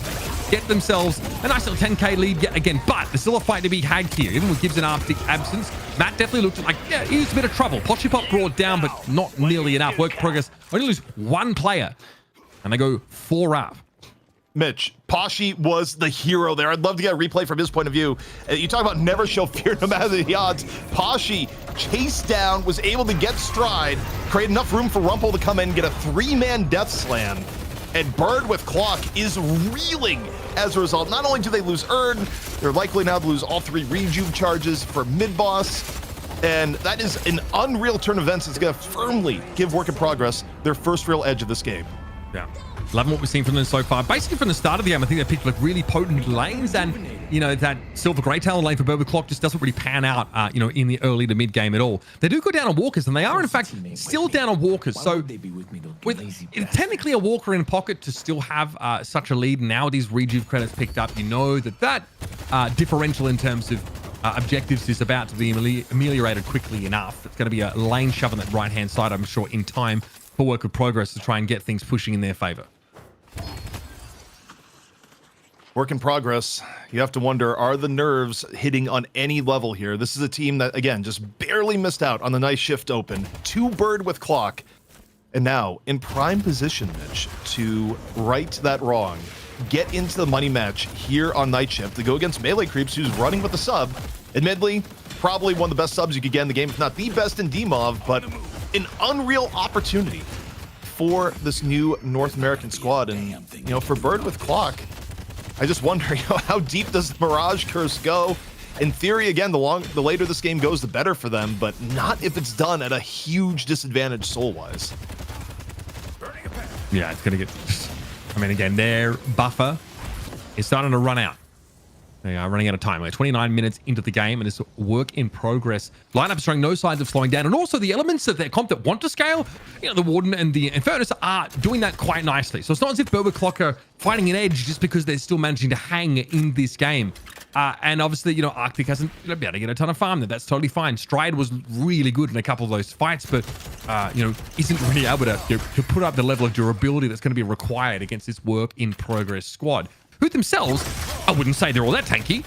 You know, with like, you know, Dorman and Ivy sort of being mixed in here, but Mo has had good positioning. ZP always been, you know, in the pit for the earn take, and always seems to have that chain gang ready to go. You know, you ever considered what hell it would be if Mo was playing in a game with Mo and Krill being played? Like, that is actual, it's not going to be good, Mitch. Like, let's thank God Mo and Krill himself is being played in this game. But one thing I have to say about the way team fights have been going down, the last two team fights, Work in Progress has shown adaptability where their #1 priority, Mitch, has been to assassinate Stride. Stride has not been able to take over the end of team fights like we were seeing earlier in the game, because the priority is clearly shifted to take down Silver first, no matter the cost. And it's been effective for Work in Progress. For Bird with Clock, I feel like one of your bigger priorities, you know, however the next team fight goes down, is you need to make sure Stride lives and doesn't get bursted down at the beginning of the fight. Yeah. Easier said than done from what we've seen. And fairness, normally it's Tanner that's getting burst down, which is kind of the idea, I guess, for Victor, but it's happening very quickly, and Work in Progress are not being forced to take any of that AoE damage. They're just like, it's like they just knock a soul revival off the Victor, and then they're ready to play. Here we go. Earn time again, and I ain't seeing a whole lot of action here from Bird with Clock. They might just let this one go to the keeper. Probably smart. I mean, the way the team fights have been going, none of them have been in their favor. Ideally, for Bird with Clock, you play in a way where you find a pick off and go from there. But Work in Progress, they go directly from Earn into Walker. They want the team fight one way or another, and they're not scared to do it with the Walker involved. Walker gonna melt down immediately, and they get the pick off on the flaws. Things are going bad for Bird with Clock. Yeah, it's a big problem here. Okay, so the Dust Devil aims to catch up Biscuit. She's completely unbothered here. Eventually, Matt is going to be dealt with. I mean, you know, the Mirage really wants to sit in the back and just get those debuffs on, you know, over a longer period of time, but that's just not something that's been allowed to happen. Stride, can they stave off the attackers here, or at least generate some sort of threat? Doesn't really seem to be the case. It's Bird with Clock who are basically going to be shoved back inside their own base. There is a, look, what works in their favor is a significant push on this right side of the map. That is going to force Work in Progress to turn back and deal with it at some point, but here's some pressure. They know they need to start a fight of some sort. Chain Gang catches on the fall. That's pretty nice. Last Stand is active. Oh, buddy, I don't know if it gets too much better here for Work in Progress. Tube here is going to prolong the lifespan of Tanner. We'll still see that revival coming out here. Of course, respected. Everyone's folding away from it. Outclass thrown in basically straight away. Biscuit's gone down though. Mutt is still alive in this fight, and it's dangerous, I think, to go up against a 41k soul Mirage and let him just go for it. Now, Baroness Hotel sort of used Matt able to return to the fight, but not a whole lot was done to punish the Mirage as they emerged. No, and I mean, Bird with Clock, they waited until Rejuve was gone, went for the engage, hoping that, you know, things would go well. And I mean, the hero of that fight was, in fact, Matt on the Mirage, able to find significant uptime. And of course, space was being made by the rest of the team, but that's kind of the contribution you're going to need from Mirage going forward if Bird with Clock is going to get back into this game, because here's the upside. You're 42k Mirage, you've gotten into endgame. Now you need to prove worthy of that investment, which, again, is easier said than done even for the best of players. I still remember looking at some games that are off stream in DSI, and you would see OCs losing games on Leviathan where he had 70k on Mirage. So even having a turbo farm Mirage is not necessarily mean you're going to win. And it doesn't mean OC's played bad in those games either. Just, you know, it's not definitive that a rich Mirage equals one game. It's just a prerequisite to actually win with Mirage, or at least have a chance. Yeah, you need to get to that point. But we are safely past that soul threshold for Matt to be more than just relevant in many of these fights. Obviously, we know that, you know, flaws can be pretty terrifying too if conditions are right. Work in Progress is still coming off a respawn a little bit. We're down to one Walker on either side. And of course, Matt's continuing to farm. They've got Traveler available, could always, get back into these fights. And you can say much the same for Division, who's going to shove that left side out and can return with that airdrop pretty easily. Both teams right now, moment of quiet. And now we have a moment of quiet. If we could check in on golden statue buffs before the next fight, because I'm sure it's not too far away, but see if there's any hidden narratives power level wise that we have yet to pick up on in this game. Yeah, important, because obviously those don't really have a soul value. Well, they have a soul value, but they're not represented in soul count. So we'll check on that for you guys in just a moment. Okay, Tanner's been getting a lot of those picked up, and Mo, honestly, been getting busy with these box runs. Yeah, also upsides to Bird with Clock, Stride 46, and as you were mentioning, same for Tanner. So not a huge disparity between the teams. We don't have a 110 golden statue run in the game, which was easily, I think, the biggest record we've ever seen for golden statues since we've started tracking it. But Mitch, looking at middle, things are prepped to explode. JBK looking to fish perhaps for a hotel guest, as both teams are in and around. Okay. Not terrible to target Matt. They realize that they need to dust level the heck out. So now the Mirage not quite in position at the start of this fight, although you can see Matt's very quickly returned. Nice little owl catch on the 3 here for work in progress. That might be a half decent start, if I'm honest with you. Very quickly, Biscuit trying to get clear of it. She knows that she does not want to get snarled up in the middle of this Victor Nightmare. Concussive combustion, though, about to go active. Who will be subject to it? Victor gets caught out. Of course, once again, the revival in play. Everybody giving Tanner a wide berth. And Stride gets picked off. That's not a great sign at all. Poshbob's looking pretty darn dangerous here. Last stand active. And this Warden is looking to do some serious work. Outflash thrown down. Brief silence there on Matt. And everybody crumbling under the scrutiny of this pretty darn fed Warden. Status of the world is that it's changed. Big cleanup coming in from Poshy Pop. Also, the way that started was quite good. JBK was able to go in, give Flaws the early hotel guest. Flaws was out of the fight for a huge portion of the time, so a lot of your damage coming in from Wraith was simply gone. And once more, big team fights proving to be a bane of Bird with Clock. The lead about to get oh so much bigger, on top of 3 rejuves going the way for work in progress. And Mitch, at this point, Bird with Clock, they're running out of options to turn this game, as is stat checks from this point forward are going to be miserable to fight against. And if they get out of this rejuve without losing shrines, it may be a miracle. See, the Victor damage is still pretty darn scary, but Tanner does not have that ultimate available. Ooh, yep, they are going to get cleaned up. The call bell coming in from stage left, but Poshy Pop is looking terrifying right now. They even need a last stand, I think, to strike fear into the hearts of your opponents. You've got a lot of those core items you're looking to pick up here on Warden. Yeah, I do not want to mess with this guy whatsoever. Seeing Crippling Headshot, of course, make its way into the inventory. This guy's legitimately terrifying gun carry. Ah, yep, that's normal. Very reasonable.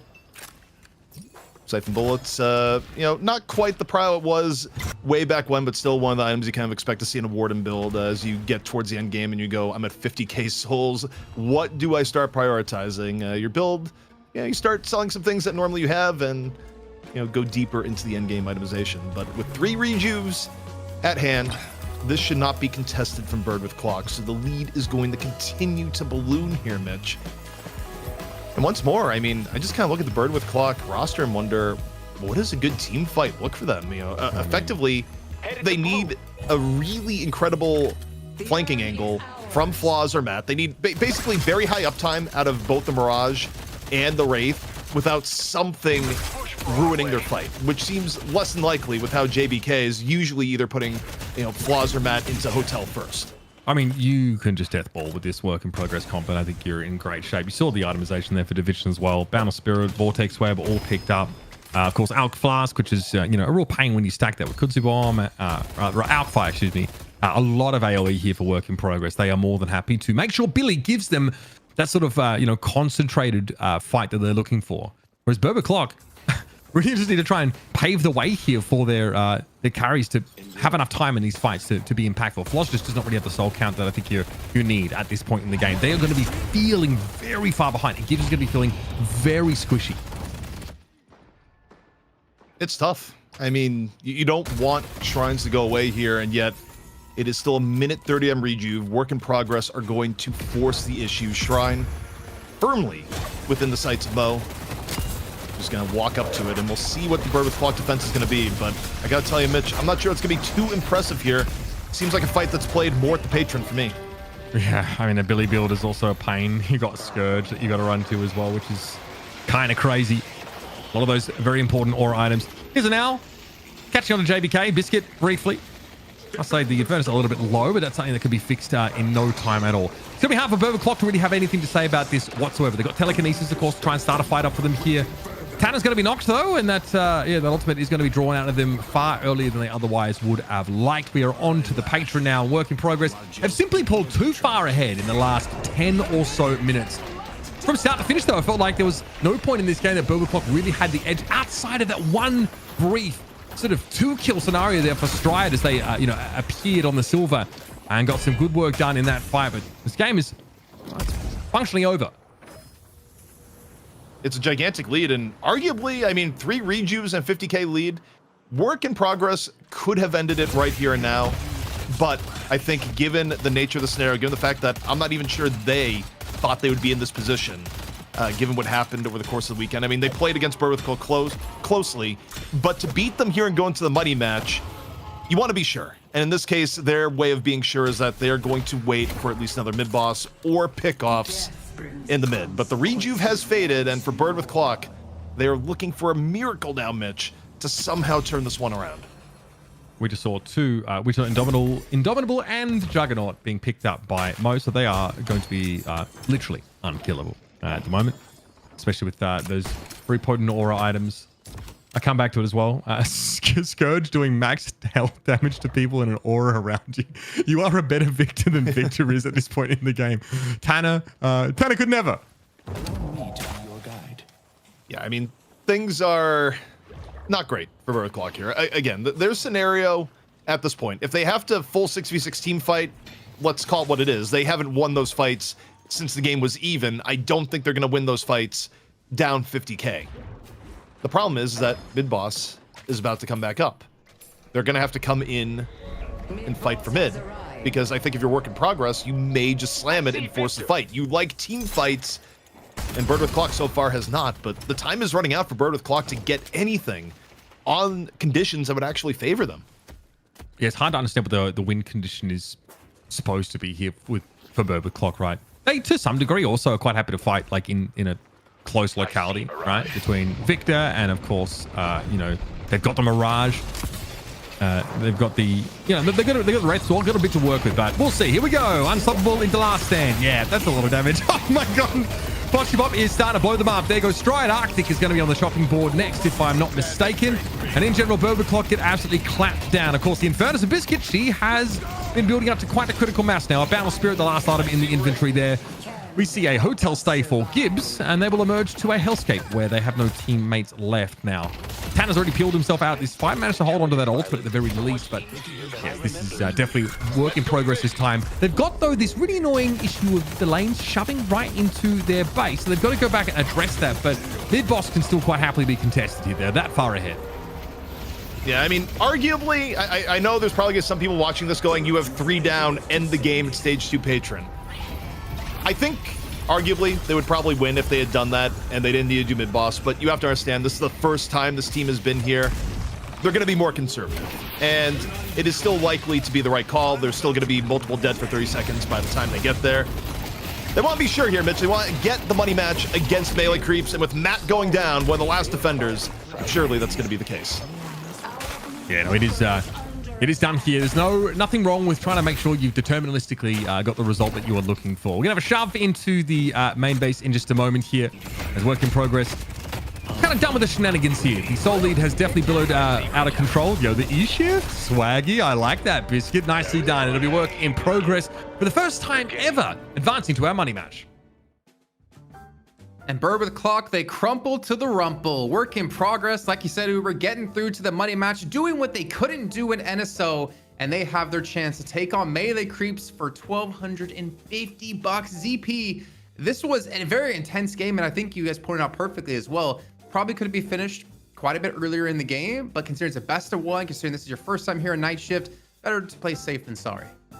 Yeah, and like I will never rag on a team for doing that, especially given the circumstances here. You could make the argument, well, finish them when you can. They just wanted to be sure. Also, I think, again, we just see the difference in the meta between the two compositions where this came down to team fights, and the team fights were far, far better for Work in Progress. They played around the strength of their composition pretty well on the whole. And look, I don't like to beat a dead horse, at least too much, especially when this horse is practically a skeleton, but this is another loss in the books for Mirage. The hero does not win in this patch. Even with the urn position being moved out of middle, it is probably the most negative win rate hero we have seen for the amount that it is picked. And it's just because Mirage team fighting isn't offering what other heroes give in a team fight scenario. And I feel like it's undeniable at this point. Yeah, correlation and causation. I want to see what the stats look like. But yeah, I mean, it's not a great look for Mirage. Like what we're going to do, end up going back to Lady Guys picking what kind of future are we looking for? But again, looking maybe for some of these heroes that scale a bit more potently, or at least give you something going on in the mid game. You don't need to get to like 32k souls in order to sort of really be online. But there's a component of this, Amberside comp, Jason, that was supposed to be pretty good in the mid game, right? If they get off to a nice start, they're playing in mid, you know what I mean? Obviously, there's a lot of action in that kind of lane, but you're kind of hoping to see the Grey Talent and Silver be able to be a bit more disruptive or a bit more of an issue early on. And the thing is, I don't want to be too harsh on them at all. I remember I said this in the EU games that like Grey Talent individually can be a very strong hero, but it does take some working around. It's not something you can just necessarily slot into a composition and expect it to do well. You need to see these big owls, you need to use it as engages, you need to be able to protect the backline as well. And I mean, with the Silver, Viscus, and Victor, you can imagine it to be that point. But the problem was, like, Rumple did a great job, especially early game. Pop put on some serious work, as you saw here towards the end. And Biscuit, she like applied so much pressure early on that also the objective pressure that she could apply in Furnace was kind of tough to combat. I think when you look at this game and wonder, okay, who is MVP? I would almost split it into two parts. We still have to decide on one, but undeniably, I still remember our first damage check in 2 on top of the eye test is that Rumple had an absurd game as Lash in the first 15 minutes and really enabled some of the tempo that Bird with Clock would ride for the rest of the game.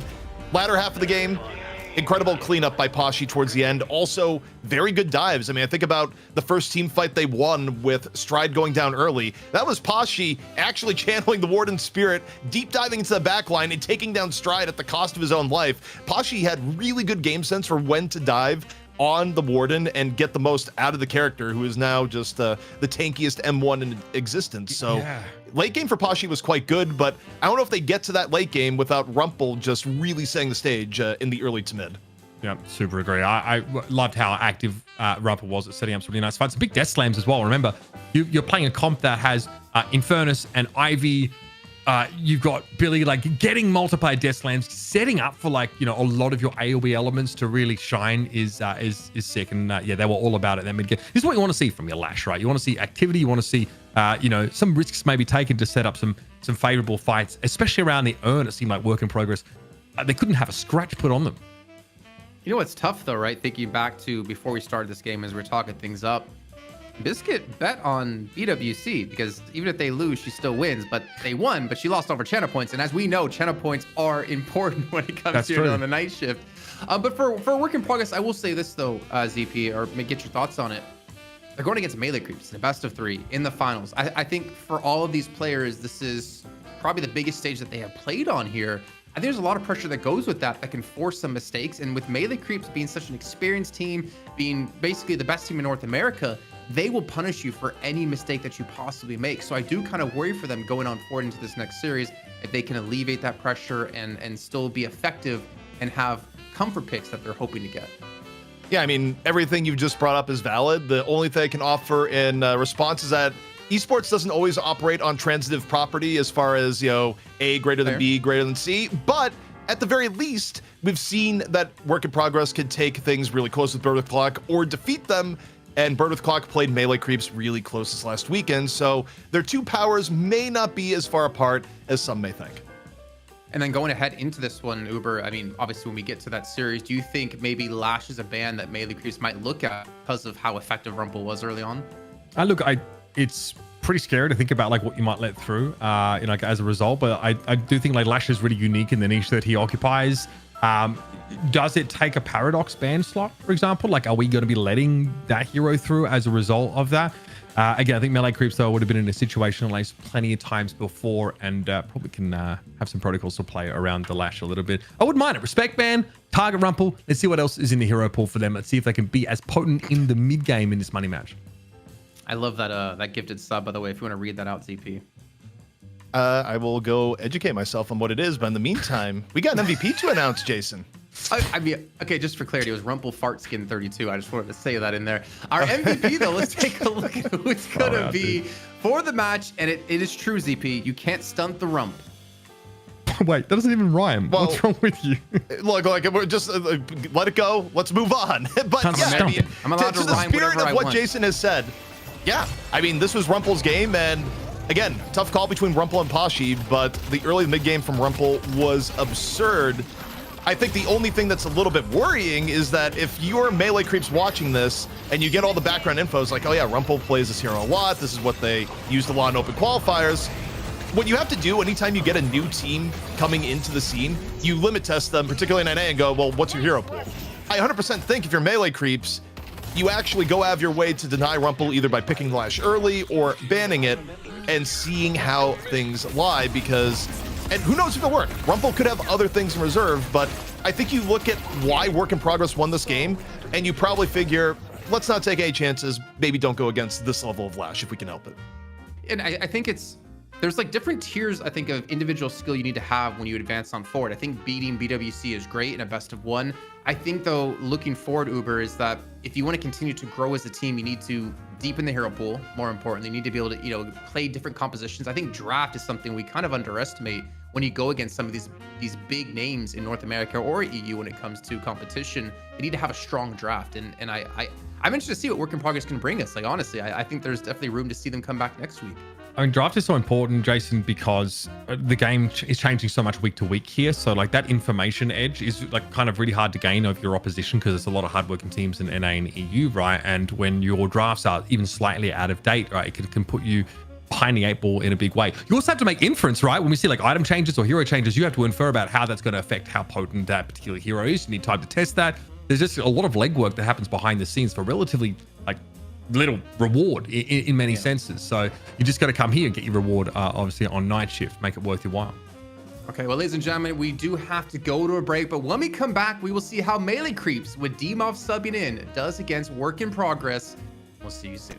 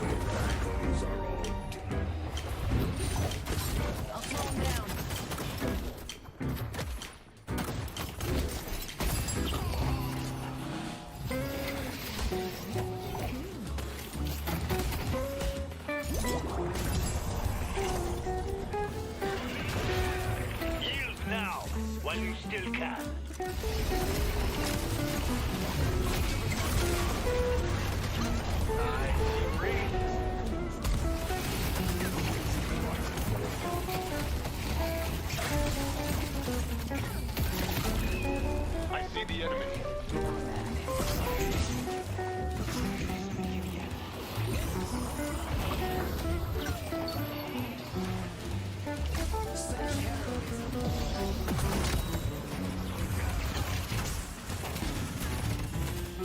My resolve is unmatched.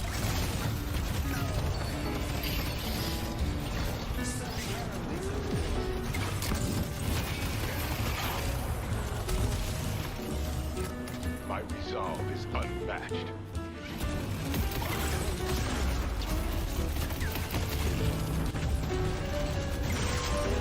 My work isn't finished.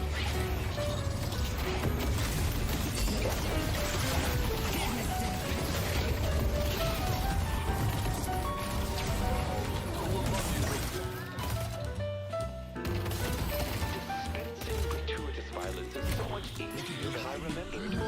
Let's go mid.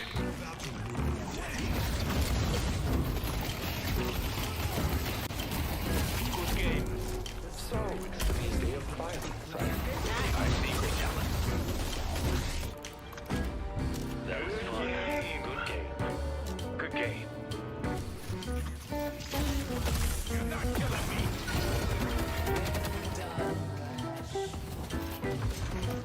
Let's see who's still standing. They're done.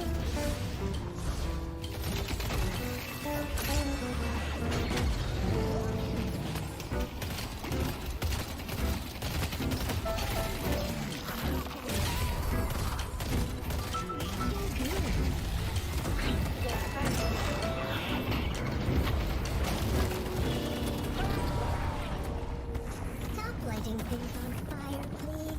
Our yellow walker is under attack.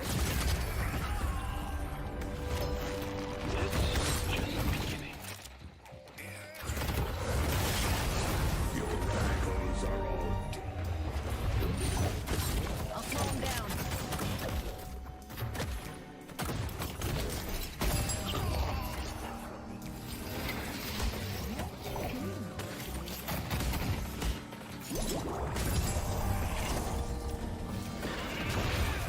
Yield now, while you still can.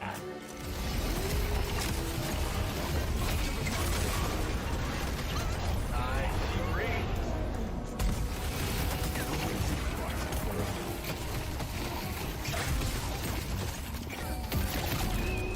I see the enemy.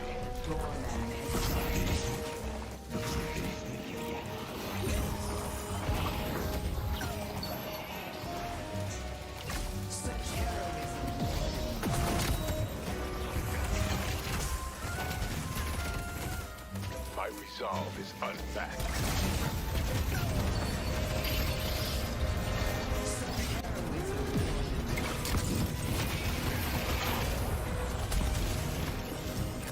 My resolve is unmatched.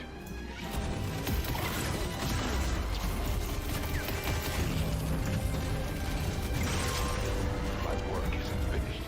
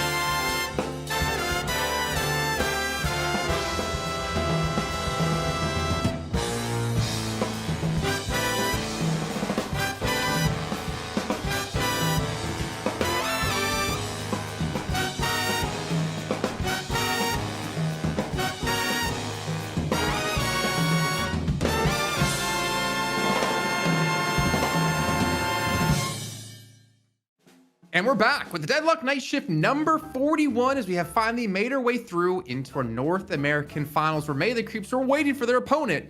And their opponent is none other than WIP, work in progress, a name you might not recognize for now, but you should probably start to memorize because ZP, they looked pretty damn good in their series up against BWC.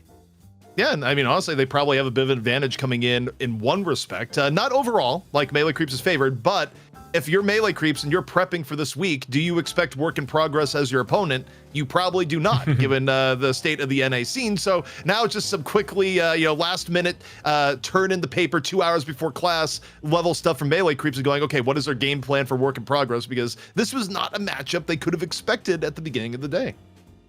No way. I mean, I think you can but if you're sitting and watching, you can kind of see the kind of comp they're trying to draft, right? And see the impact of the Lash. We discussed this before the break. Maybe there's a world where you just target the Lash, get them out of the way. It's like anytime anyone drafts against Goober, they just ban all, his particular heroes and go on with their day. But that's obviously something you can do looking at the engine room for work in progress. And then you're asking them the question, do you have more than this that can, get you out of the early to mid game at Elite, because I feel like if you're not doing that against melee creeps, you're going to lose out on a lot of these, like, you know, these macro oriented traits, right? Melee creeps are one of the best at making sure they get banged for their buck, giving up an urn, getting a walker, making sure that they are winning out on all those little value trades that go over the course of the game. One thing I do hope we see go into the series is a silver, because we have released we haven't released it yet, actually, now that I say it. We had a brand new silver made, silver skin made, silver mods made, and ZP was Silver made skin? spearheading this one.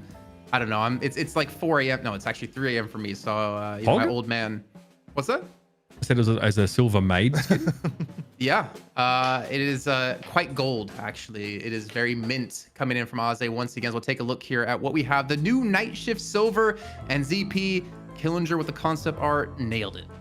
Yeah, I mean, again, we wanted to go with someone that had experience with these types of designs, and it really made the entire process seamless. She made the design, and then Aze was able to bring it to life in game. And you know, again, Silver is one of the more popular characters in game. We wanted to get a hero in with the Night Shift skin from the latest update, and you know, Silver seemed to be the choice given the just absolutely massive levels of support for the character, and you know, just how many people are just like, yeah, you know, love fan art of Silver, love playing the character. It also kind of works out that she's popular right now. Like, I'll give you an example. If we did a Night Shift page skin, it'd be great. All we'd have is the video, and you would not see any gameplay whatsoever. So there's a little bit of that too, being, is this character still going to be picked by the time the skin is here and around? To be fair, if there was a page mod, I know Uber would be playing that ASAP. Yeah, I mean, sure. It depends what kind of model we're talking, bro. Is she going to be in a waistcoat? I mean, I like Paige. Paige is great. Yeah. You are calling back to like when we were doing the voting for those heroes who we wanted to come into the game, and I was relentlessly campaigning for Paige in an almost off-color manner. I do remember that. But I mean, that's great. The last time I remember being on a show with you was that long ago. It's not my problem. Your memory sucks, bro. Like, I don't know what to tell you. Either way, perhaps a hero that's a little bit more played would be kind of cool. I'm thinking like sheepskin, like bro, look like a bartender out there. Yep, the possibilities are endless. With your support, obviously, out there in the chat, we can make these things possible. So thank you so much. And of course, yeah, get your subs in. We'll get that skin released to you. You know, I think I might need to pay Aze to just mod every character in the game to have one of your different shirts, because that would be a hilarious mod as well. Not enough characters in the game, mate. Yeah, I was gonna say, wait, you need way more. You wait a few more years, big fella. I feel like Mitch moved into his new place, and then like part of his struggle was just, okay, how do I fit all these shirts into this living space without resorting to mini storage? So many bullshit shirts, bro. You have no idea. Like, just some freaking egregious ones. I'm like, yeah, some might never have a chance to walk because I'm just that bad. So is that why whenever you do events, you in your contract request a trailer just for all? Oh, he's walking. Okay. Cool. I was in there talking to him, but whatever. You know, I've only known him for like, 13 years. He's just gonna walk away in the middle of the sentence. I think it was legitimate though. Like, as much as there was comedic timing, I also think that the AC technician may have just finished fixing his AC and he just had to run with it.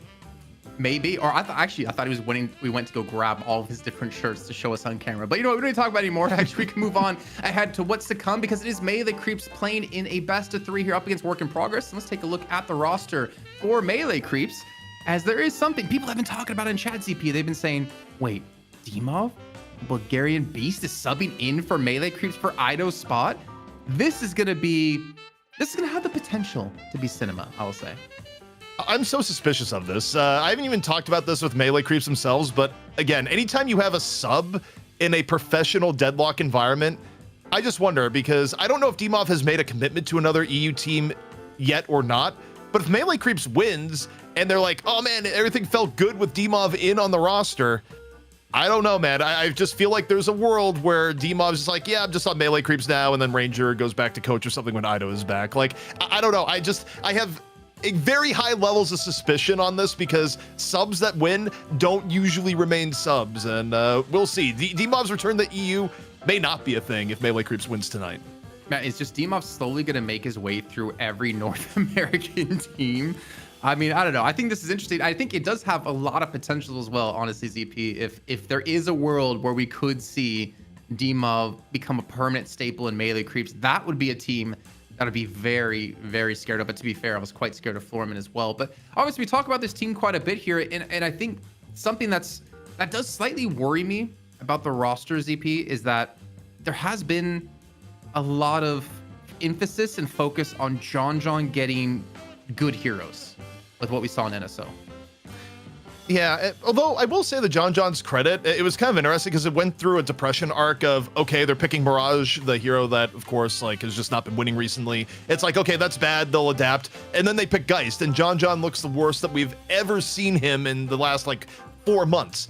But then John John breaks out the Wraith, fresh off the training arc, and the Wraith is actually incredibly good. Like John John said afterwards, yeah, I did a lot of aim training to get ready for my Wraith arc, and he looked really good on it. So, I don't know. John John, I feel like, has always been the cycle of, what's John John's hero pool? Can you ban him out? And everyone thinks you can ban him out, and then suddenly John John, like, opens his jacket, is like, Learn a new gun heroes carry. just come in, you know? Yep. I respect it, bro. pulling That this guy, OD, that guy man. switched on. Yeah, and the thing is, I think if Melee Creeps want to continue to have success, he needs to continue to do so as the draft is ready. So let's hop on into it here and see how this best of 3, at least the first match, will play out. It looks like Melee Creeps. Ooh, I even like the logo we updated as well, coming in with first pick and first ban. Do we make Melee Creeps gay? I'm so here for that. It's, Let's I mean, go. it's Pride Month, right?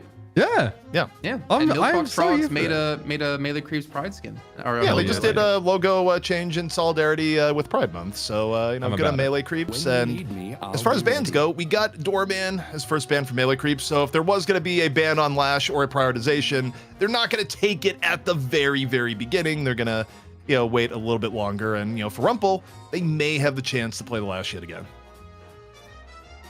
Yeah, what is the answer though? Like, do you try and like go after the pocket here, or are you? Yeah, you do. Just get it out. Get that out of the way. It's obviously like pretty problematic, especially like if you have like a heal heavy sort of setup late in the game. You don't want to deal with that maxed out affliction. No way. I'm just hoping we don't see Celeste as a first pick for Melee Creeps, ZP. It did not work out well for them in Night Shift Open over the weekend. But of course, new silver skin. We're 113 subs away from releasing it to all of you in the public to use. They got to pick her up. I'm just curious, which direction is it necessarily going to go? I mean, what's Demov going to do? Is he going to just one-for-one fill Ido's hero pool? Because obviously Demov has the flexibility to do so. does everything, Or- yeah. exactly. Or they're just going to incorporate him into the roster. I think Demov can basically play whatever. Work in progress, though. Get a counter the silver, or not counter, I should say, but strike back with their pickability and perhaps Lash as the first 2 picks. We'll see. But no, I think for Melee Creeps, the reason why they valued Celeste that highly is that we had questions on, can you use Return Fire with Celeste? And the answer was yes, and people are going, wait, Return Fire Celeste is really overpowered. And then half the people around just weren't even picking Celeste. So I think Melee Creeps, in reaction to that news, said, we're going to Return Fire Celeste all day, and it'll be, you know, very strong. And it just didn't quite have the impact that they thought it was going to have. Interesting, great talent, quite high priority pickup here for work in progress. We saw obviously in the previous series, and for Boba Clock, it didn't really have a huge impact. Yeah, it's I feel like he can be very hit and miss depending on how you play him and how well you can play. I think Fly the Bird most important. I think as we've seen cosmetical pinnacle, I think a GT flying.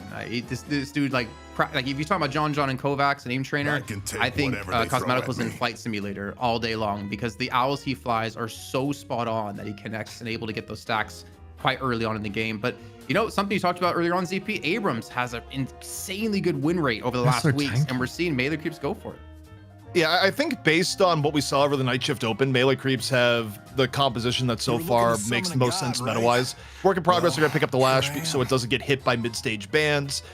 But I think getting Silver and Abrams together along with the Ven, you've covered multiple bases here. You have Silver, who's just been in general one of the highest prio picks that is good for early to mid skirmishing. You have Abrams, who's been unreal at space control and also setting up picks throughout the last weekend. And you have Venator, who is by far John's best hero, and also, frankly, a hero that was also like pretty well represented as far as like top tier M1 over the weekend. So it's hard to find any fault with how Melee Creeps have drafted on the first half. What is Saya going to play here with the Paradox being banned out?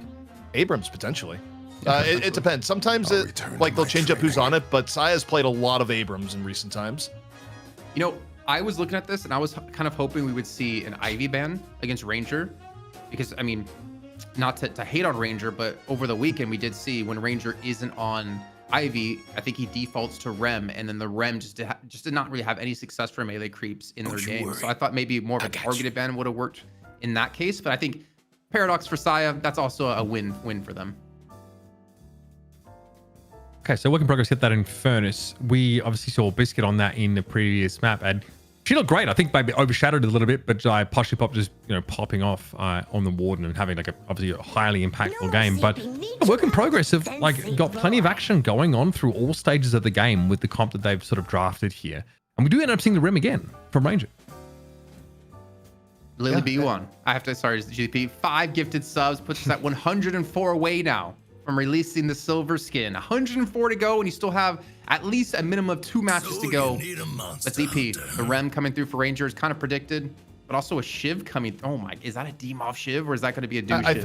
I think so. I think when you think about Rangers' preferences, Ivy would usually take preference over the Rem. I think people maybe are changing minds a little bit on Rem and going, okay, he's better than we thought. But also, if you got Demov on your team and Demov's going to play the Shiv, do you spend a little bit of time throwing more pocketing towards Demov of all players? Yeah, I think you actually do. Also, work in progress coming in with the Geist pick where, I mean, we've seen Geist a little bit more recently, and I think people are warming up a bit to her. I don't think it's quite as negative as, say, picking up the Mirage, but I'm still... I see Geist and I hold my breath a little bit, and based on work in progress's who they have playing these heroes, it's probably Poshy Pop Geist, if I had to guess. I do like the laning though of Lady Geist, like by comparison to Mirage here. Maybe give yourself a smoother runway into that later part of the game. With Warden banned, you are probably still looking at like another gun carry option here. So seems pretty reasonable. I'm scared of the Shiv though. Shiv Victor, last pick, rounding A for melee creeps. This comp is actually pretty terrifying. Obviously, Venator gets incredibly potent later. Shiv just kind of does a bit of everything, and we know Victor is a real pain, even though I wouldn't say the Victor pick shone in our Challenger game today. This looks very reminiscent of a Lowkey W kind of roster ZP, looking at melee creeps pickup. Maybe the Shiv is the one outlier, but this is a very scary composition. But I want to talk more about work in progress here, because we know how strong melee creeps are as a team. I think with the comp we're seeing for work in progress, what is maybe your path to, or the path to victory you see for them if they want to take down melee creeps with the comp that they're running?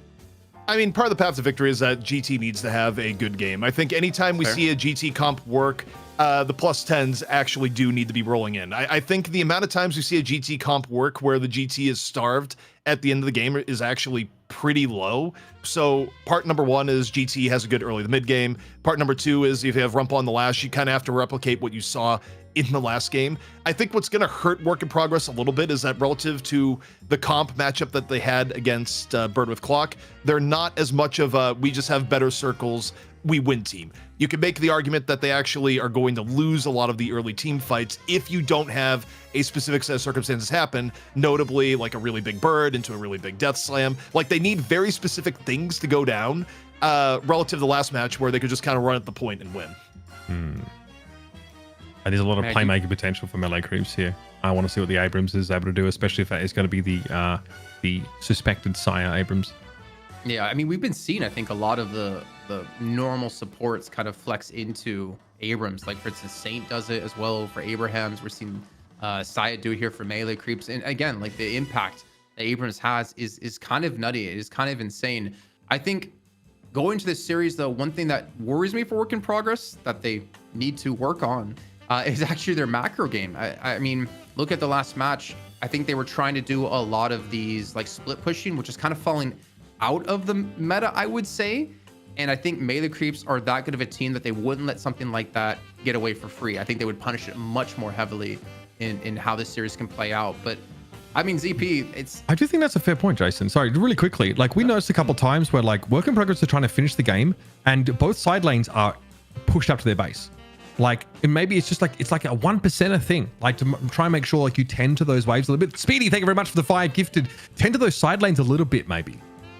Yeah, well, we're going to find out how it's going to break on down here. Work in progress. I want to see them push melee creeps to the brink. Let's see if they can do so here in the best of 3 of the finals of Night Shift number 41 with ZP and Uber. You know, thank you very much. Oh man, we just had the Claris thing happen here, but it's fine.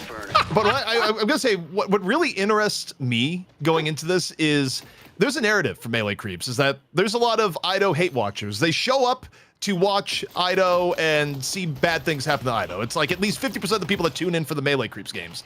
Ido isn't here. Have they decided what flavor of slander that they want to engage in today? Because I don't know if they're unified, Mitch. It's getting hard. I think you're struggling to find a locus for your rage on the Melee Creep side. I think maybe the Rem pick, right? But I don't know about you. I ain't hating on the Bulgarian burglar. I ain't hating on Saya, and I ain't hating on John neither. So he's on the Venator as well. Obviously, great spot for this gun carry to be in. Obviously, he's going to be looking terrifying later on, looking to one-shot a couple of people with those Iridomines. But yeah, maybe Ranger, poor guy, might suffer some scrutiny. We'll see. Thank you very much. We may not be a long wait to Silver Skin being out for everyone to use at this rate. We are within 100 subs now, Mitch. But also, yeah, to the greater conversation, is going to be D-Mob on the Shiv. No one is particularly surprised. Now, the interesting thing, though, in terms of laning is that it's going to be Ranger off with Saya as opposed to Ranger being here with D-Mob. Not that D-Mob won't benefit from the Rem healing later, but it's not quite the turbocharged, heal Shiv no matter what lane that was popular a while back. With Poshipop's Warden being banned, I want to see what this lady guys can do in this later game, especially amidst this conversation about whether, Mirage is completely fallen off or not. We'll see how that goes. Of course, yeah, Dimov on the Shiv. We kind of knew this was coming, and I do feel like this is such a good hero for such a talented individual. Playing over from Europe doesn't really seem to be bothered by that. It's never really seemed to be bothered by it. Expect him to definitely leave his mark in this game. Well, the funny thing is, I'll contradict a little bit, is that supposedly behind the scenes, this is like rumors upon rumors, but part of the reason why D-Mov would be moving back to EU potentially is that playing on ping has definitely gotten frustrating for him over time. But you know what isn't frustrating is winning. So that's why I always wonder is that, for D-Mov, you won a lot with Floormen. Okay, things hit a rougher spot. Maybe you just want to go back to EU. But you have this 1 week where you play with Melee Creeps. If things go well, does that make you reconsider? Because winning often is greater than all. But we will just have to see, Mitch, as things get a little bit up close and personal here on the right. Like this, obviously, some pretty active use of grit here for a JBK. Just that extra little barrier on like a 1 minute or so cooldown. Means that you can look for these moments to go a little bit more up tempo and be a general nuisance. Of course, Infernus is still a pain in the neck in the lane. Definitely not someone you want to be sort of trading with at length, but he's up against Shiv and Victor. So Melee Creeps certainly have a duo that can hang. Rem obviously drifting over towards that mid part of the map here. I don't know if John really is going to go too much further than he already has. It's just making use of the absence of a wave to maybe farm up a little. And for work in progress, I have to say, I mean, it's not too surprising given the fact that they were able to take down Bird with Clock, who also was able to do this. But one of the first tests for any team of can you hang with the best in the game is, can you survive the laning phase?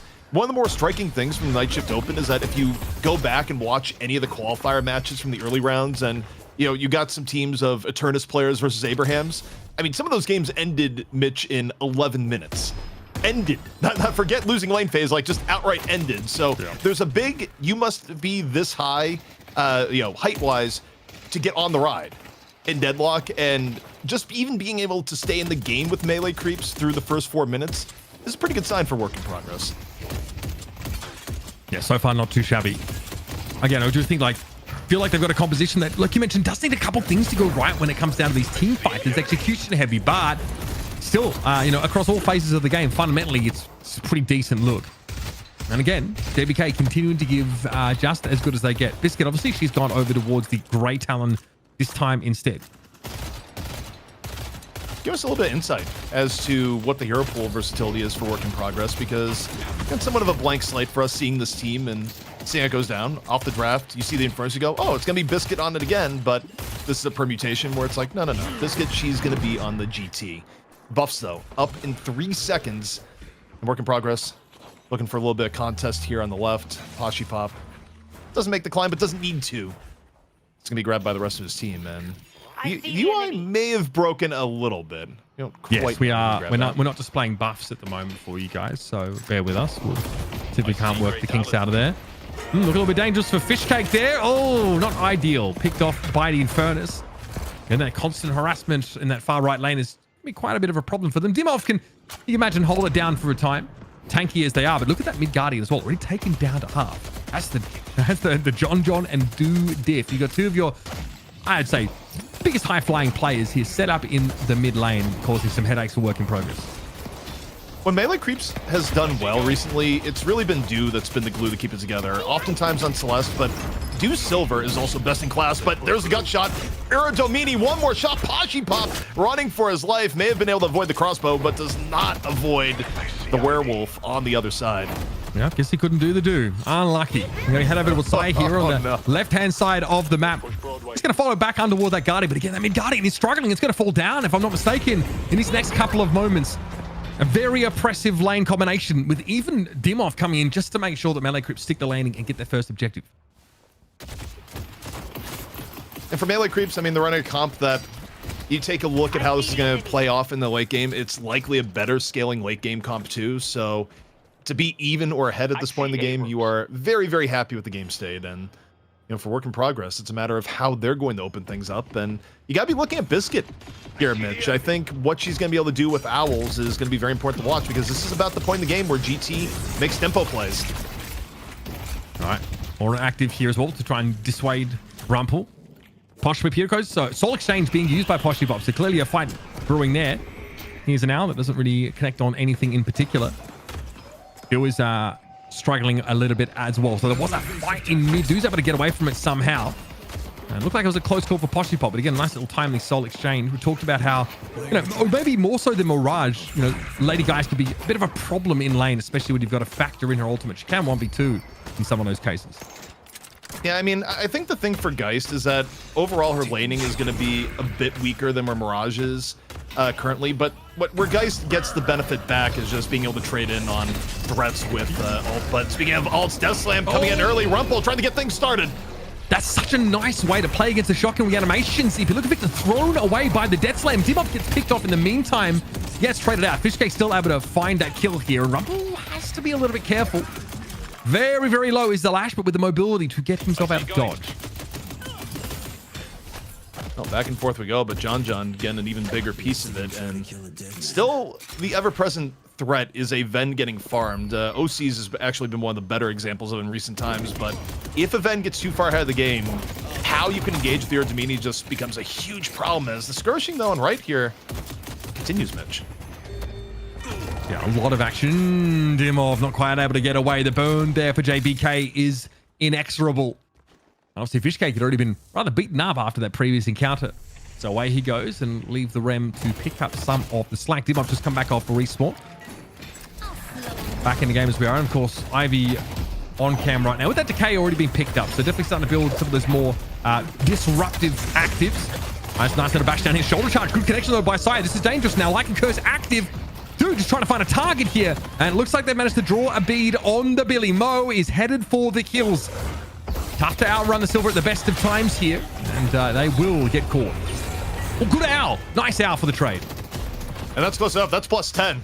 The only thing that chat actually cares about, Mitch, in that situation was plus 10 achieved. So, just in the nick of time, Dew, though, gets the kill before being sent back to spawn, where, again, pretty close here so far. About to be 10-minute buffs in 50 seconds. 41k to 38k. Things that are a little bit worrying, though, as we were kind of talking about before, is that Ven trying to get ahead of the game here, courtesy of John. Saya making Division take a few steps back here. Yeah, a lot of pressure on this right side of the map. But look at Melee Creeps thrusting straight up here. Oh, not good at all. Biscuit caught out. And that seems like there was... It's like all Melee Creeps were looking for. Now you're set up pretty well. Buffs are going to be up. Biscuit's going to have a chance to get back into the game, but we might see the classic Melee Creeps getting both buffs here if we're not careful. Some eyes, though, here on Saya. Fishcake did get caught out by JBK in the end. We're over on the left-hand side of the map, where Melee Creeps' Guardian is looking significantly worse for wear. Buffs spawning up right now. Not necessarily Dew's first choice for a buff, but our UI is fixed, Mitch. And that's the important thing I'm taking away from this, as John picks up a Fortitude and gets a survival buff. It's going to be one tanky Priest. Yeah, but this next window, I don't think anyone's going to be stepping into the confession box, so to speak. Dew as well gets a casting buff. Now we see what the plays. Melee Creeps fame. This phase of the game for them is technically, typically stellar. in North America at least. We'll see what they can do though, because not a whole lot going on in mid. Obviously, you've got time here to sort of fan out. Sinners are up, of course. That's something you can go for. And Earn is in 90 seconds. So we're tracking all of those resources at the moment. It looks like, yeah, John John's going to do some farming for the time being. This is awkward though. We are behind the Guardian on this left-hand side of the map. Division gets chased down by Dude, who's looking extremely dangerous now. And I wonder why Mo, yeah, maybe just caught on the wrong side of these two players, is able to sail over the top and get back to safety. I mean, dangerous spot to be, especially with Silver ult ready to go. Mo, though, not showing a ton of fear. Gonna get the reinforcement. It's Poshy Pop making the rotation off into the lane. Elsewhere, though, Rumpel striking down 2, takes down the Rem. Let's see what Rumpel has cooking on the other end. JBK caught. Rumpel. Nothing to really do here, and concern, of course, about this Guardian, which is almost certainly going to be picked up. So something getting done here, at least for work in progress on this right-hand side of the map. Still in 1v2, technically Rumpel doesn't want to linger. This Guardian also is going to be in trouble. This is on the left now, so many of these outer Guardians starting to be picked up here, which means that up next, of course, we're going to be scrutinizing walkers, but Earn in 12 seconds means that Malek is trying to get a good foothold here to get even more of a soul lead. This may be comeback Earn. It's right on the threshold, so we'll see where the Earn actually spawns. Was that 8K, right? Spawning middle. So, not comeback Earn. Okay. Well, not good news for work in progress. Melee Creeps have maybe even just gained the system to their advantage here. Maybe they're just fortunate. Here's an Earn take anyway. There's an interesting thing that got brought up when people are doing post-mortem on Earn mechanics and Night Shift Open that the teams weren't even aware of until the end, is that supposedly, now I haven't tested myself, but supposedly, if the Earn spawns neutral but then goes into comeback territory, it won't always be marked, but the resist aura is still a thing for the Earn during the turn-in. It's like a very subtle interaction that apparently, like, from what I was hearing, Lowkey W and Abrahams weren't even aware of. But either way, we'll save it for next time, as the Earn is about to be turned in by Melee Creeps. We'll see what the response is. Not a whole lot can be done about this. Okay, we have a Slam active. Death Slam in response here. Yeah, nice little disruption there on Sire. Fishcake, though, is still alive, of course, now after that revival. And Mo clearly got caught in the epicenter of the blast. Melee Creeps here, though, haven't secured the Earn quite yet. Fishcake eventually does go down. Demov, though, gets in there, flips it in their favor, and Division gets picked up. Melee Creeps going to give what they came for here.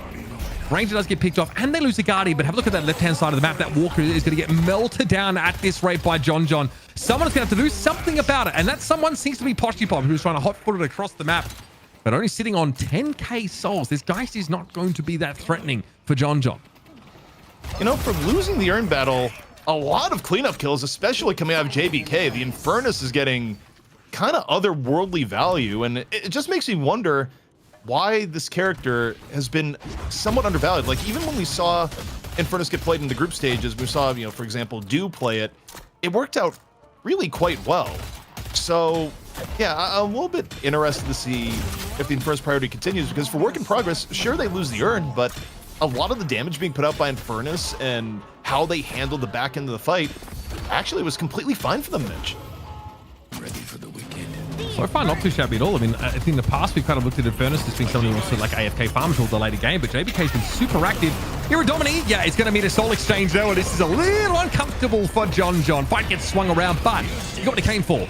Walker got picked off. Here comes an Owl. Looks like they did knock him off. No, he's actually been able to slip away, and Mo, frankly, doesn't have the skates to catch him, not in a meaningful way anyway. So now with Melee Creeps still surely looking towards that mid Walker. They've got some favorable push conditions now, and Sire is doing a good job of tending to that right-hand side just to keep the macro pressure low on them. Cultsack gets into the inventory now for Mo. I see Victor. Buffs coming up in about 10 seconds. In terms of who's positioned for it, more in the Melee Creeps camp for sure. A little bit questionable on right buff. Looks like Victor and JBK having a bit of a stare-off, but it's Fishcake who gets a casting buff at the very end. Yeah, and also now Abram's starting to swoop on in, so JBK is able to TP on out there. So once again, Melee Creeps get both of those buffs. I mean, very, very good at sort of timing things now. We're going to look towards our next timer. It's obviously 245 on that Earn. For the time being, we have wave shoving on the left and the right side, and Poshbot could be in trouble here. They know he doesn't have soul exchange available. John John knows it all too well. And very quickly, Poshpop was able to slip away, but it comes at the cost of that last Guardian. One thing I'm curious on here, how much? Oh, we're still at plus 10. So we called this out in storylines to watch over the course of the game. Yeah. What's a condition of victory for work in progress? And at this point, 15 minutes in at plus 10, you're definitely behind tempo for GT, where there's a very strong correlation between actually getting stacks early and having a big impact. But while we're looking at GT, look at this skirmishing between mid and left here. Gut shot puts Poshpop in a terrible spot off the dive from John John. Poshpop might have thought he was safe there, but there was so much to go and dig out that lady, guys, especially again without the soul exchange. Biscuit, though, we're getting some stacks. John John is going to be picked up there, but that Walker is significantly worse for wear, and obviously on the left-hand side of the map, that Walker had long since perished. So in a macro footing, Melee Creeps definitely heavily favored. They've got a little bit of a soul lead at this point of the game. Remains to be seen just how significant that is going to be. But earn in 90 seconds, obviously a fight that might precipitate an opportunity to start to pressure mid-boss or clean up these Walkers. Next turn, I think, is of pivotal importance for work in progress. It's going to be either the point where they get a little bit ahead of the game or the point where Melee Creeps actually has a very, very significant lead beyond the objective advantage that they already have. So I think for me, it's kind of make or break of, is this a close game that goes a distance into 35, 40 minutes, or does Melee Creeps simply get the game on lockdown and the rest ends up being somewhat of a formality? So the next 2 minutes of the game, incredibly important for work in progress to be executed properly. Of course, we've been watching JBK, who's been a good player midway through the game. And it's clear FishK doesn't really want a bar of it, despite having that buff. And that Silence Wave doing very little to bother JBK. Just consistent harassment now, but you've got to be careful not to overextend. That is a dirty shoulder charge there from Sire. Concussive Combustion, though, is going to buy at least a get out of jail free card here for JBK. But conceding a lot of ground there in mid. Eyes got to turn over towards the left-hand side of the map for sure. We have a 3v2 favoring work in progress. That is underway. Walking straight through the Spirit Snare without a care in the world, though, is due. And I think seeing Dimov has put work in progress off their lunch. You know, for work in progress, you'd love to get a pick on Do before Earn Fight ends up being a thing. Maybe easier said than done. However, Mo thinks there's an opportunity, forces out the Warp Stone instantly out of Do, who very much is aware of the stakes. We're due to die here just now, but Guardian is going to go down instead, and work in progress. So they position. It's going to be Melee Creeps getting control of the Urn, the control not being contested whatsoever. See the soul lead not considerable enough for that to be a comeback Urn. So again, the way kind of already being paved on this left side by Do and Dimov respectively. I don't think work in progress are going to really intend to do too much until we actually get to that Urn turn in location. You flagged it earlier, ZP. This is going to be an extremely important engagement. Ranger just going to take a sidebar here. Try and make sure that Melee Creeps weren't looking for a pick opportunity in mid. It's unlikely that Division was going to serve them up too much of an opportunity. They're going to be 5 players here on this left side of the map. Be shocked if work in progress can do too much about it. Plus 20 on the guide on Owl now. That was starting to build up. Do get picked off. What? That's the best pick they could have gotten there. Do out of the fight means a ton. Now, they're going to be sacrificing Walker for it for sure because Pashi can't win the one-on-one against John John. But the Urn fight, this is an opportunity here for work in progress. Can they get more? Do being out of the fight gives them options. They're going to get the shocking reanimation out of Fishcake. Melee Creeps in a bit of a retreat here. Pashi now has joined the main fight, grabs the Urn. They sacrifice the Walker, the John John, but the Urn potentially has options here for work in progress. The problem is, though, Do's going to be back in here, Mitch. The fight is rejoined. Okay, the Deathland comes straight through. Melee Creeps to get thrown to the ground. Fishcake without the revival active. Oh, buddy, Melee Creeps thought they could fight for this over, but now they've lost a couple of players already. Is there a way that John John can be relevant? He's trying to get to this fight. He is hot-footing it over there. But that Urn has already been turned in by work in progress, and now 2 players down. Melee Creeps want to fight for it, but John John appears, and his impact is felt instantly. Poshipop simply ceased to exist, and John John is mad about it. Mo also down. That is a straight-up 2K here with the Venator returning to the fight, and he's evened the odds. And so as the dust settles, Melee Creeps get themselves a Walker, give up Urn, trade evenly, and trade up, in fact, in the fight, as Do is also back with a vengeance. I'm sensing a mid-boss opportunity here. Yeah, and I mean, also, what a wild fight to turn around. That's the power of a 26k Venator who got supercharged by effectively bullying Pashi out of lane, which is, you know, part of why you don't see Geist as much. John John had both a soul lead and arguably the character advantage. Pashi had to give it up, ends up joining the team fight earlier, but better late than never for John, who just pummels on his return. But we got an Urn Contest coming in now. The Stone Form, though, it's a little bit too late. All 3 Rejuves gone the way of melee creeps. Yeah, and this ain't gonna be pretty, folks. So strap yourselves in. Division gets picked up early. The Owl did come in and catch on to 4, but it hasn't really opened up much of an opportunity for work in progress, as now Fishcake is going to return back to the fight. And that's a nasty little knockdown there as well. Biscuit in deep trouble. Not exactly in her element in terms of what Grey Talon wants to be fighting, that's for sure. I like the attempt to do, trying to get back behind the retreating work in progress, and there will be very limited opportunity for escape for the Sapphire side. They had to try and contest that. Unfortunately, they've now fallen further and further behind. This mid-walker is certainly top of the menu. Going to be the last walker for work in progress going down here in just a moment. Melee creeps giving them no quarter whatsoever on the chase down. No one left to efficiently defend this mid-walker. They have a little bit of kudzu come down from Division, but you got 5 members down and a powered-up John ready to lay in the damage onto the walkers. So in terms of macro advantages on the map, it's starting to get pretty overwhelming for melee creeps. Yeah, it's brutal, and there is a whole jungle worth of farm that can be farmed up here. Melee creeps are going to make sure they double back and, I don't know, just collect the buffs that are also are just going to be sitting waiting for them. Obviously, Rejuves are going to be active, and it overlaps with that earn timing, so not a great scenario either for work in progress, as melee creeps will be just inherently advantaged as they look to contest that next objective. I think now for work in progress, if you could get any Rejuves out, find what to be scrappy, this would be the time. Ranger, though, looks to shut it all down, drops a nap time, hits 2. Rejuve Crystal, though, gonna be taken down. It's Ranger who falls for his attempt at the nap time. Rumple getting back into the fray, looking for Saya. Death Slam hitting onto 3. The Rejuves are gone.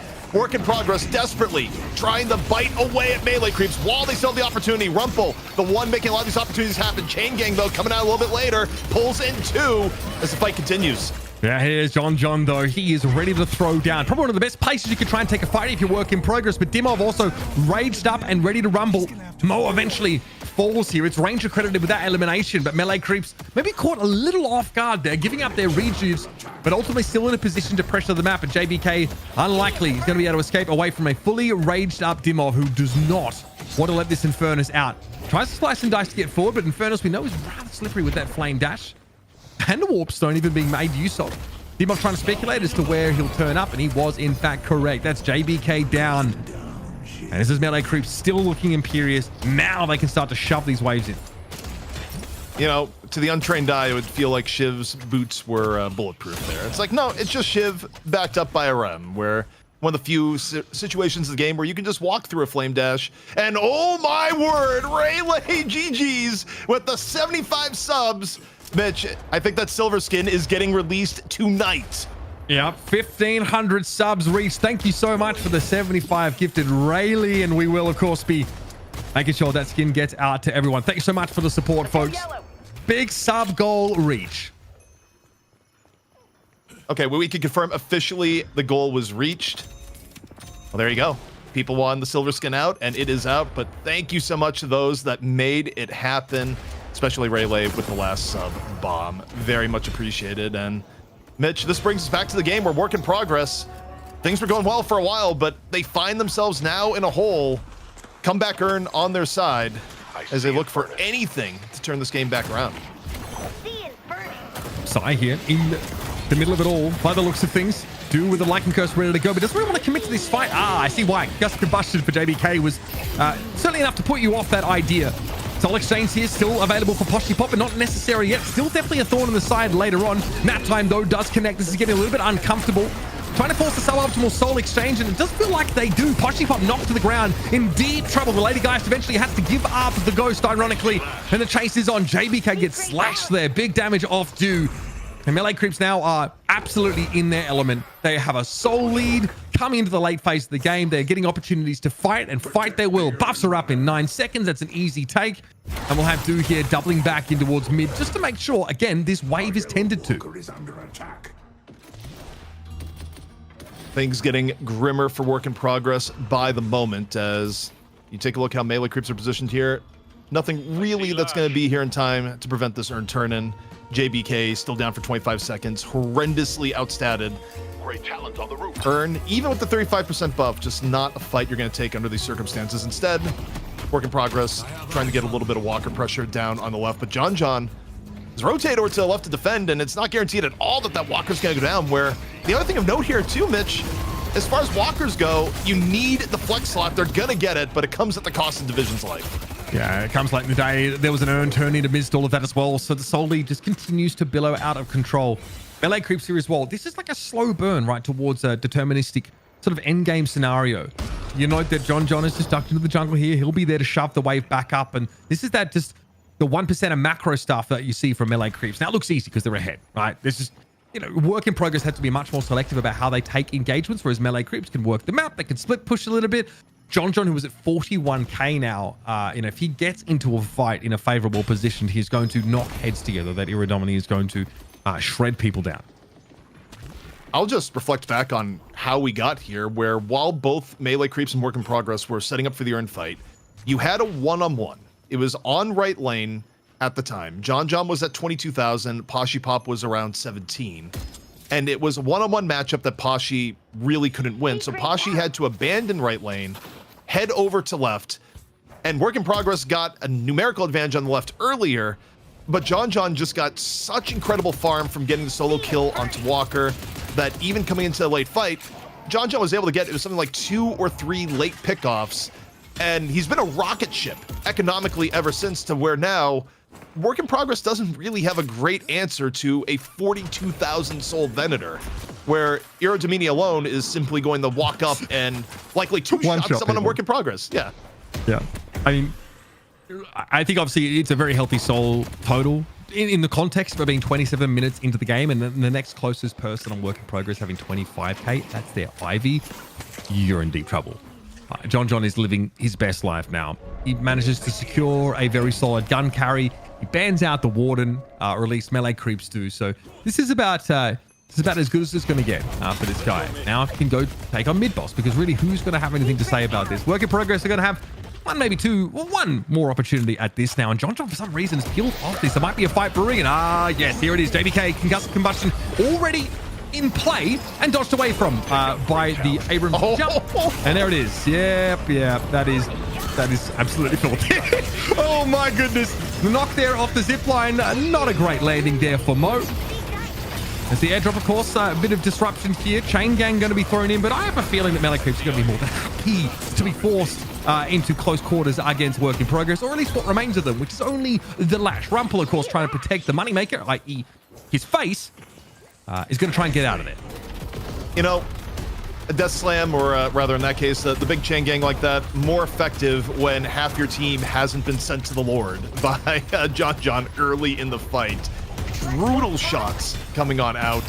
Effectively, you take down 2, and yeah, I mean, the stat differential just a little bit too much there. I think also, I didn't see the full aftermath, but I think Saya just had the early dive that either outright killed Biscuit, or at the very least, pushed her out of the fight early. So, really good engage by melee creeps, but more than anything else, just kind of flexing the rather significant advantage they've already had. Yeah. And again, they are being, I think, also pretty conservative and making sure they close out the game without leaving too many loose ends. So mid-boss, of course, gets back onto the menu. Now, Rumpel is here. Obviously, there's no great plan when you are virtually 1v6 trying to contest mid-boss, but we'll see what they try and come up with. There's always room for a bit of magic here. Boss will fall down. Rejuve drops in, and who is here? I mean, Work in Progress is trying to get there very quickly. They got concussive combustion back in play yet again. Rumpel, though, they're kind of vaporized. In fact, they just seem to be hovering in a state of quantum indecision between existing and not, because, well, they're instantly blown up. You know, to throw back to Jason making a pun earlier, but now in a different way, that was Rumpel turning into Crumple towards the very end. But what more can you do in that situation? Giving melee creeps 3 rejuves in this sort of situation is likely a good game. And oh my word, the movement into the gut shot. JBK running for their very life. Yeah, and you are very slippery as Infernus, right? More than most heroes still would want to get remotely close to John there.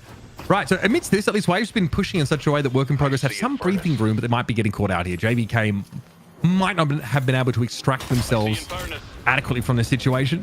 Secret Stop just being camped up there is into the mid-boss pit we are trying to go. Warpstone, everything being used to try and stave off this pursuit. Okay, but to the degree concussive combustion being channeled here, just in case anyone got close enough to chase them down. Dimov is spotted there around that mid-boss area. Guys, 3 region credits. I just need to cue the Benny Hill theme song right now because JBK is leading us on the wildest goose chase. Yeah, this is where JBK is just hoping, please die in the fire. Except this is a Shiv with 3,400 HP, way more farm. The fire is simply tickling him, Mitch. It's giving him needed comfort in his time of need as JBK has no way out. That was a 2-minute chase down. I guess that broad work in progress sometimes. They continue to languish in this extremely oppressive scenario where melee creeps have the boot on the neck and are ready to bring the house down. We are straight on in. And we'll likely be done here in just a few moments. 204k souls, 30 minutes into the game. Obviously, almost a 50k soul lead. It's a 47,000 soul Venator. John spent some time split pushing. There was some windows where melee creeps didn't have all 6 players active, but they put their trust in John. He, vice versa, trusted the rest of them to keep things shipshape until he returned. And when he did, well, it was just add water, have yourself a team fight win. You know, I talk with John on a regular basis, and he mentions all the time he feels the pressure from being a M1 player. He's like, look, I just got to do well or the team isn't going to lose. Like, there's a lot of faith that they have in me. But in this case, their faith was well repaid, Mitch. It's going to be melee creeps taking map 1. A work in progress for the new kids on the block. They're making an impression, at least on me. Yeah, not too shabby. I like what we saw in the early through mid game as well. You know, we had questions about like what the role of the Lady Geist was kind of supposed to be. Poshy Pop was banned off of the Warden, Jason, that he found so much success on in that challenger game. I don't think that's the difference maker. It's correlation and causation, but work in progress definitely on a macro level also feel like we're put to the test.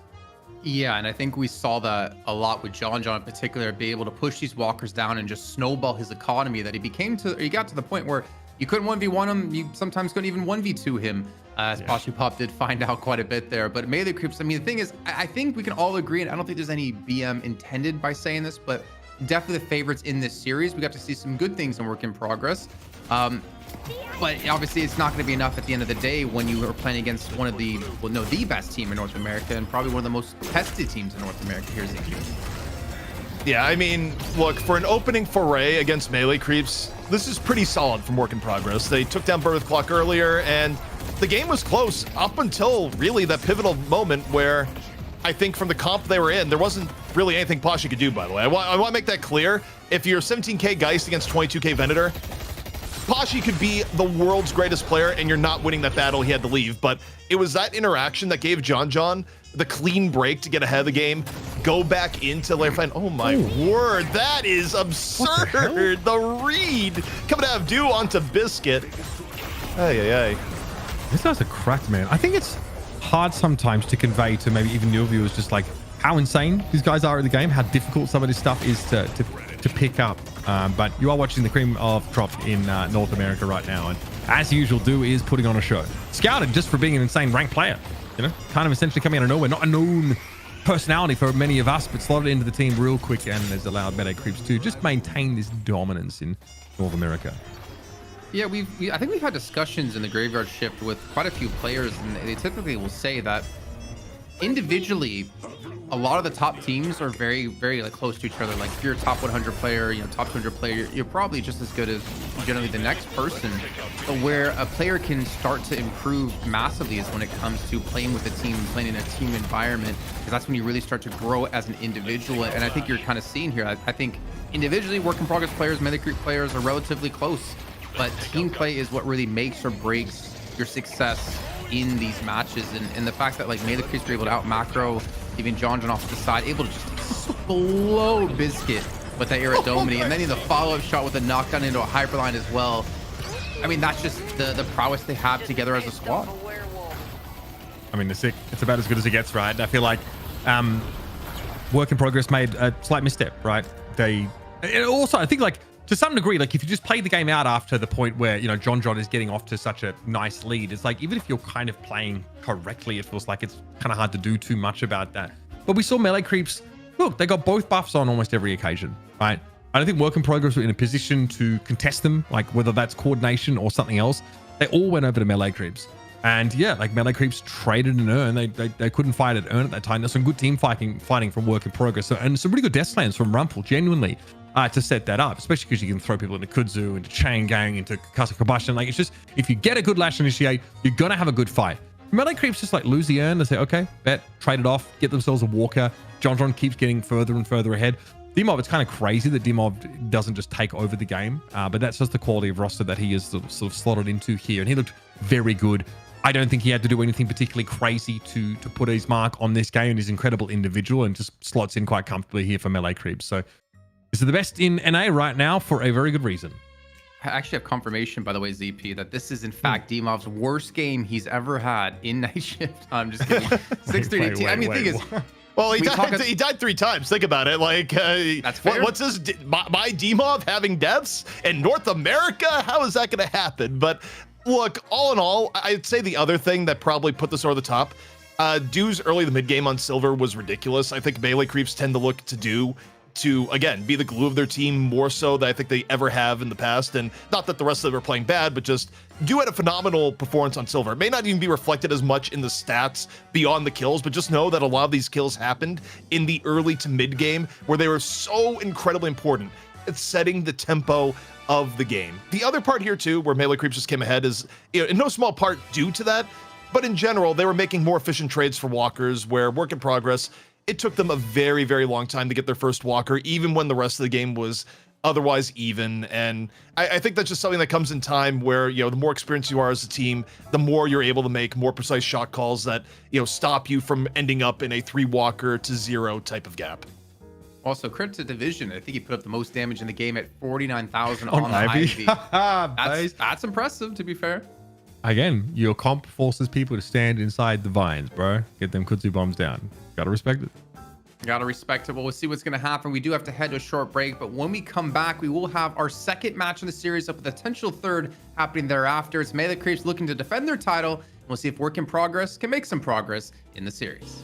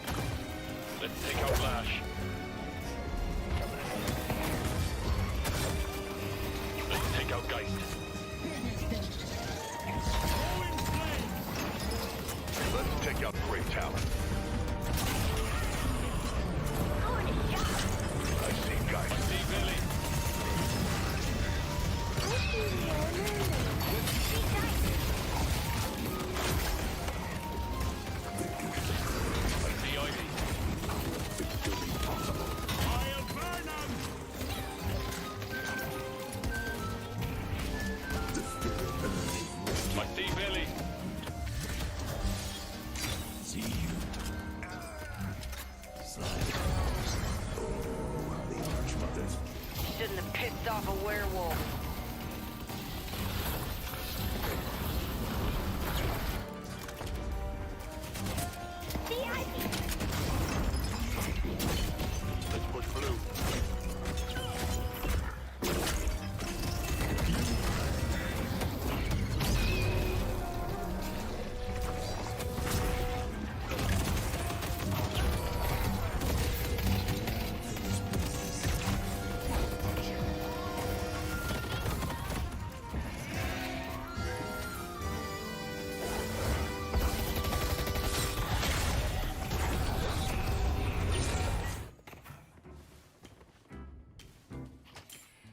get enough.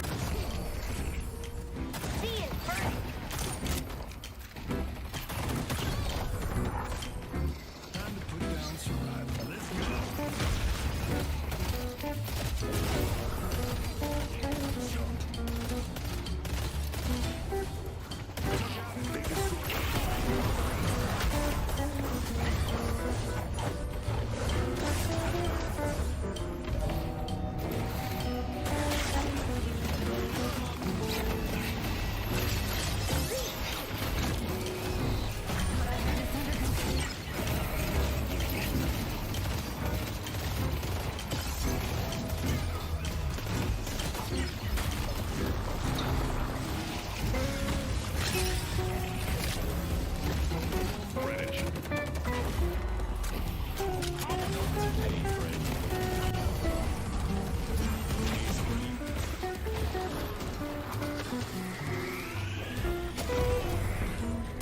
Friendly rivalry.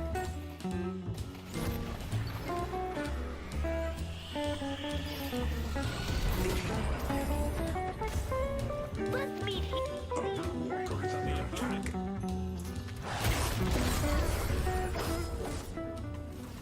All right, we are back and ready to go, all guns a-blazing to see how this series does finish off here in the night shift number 41. ZP, can you believe we're just, I mean, not that many weeks away from doing the show for a full year. My brain broke there for a second. It's 11 weeks. I know 11 weeks. math is That's not our almost strong 3 point months. here, but yes, 11. 11 weeks. That's still technically a few weeks. It's more than 2. Less Sorry, than- I understand a few to A mean lot. like between 2 and 5. You know what I mean? 5 is like pushing it. You know, we're talking about almost 3 months, bro. That's a quarter of a year. It's Just a saying. few weeks compared to 3 months ago. Okay. And I can't believe Uber's been here for a total of 3 weeks in this whole year. Actually, honestly, Not too far. yeah. I mean, maybe 4, maybe 4. Yeah, yeah. It's been close rough. to Well, don't accurate, worry. chat. What's that? I said it's close to accurate. Like, Oh yeah, but don't worry. I think we got Mitch for the whole month here, so you can be blessed to be here, hearing the beautiful voices, the sultry voices of Uber and what he brings to the broadcast. Right now, Work in Progress need to bring something new to the table here going into the series. Obviously, not working out in the first match. A decent start, definitely to kick things off. But ZP, what would you chalk it up to necessarily? Is it like an experience difference? Is it like a hero pool difference? Is it just, I mean, I guess experience? Yeah. I mean, I would just say experience as a team. The macro end is generally where they got out traded there. I also think a little bit draft wise, maybe Geist wasn't the pick, but it's hard to say. Yeah. Like, if, for example, even if Pasha was Warden, if Pasha was 17k Warden versus 22k Ven in that situation right before John got turbo farmed, it also wouldn't have changed things either. I mean, ideally, you don't run into a situation where you have such a disparity between your M1s that John gets that for free going into Earn. And yeah, because I mean, that was one of the areas where it really got away, but also in terms of some of the trades for walkers, I think even earlier in the game, there was a point where melee creeps were able to just kind of manufacture an early walker without really giving up a ton in return. So, I mean, some of these macro trades where I think you get some of the more complexity and how, as a new team, you compete with the more veteran team, because they've been in those situations hundreds of times by now, right? Between scrims and competitive play, whereas you as a team, not so much. Who was supposed to take the spot of this like Mirage and Geist, like these late game ricochet inhibitor carries? Like, who do we go to sort of fill that role, or do we just not? I just don't think you run the role, ZP, right? I just don't think you necessarily. I don't think an inhibitor carrier is like a super high priority these days. I think if you look at least over an EU, Shred is a lot more important. Yeah. Yeah, and Heb fell off a little bit in priority. He'll still sometimes get mixed in towards the end, but you know, over the course of Night Shift Open, oftentimes it was get Ven or get Wraith, or of course later on for Zergy proving Warden was viable, but it was kind of those 3 heroes or be sad, because generally speaking, anytime Mirage was played, people got real sad in terms of the win rate. We did. We had to watch it. I mean, I guess the team that lost it as well.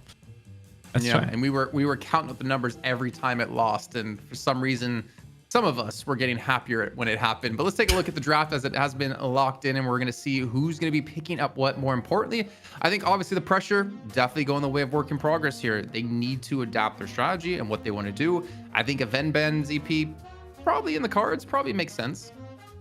Yeah, I mean, I wouldn't hate the Ven ban coming in, even though John has other good characters. Clearly, the Ven was an issue. I think the interesting part here is they're taking first pick, whereas Sorry. previous draft, they were Alzheimer's second pick. killing me. Well, For those who love the silver skins, a good thing it's in your hands now because it just got banned. It will not be on stream in this game, which could be the final game of the night, but it is a change in the draft from Work in Progress. Melee Creeps, though, is their second pick. I definitely feel like if they're going to start adapting to what Work in Progress is good at, they may not get Lash this game. Like, I would actually take Lash in the first 2 picks for Melee Creeps, but we'll see what they prioritize. Oh, yeah, you're right. Lash was the problematic factor, I think, because it's the glue that ties that sort of quite like that AoE composition together, just like that, like negative field effects. Look, perhaps like the pocket obviously, finds himself well and truly under that category as well. And Melee Creep's obviously fearing it a bit more. I do like the idea of a targeted ban for the second round, but do you lose equity by just straight off the bat looking to pick up the Lash here in this first wave? Also, do Work in Progress have the ability to continue to ban the Paradox, or Melee Creep's going to sort of prioritize it more? I thought that Abrams from Sire was really good, right? But we've known him obviously to be more of those pick-oriented characters. Grey Talon, that seems like a very high priority pick here for me to see the Talon, who's not one.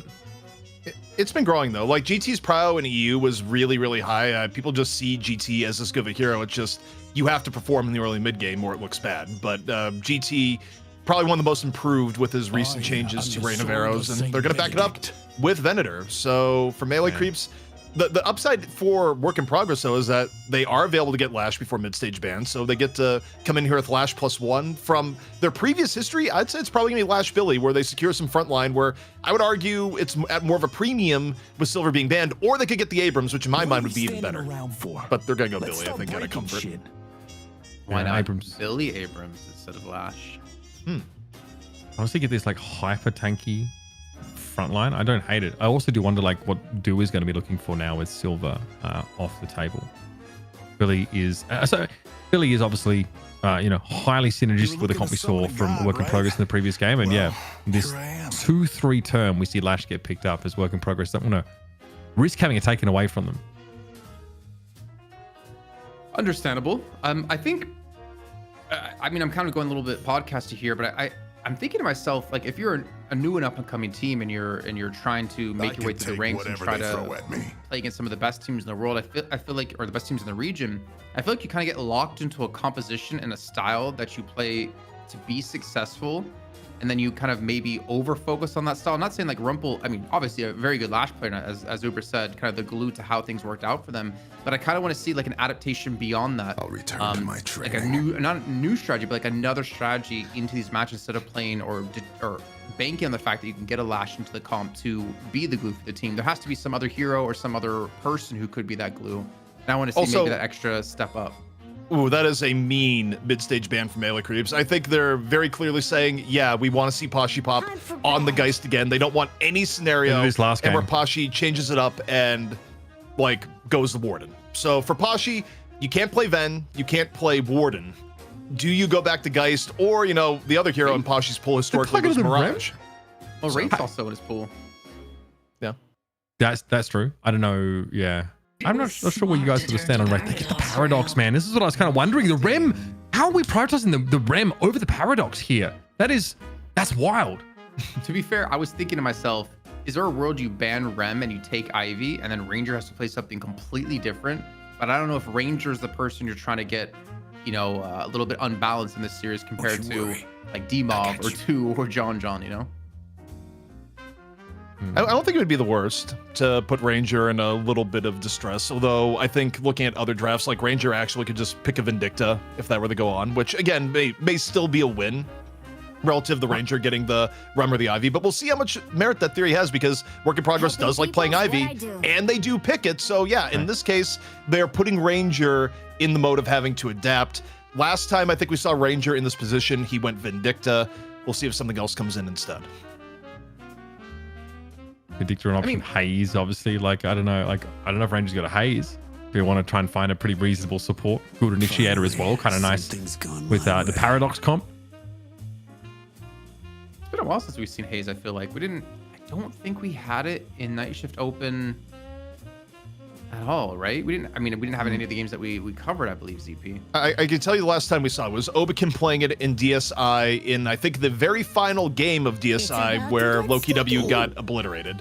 But okay, Viscus is going to be picked. And the interesting thing here is that The other thing Ranger has played is Victor when these things have been banned, now that I think about it. So the Victor makes sense, and Ranger played the most broke Victor of all time, where his #1 goal is, I will be the first to die in battle, and that's actually a good thing. So it is going to be... Be like Cold Front, get all the disruptive aura nonsense. What? No, really.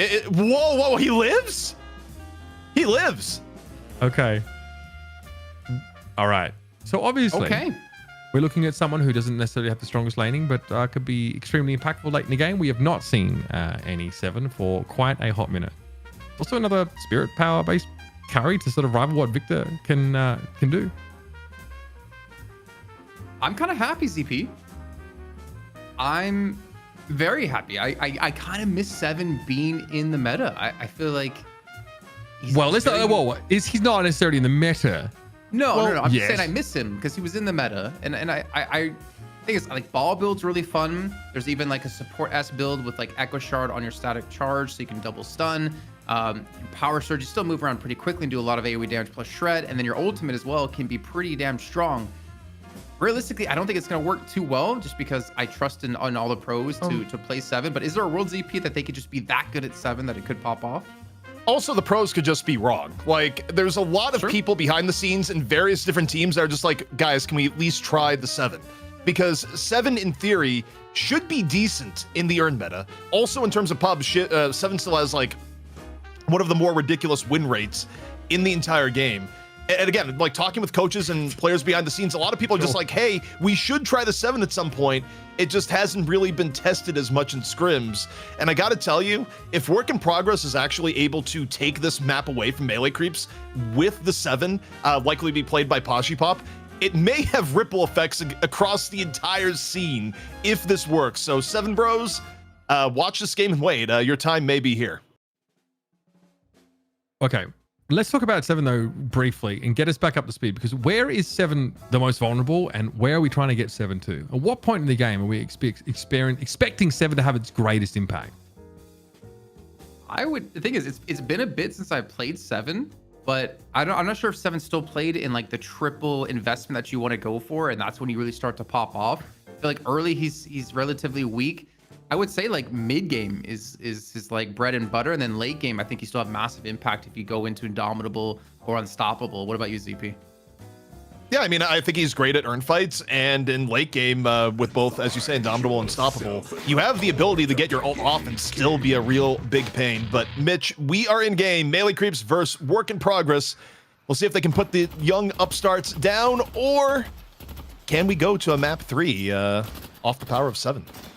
You have to play 7 into a Venator GT lane. Just putting that out there. That is pretty terrifying stuff. Renovar is obviously making this hero a bit more oppressive, especially towards the earlier mid side of the game.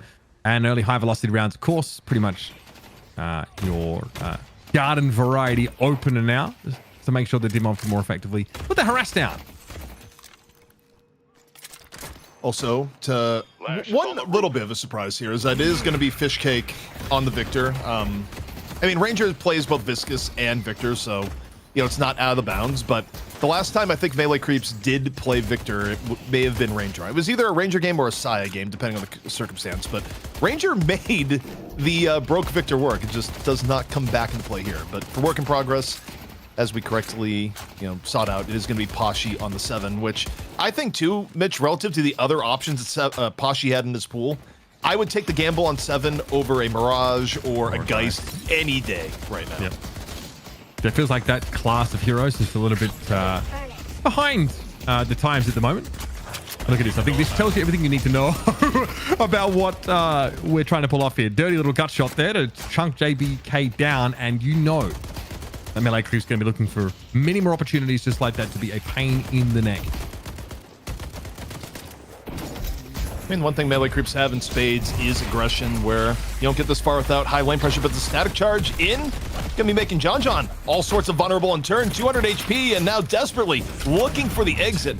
Heavy melee and the rare gut shot for mobility. You do have that in your arsenal. You don't love to use it because it's valuable cooldown otherwise, but may have just saved John's life. It was really nicely identified by Work in Progress, though, as Dimov briefly had just sort of left the lane, probably just to, just potentially farm up some of these early camps. So good read, and great way to keep John a little bit more quiet here. as he's going to be obviously staying in the lane a little bit low on that health. Monster rounds here, of course, 4 to 7. It's all about push power in this early stage of the game. And hey, we won't say no to some free damage on the Venator either. I'm excited right now. What a world if someone is able to win. More stack charge here on the John John again. Gonna live, but forced out. However, up top, you got D-Mov laying in some pain on the GT. Where D-Mov also could have played a few different things in this game. There was a point, Mitch, if you remember, where D-Mov had many weeks in a row of playing nothing but Viscous. Yep. Yeah, and we are like very early into these opening rounds here. So obviously those high health targets as they return to the lane get much more manageable once again in terms of that health. Full bell here should be definitely sidestep. I think JBK might have bitten off a little bit more than they could chew there. D-Mov going to pick up that elimination, of course, but do rotating in very active, very early. That Paradox already off to the races. Yeah, I mean, you look at the end result of that in mid lane. John John was out for a little bit, but got the full heal. A lot of the lane pressure that he was dealing with is now gone, and you know all the work you had at getting John John low. Well, you need to start over again, and Pashi says that's just fine. New stack charge followed by the bell. John John though, not taking too much damage in turn.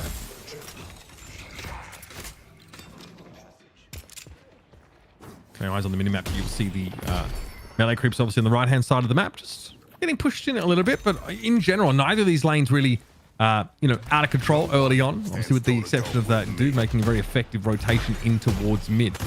So work in progress, probably hoping to be as oppressive as melee creeps hoping to be as oppressive as humanly possible in mid. They've only really found that one kill so far for their troubles. Mo with the bash down here, and who definitely doesn't want to linger within the purview of the belly for too long. And Swift Striker in the inventory for D-Mov. One thing to keep an eye on for D-Mov is we're about to hit ults coming up soon, and as good as D-Mov is, the rules also apply to him of D-Mov, you need stacks early. Goes a little bit fishing for the parry, where, by the way, the other thing of note here, in terms of hero pool priority, normally you see melee creeps go Paradox, you think Saya's going to play it. Yeah. Not with this combination of heroes. Instead, it's going to be Dew on the Paradox and Saya onto the Abrams, where, Abrams has been very favored by Saya in recent times. Oh, there's a gun buff there. For John John to pick up. Again, like, there's just no inclination here for work in progress to contest any of those early buffs, so melee creep's going to walk away with both of those. Carbine catch here on towards Mo. Good harassment here for Do in this lane. And again, keeping tabs on this Paradox, so trying to keep them low. Means that they can't just walk up into mid and cause another one of those mismatched scenarios. Or suffering active here. Good damage on towards Mo. Pain Barrier would have been available there, but there is a Stone Idol. 20k to 21k. Soon to be about 6 minutes. Long way away from urn number 1. Still, you look at the state of the game. Work in progress taking a little bit more Guardian damage here so far, and sometimes things can be close up until the dam breaks, and things aren't close at all. If you're just tuning in, though, the main element of intrigue is that we finally got 7 back in competitive play. And just wondering now, is this going to pan out for work in progress as Pashi plays it still as a sub, by the way, where that's worth doing. Pashi isn't even the main member of this team. He's subbing in for Benes, who normally be playing but had his internet full explode, where that's how it's done, by the way, I know. Your internet just gets exploded before the day of matches. Yeah, not midway through. Important. I would point out as well, for those that sort of missed the Challenger game, Poshpop took it over. He played the Warden, and it was pretty disgusting. Now, that's been banned out every one of these best of 3 games so far. Melee creeps have not wanted to deal with it, while also making sure the pocket was unavailable. So, I definitely respect Poshpop enough to go after the hero pool. And not much else, if I'm honest with you. So this is the money map. This is game number 2. So all that prize money on the line here for melee creeps to once again sort of cement their dominance in this least era, this arc of Night Shift. Man, watching the new movement of GT in the air like freaks me out a little bit sometimes. It's just like, wait, how is he moving that way? Just things you don't expect out of your local system. And the gunshot into Irdomini into a first-class hotel stay. JBK unable to find the way out after D-Mov quickly finishing things off. I don't know if Poshpop was expecting the Venator to appear with Irdomini still locked and loaded. He is going to have to get the heck out of there. Nicely done by Dimov, responding well, and well, just a sun shower really. That storm cloud cut very short. Also, Mitch, more importantly, we didn't see the camera view on it, but you noticed Dimov plus 10 after that interaction. So Dimov is doing a little bit of stack building. And this is probably the thing you don't want to see from work in progress. GT on a good ramp, especially when the GT is Dimov, is one of the most hellacious things I can imagine. Yeah. But, this is on me. I said work in progress, good job getting your disconnect out of the way before the game. No. Yeah. We got legacies. Or is that the curse for slandering Ido? No, I can't really tell. Either way, there are some otherworldly forces at work here. The Bulgarian has no issues, getting the game, dominating.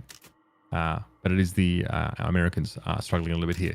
Golden Statue Boss, nothing I would say to write home about right now. Obviously, you'd expect to be able to make these box runs happen, as they will be pretty active trying to get across the map.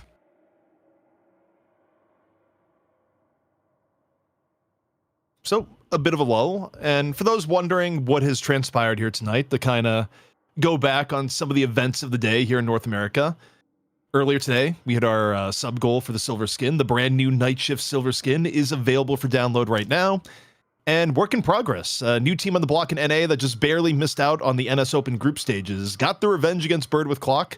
Took him down in the challenger match. And for a brand new team, they've looked pretty impressive here, Mitch, where, yeah, you don't necessarily expect them to take down the king on their first shot. But it hasn't been a blowout.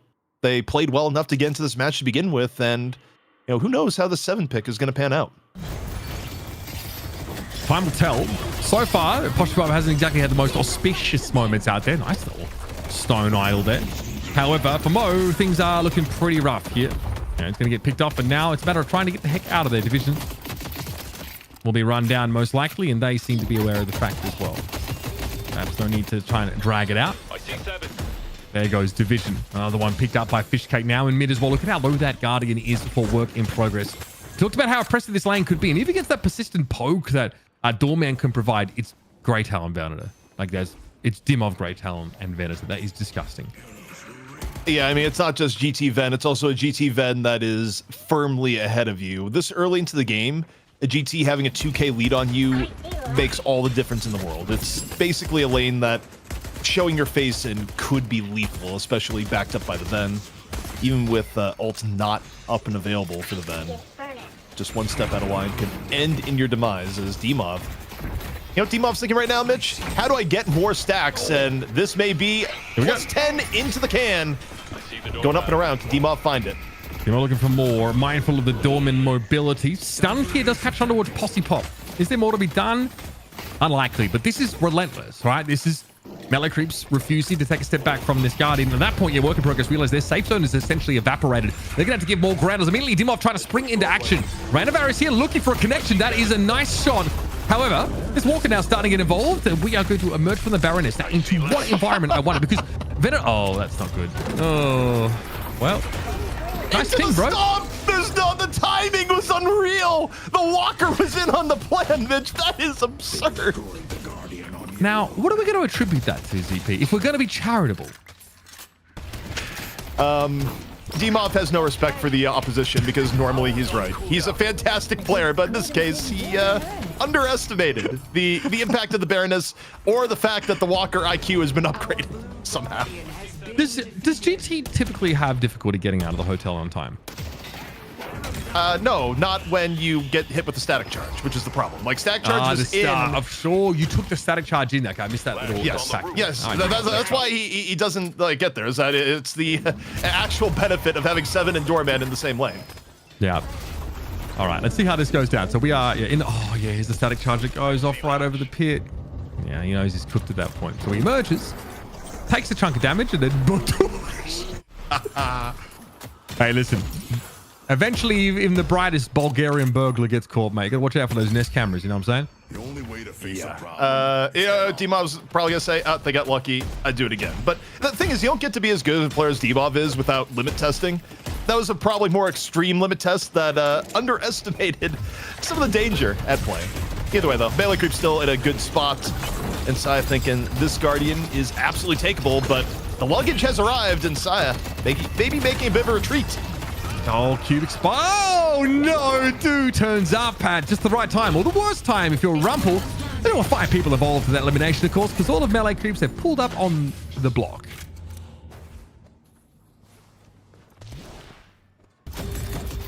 Well, gotta say, do on point.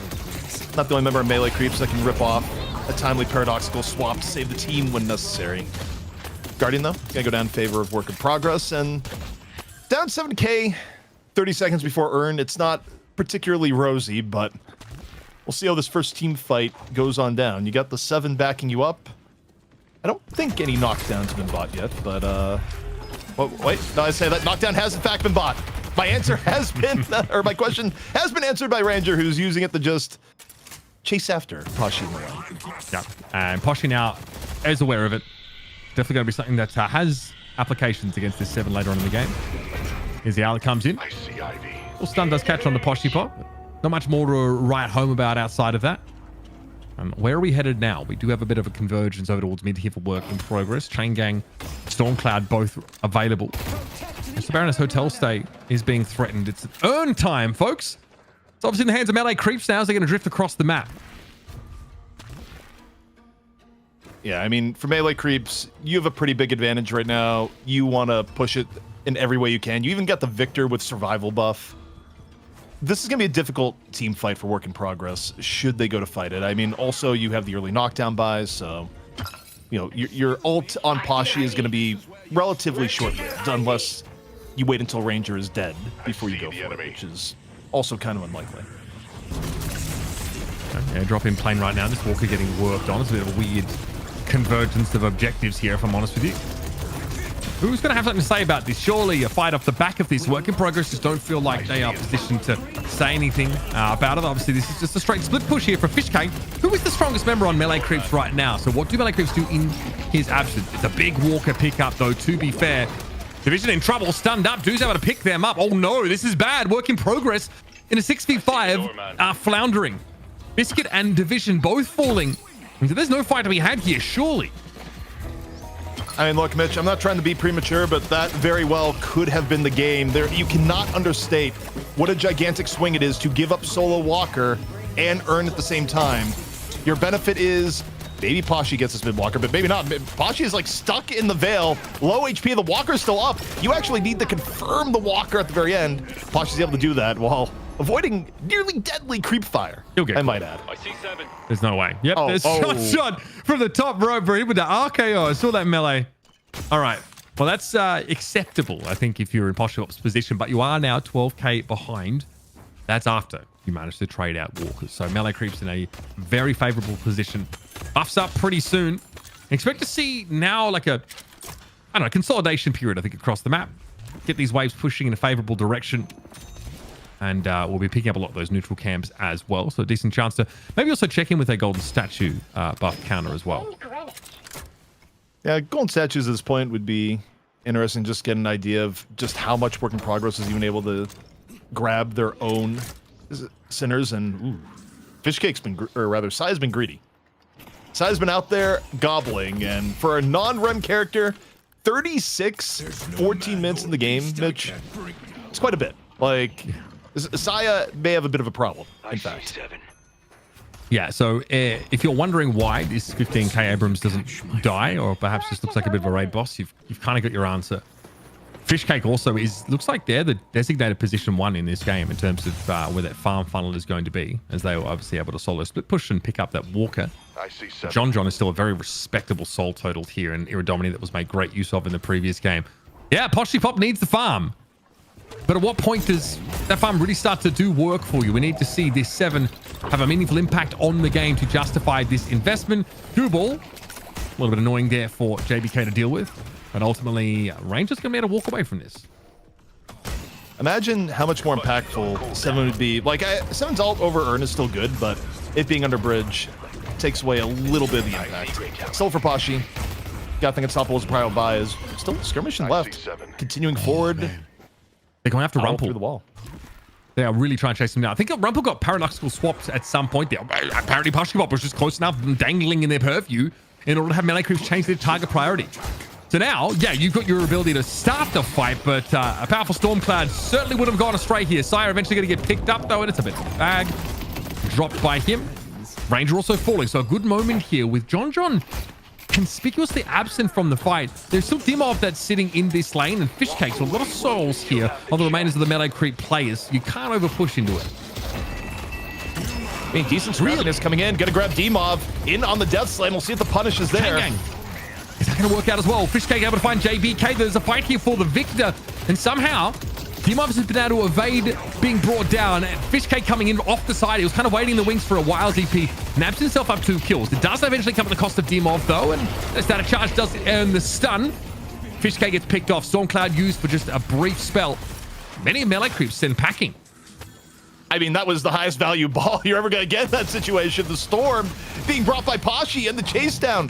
Of course, it's still earlier in the game, so Pashi died at the beginning of that fight, but it went back and forth for so long. Pashi's able to get back and just get enormous value off the final lightning ball. Pops a quick Stormcloud to finish off the rest.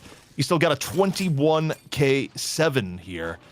Escalating exposure, going to be the prio over Unstoppable. Still think you're going to see an Unstoppable sooner rather than later. That was just Mystic Vulnerability. Not for the same as Tier 4, but for now, Mystic Vuln on Pashi, and yeah, I mean, we'll see. The 7 clearly has its moments of burst, and melee creeps well ahead. Work in progress. This last 2 or 3 minutes, Mitch, has been pretty good at keeping things in contest. Oh, knockdown. Catch on Pashi. He's in deep trouble, ZP. And he knows he's not going to be walking away from this one unscathed. Still some good damage back on John. Ranger to cube himself by the looks of things. Seismic Slam, though, very well apportioned in a situation like this. Poshy Pop had nowhere to go, and very quickly melee creep snapped back into the game. That's an acceptable loss to trade Viscous, I think, in this exchange. And now there's going to be some mid-walker pressure that work in progress are going to additionally suffer. I mean, the Victor's getting ahead of the lane there, and we'll be able to slip away. So Mo was hot on the heels of the Venator. And is ready for him as he pops on out. Still going to be a tough chase here, and the Carbine catches on the Mo. He realizes he can no longer chase his Venator down. He feeds in. Melee creeps get themselves another freebie, and John walks. Okay, that escape was criminal. That we just saw John at the lowest of HP. Mo with the clear shots was maybe about half a second from finishing that off, Mitch, before Do, the saving Carbine from afar, stops that from being the deal. Instead, you got earn control here from melee creeps and work in progress. This lead is about to balloon if they can't do something. No, players are back up. They're heading back over. Someone's gonna have to dive on this earn soon, though, if they want to even attempt to flip. No Stormcloud, ZP. That's what I'm looking at. Not for a few moments anyway. Nice try. Yep, Deathslam attempted to be lined up there. And that's going to be tough for Rumpel. No opportunity. Do is taken down as a result. So Boschpop still able to get in that fight and have an impact. But it's the soul lead that's generated again, or increased rather, by that earn take. Now melee creeps just had to extract themselves from this situation. Pops. And that could be very difficult for the Victor if pursuit is forthcoming. It was such a strong hotel guest that our feed just went away. So we may still be live to the broadcast, but as far as we know, we just got sent to the darkest depths of the barrenness simply for watching. I mean, you think about Doorman's lore, you know, kind of a potential eldritch entity may have that power. And now we've been allowed to see what has transpired, and I can see why Doorman blocked the view here. Work in progress has 3 rejuvenators. What in the world has happened, Mitch? Wait, how did that happen so quickly? That is ridiculous. Well, Mo's going to go down, so that's going to cost them one of those rejuves. But how do melee creeps get the wall pulled over their eyes like that? Here's a revival though for Fishcake. Back in the game. Line of sight broken up here by Rumpel, who gets behind the bus. And who is supposed to be helping this Victor right now? Melee creeps are split. Victor too far ahead of them by the looks of things now, but a big shoulder charge comes in from Sire. Can he hang? He's got the durability to linger, but he certainly needs the backup of the rest of his team. Dropping down into the mid-boss pit. Mo eventually falls. 2 rejuve credits still to spend, but this is forcing melee creeps to start to respect. Well, I hope the audience saw what we saw, or if it was just a blank screen, it may have been even funnier. But Mitch, what a world to come back to. Work in progress, make a gutsy mid-boss call, and even down Mo, they get to leave the aftermath with 2 rejuves. Yes, they're still down on the game, but, you know, in theory, you can use these 2 rejuves to force a fight that may get you right back to even. So gutsy call from Work in Progress works out, and who knows where this game's going to go. Yeah, I mean, I could watch the stream, I guess, and see how it went down. It looks like they just rushed over towards mid-boss while Do was out of the game. I just don't think Melee Creeps were in position for it. They were busy defending that left side Walker by the looks of things. Great to be able to see into the past sometimes. Okay, from the Baroness we go. Gonna try and slip on out of there. And here we go, out in front of everybody. Do does emerge. Wow, those still alive and again. Melee Creeps, are they in position for this fight properly? It's unclear at this stage. John has Iridomini at the ready. But things did not go so great for Sire, as they were one of the first players picked. All right, Work in Progress. Making rejuve trades at least efficient, getting Do out for a mere crystal. And now looking for the Walker, picking up the Walker, evening up the lead even more, getting an all-important extra flex slot. And this is the replay back to mid-boss, where we're seeing this for the first time, Mitch. So they do have the doorman, I guess, which is kind of nice to contest that. Oh, they got everything, bro. Deathland's being channeled. Yeah, they got so much deterrence there. At no point were Melee Creeps able to push in. All right, clean. I respect that. That was hella nice. Back to the game at hand, though. The Soul lead has shrunk. Still, Melee Creeps find themselves with a bit of a lead. And there's still the concerning factors of, you know, John and Dimov being in a relatively strong spot. But Poshibop's up to 28k. Stormcloud at the ready. Obviously, where you choose to fight is going to be pretty crucial to get this Storm, to get this 7 truly into the game. I'm curious build-wise. So now escalating is up for real. Now I'm wondering, you know, for Poshi, was the priority for getting either unstoppable or indomitable? Now Mo also just getting caught up in mid. Cry of the owl from afar. And that's the most of the durability. What is going on? Hello? Okay. Work in progress. 2 players picked off in mid, and now this Walker is certainly going to be threatened. Again, one slip up, it can really cost you. They're still got a rejuve credit left in fairness, and that obviously timer is starting to dwindle. Oh yeah, mid Walker at the very least. It's going to be a fight on the right-hand side of the map now, as Melee Creeps might be able to sweep in and take everything. And again, it's just a slip up, a small mistake here by Work in Progress that Melee Creeps might be able to punish with impunity. Division's in no position to be involved here. Ranger did go down. Now, again, acceptable for Melee Creeps, as it is the brokest Viscous you're ever going to see. Yeah, you're not really too torn up about Ranger being the one to die, especially if you're getting a trade where you get something like a Walker in return. Now, next urn is coming up in 20 seconds, and the good news, as far as Melee Creeps is concerned, is that the last rejuve charge, well, it's gone. It is fully out of there, so that legacy for Work in Progress is no longer a factor, but I have to say, for where this game was going earlier, Mitch, the fact that Work in Progress has kept things close. Now, the attack on the side, who's caught?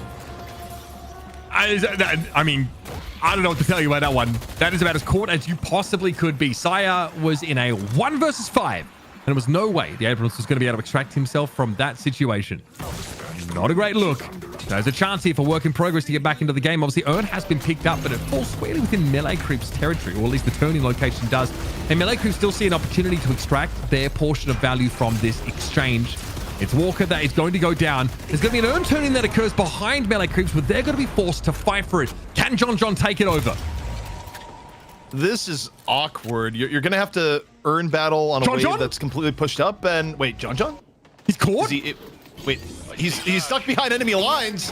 All right, let's see if John can be saved here. And what is a weird start to the fight. Side's going to be a little bit late. Swap comes in early, and it's Mo taking the brunt of the damage.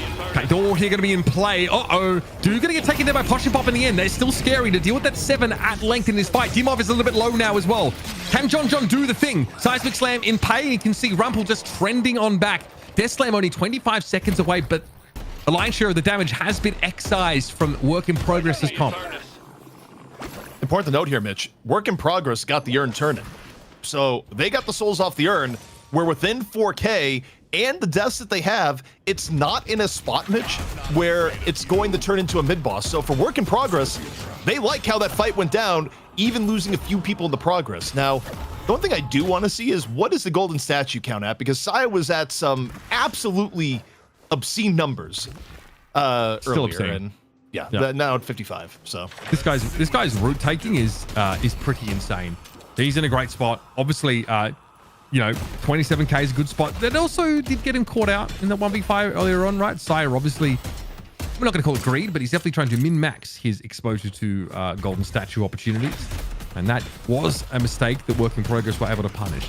Now, though, melee creeps, still not the worst, right? In a position to tighten this up, it's just a very negligible soul differential for this stage of the game. We're 26 minutes in now. Mid-boss is less than a minute away. So expect to see some brawling.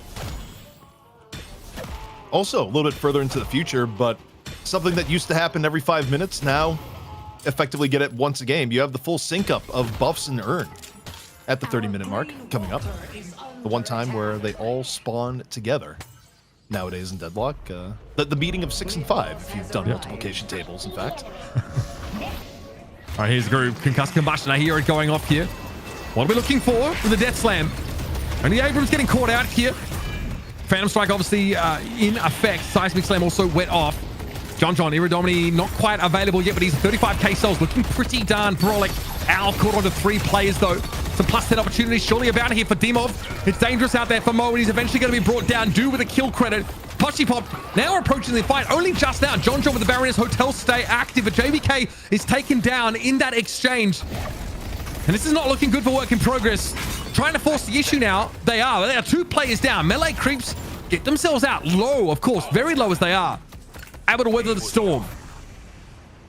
Yeah, quite literally. And Mitch, that's a bit of a heartbreaking fight. When you looked at the HP for melee creeps, they had multiple people get out at about 15% HP. You know, if the 7 ults could have been a little bit longer, if, you know, maybe things were a little bit better on the terms of the poke damage setup, or, you know, any number of factors, it could have been a very different fight, but it wasn't. Melee creeps, they get out entirely intact and now force mid-boss, where if they get it, Mitch, this could be the end of the map and thus end of the series. Work in progress, though. Poshy bringing the balls. We'll see if the contest is going to be effective.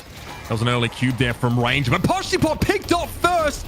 And honestly, look how far extended they were from the rest of Work in Progress. And he was sitting on a storm cloud that he couldn't use in either the last 2 fights. Concussive Combustion attempt here to try and steal some rejuves away. Al going to be thrown into the mix there as well. Biscuit Rumple both caught out by it. That is going to be rejuve credits now going over towards melee creeps, but the kills are coming through. Fishcake and Dew had to expend theirs to get back into the fight, but the buff still sits with melee creeps. A 3-for-1 exchange, definitely going to favor the Sapphire side, and Mo certainly has nowhere to go, simply treading water until he is dragged on down. With just Division and JBK left, there's not a whole lot Work in Progress can do about this. Those base Guardians are about to get a lashing.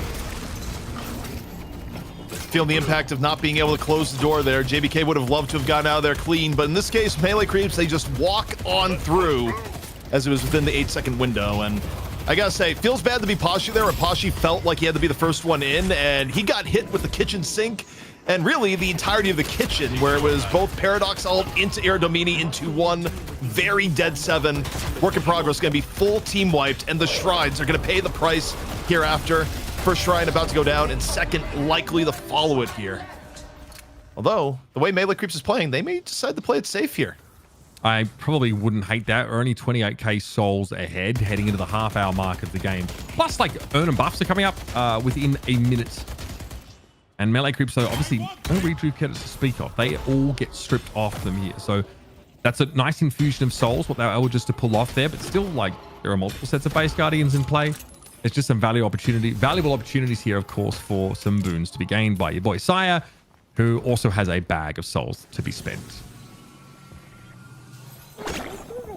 I'd say the saving grace for Work in Progress is, though, now the being down to Shrine is bad, and being down 30k arguably worse.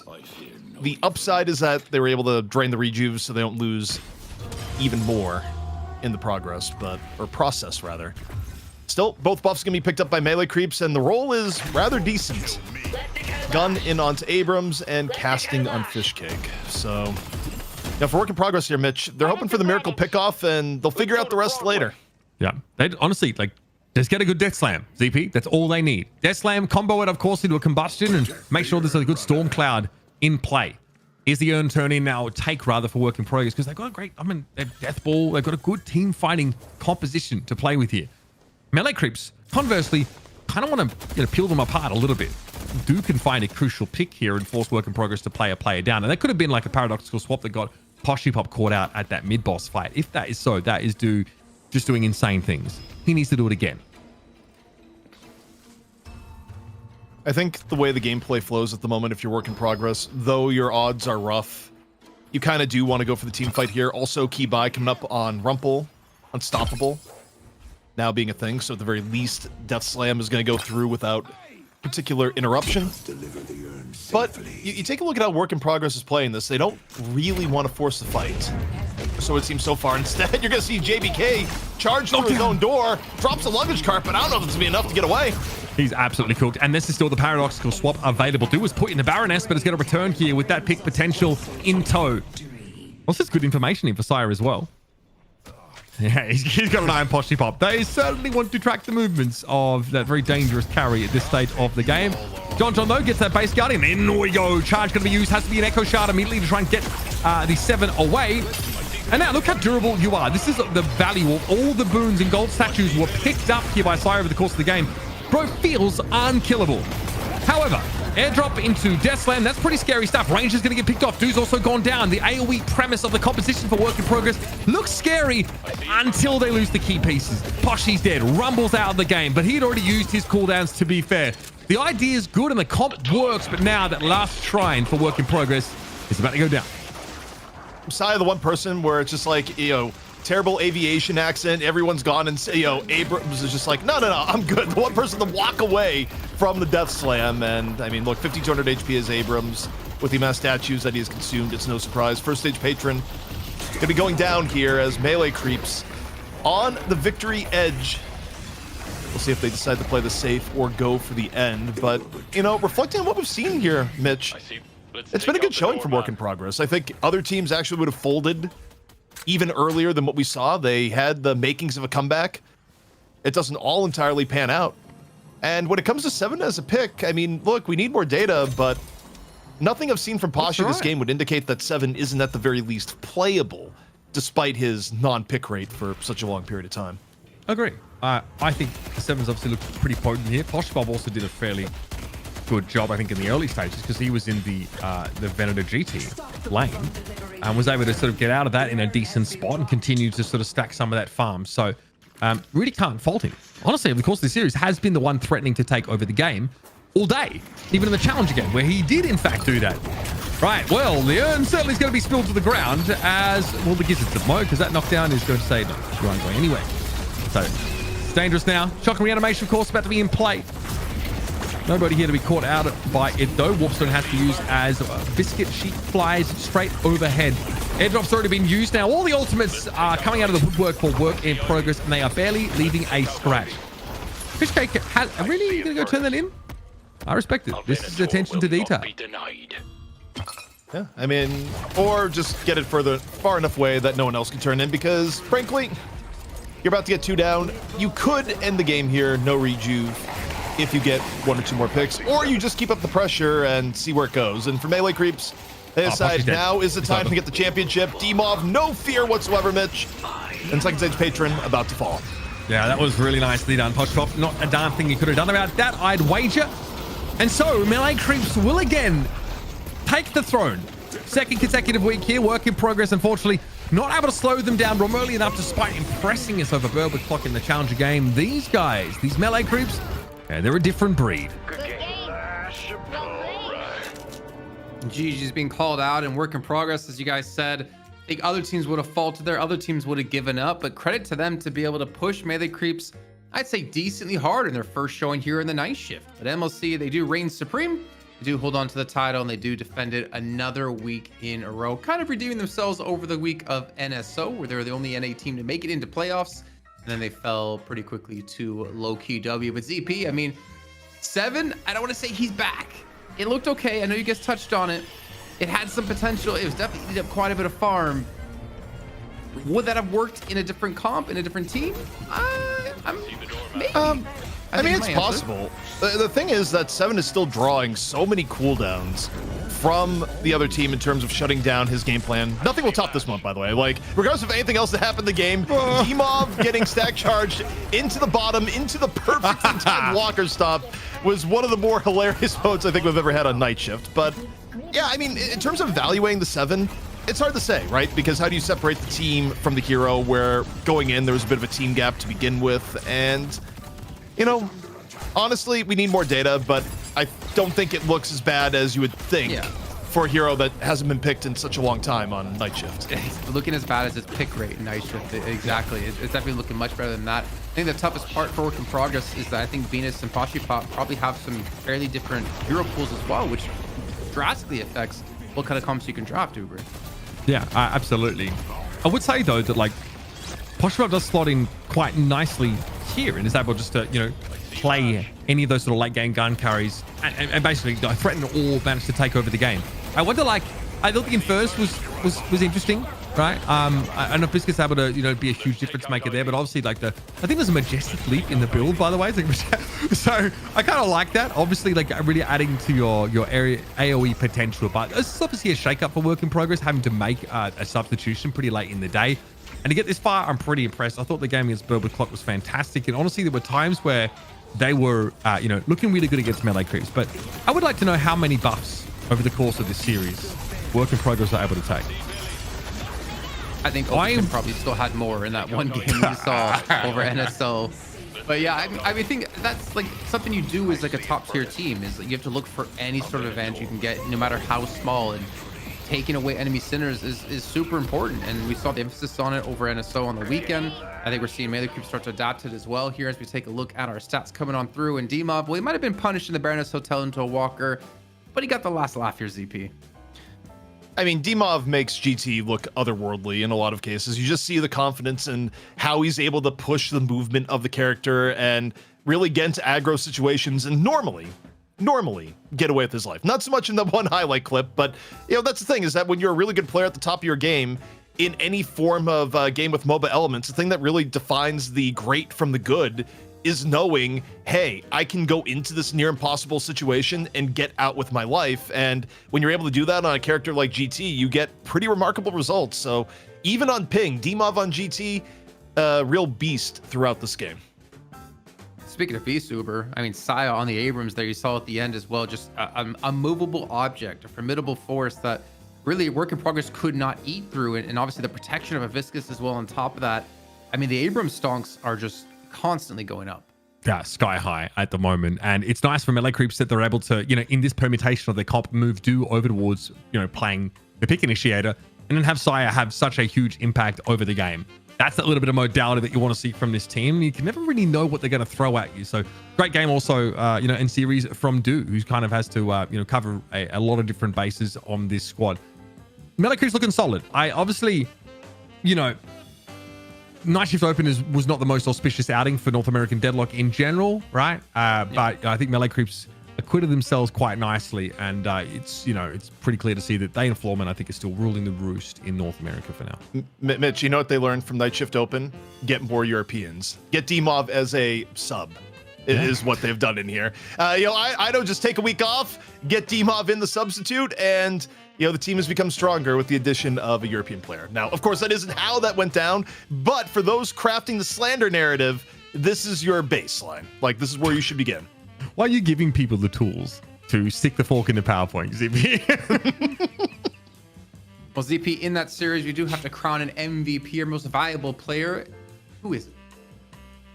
You know, it's a difficult one, but I gotta go back to game one and think of how John got back in, and yeah, John, strong in the M1 role, and you know, it's pretty easy to win games if you can have this level of reliability from someone in your position one that just always seems to make the right decisions.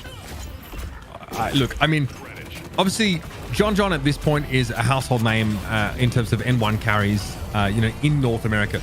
Looks fantastic. Again, not being targeted at all over the course of this series, really, and also importantly, with going after Warden. So trying to make sure that he had, like, his M1 opponent was not going to be necessarily in, like, a very comfortable position. But obviously, this guy is incredible at any M1 carries, where a long way away from the days where it just used to be bebop only. This guy is generally one of the biggest workhorses on this team. You ask him, like, how he does it, he probably just won't take credit for it. He never does. He'll probably just tell you that Saya made up the plan and he just did what he was told, but you can't ask for much more from him. That first game, he's at like 60k towards the end of the game, so far ahead of everybody else. And this is what a true M1 carry can do in the right pair of hands. I think it's also important to note that I don't feel like you can play a good M1, because obviously we praise John so much, unless you have a decent front line. Like obviously the Victor and the Abrams together are able to keep everyone away, having a Viscous as well on top left for the extra safety net. Then you have D-Mob up in the air, providing extra damage for you to clean up the kills. I mean, Melee Creep's looking pretty good here, but I'm also curious more importantly when it comes into these next weeks, because ZP, not only did we have Ido out this week, but we also have some roster shakeups happening with D-Mob out. I wonder what's going to happen with Foreman. Yeah, I mean, to be determined. I know Floormen are trying to figure out how to rebuild. FPS Lounge, of course, also is going through some roster shuffles, so we'll see what is going to be dealing with them. One thing we do know, though, for next week in North America is that by virtue of getting to the money match, we will be seeing work in progress again next week in the best of one challenger match. They have earned that right by getting through the BO1 this week, so it will not be a one and done for work in progress, and we'll get to see what they cook up in 1 week's time. That'll be interesting to see. And maybe they'll go up against some sort of melding of FPS Lounge and Floorman, which would be kind of, I guess, the remaking of the original Floorman. But Uber, before we end off the show here, do you have any final words? Yeah, I just say this is a great time, I think, to be work in progress. They said in chat, their name is this for a reason, to be like a roster that's getting the reps and staying together amidst a region that are making some pretty big retools in some of the top teams. So if I'm them, I'm making the most of this window, this opportunity here. And hey, take your learnings away from this game, because I think they gave us a really competitive money match. I thoroughly enjoyed it, and there's a ton of positives for them, I think, out of this series. We mentioned plenty of them too. What about you, ZP? Yeah, overall, I think fun day of games. EU, of course, was incredibly competitive, as to be expected from the region. I mean, we had the NSO finals rematch. And of course, in NA, yeah, it's a time of rebuilding across most of the NA rosters, but seeing a new team come in and perform is always a treat. And, you know, you think about the teams that have done well in time, Melee Creeps basically had the same start as Work in Progress, where they weren't, you know, joining tournaments and instantly winning. They were joining tournaments and getting absolutely mauled. And it was a period of weeks into months where finally you get it all together and you get the big win. Well, that's going to round out another chapter here on the night shift, but the book will continue. We have another week coming up next Wednesday for night shift number 42. Before we go, once again, big shout out to our production team, the best in the business, keeping up with us every single week in and week out. Also, a big shout out to all the viewers and all the subs we had today, getting us to release our new skin for Silver. Concept art by Killinger, created by Ozzy Lion, and obviously for all of you guys there to enjoy. But that's going to do it. We'll see you next time here on the Deadlock Night Shift, and keep playing some more games.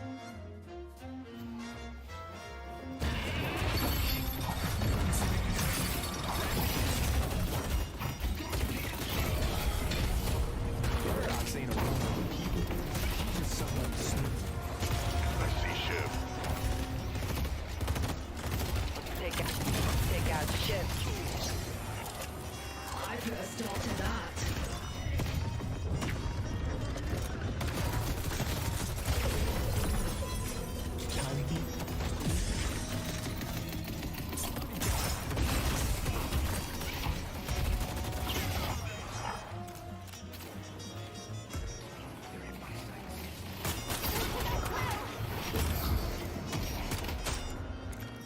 One more body for the pie.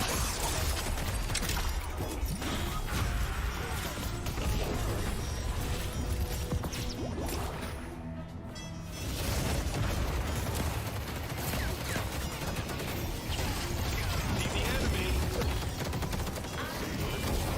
Let's take out it. Nice. Let's take out. Nice, you get it. You get it.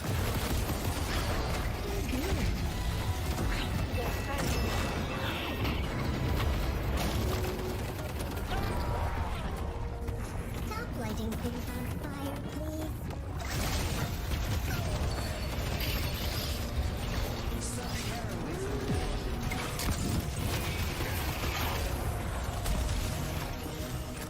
My resolve is unmatched.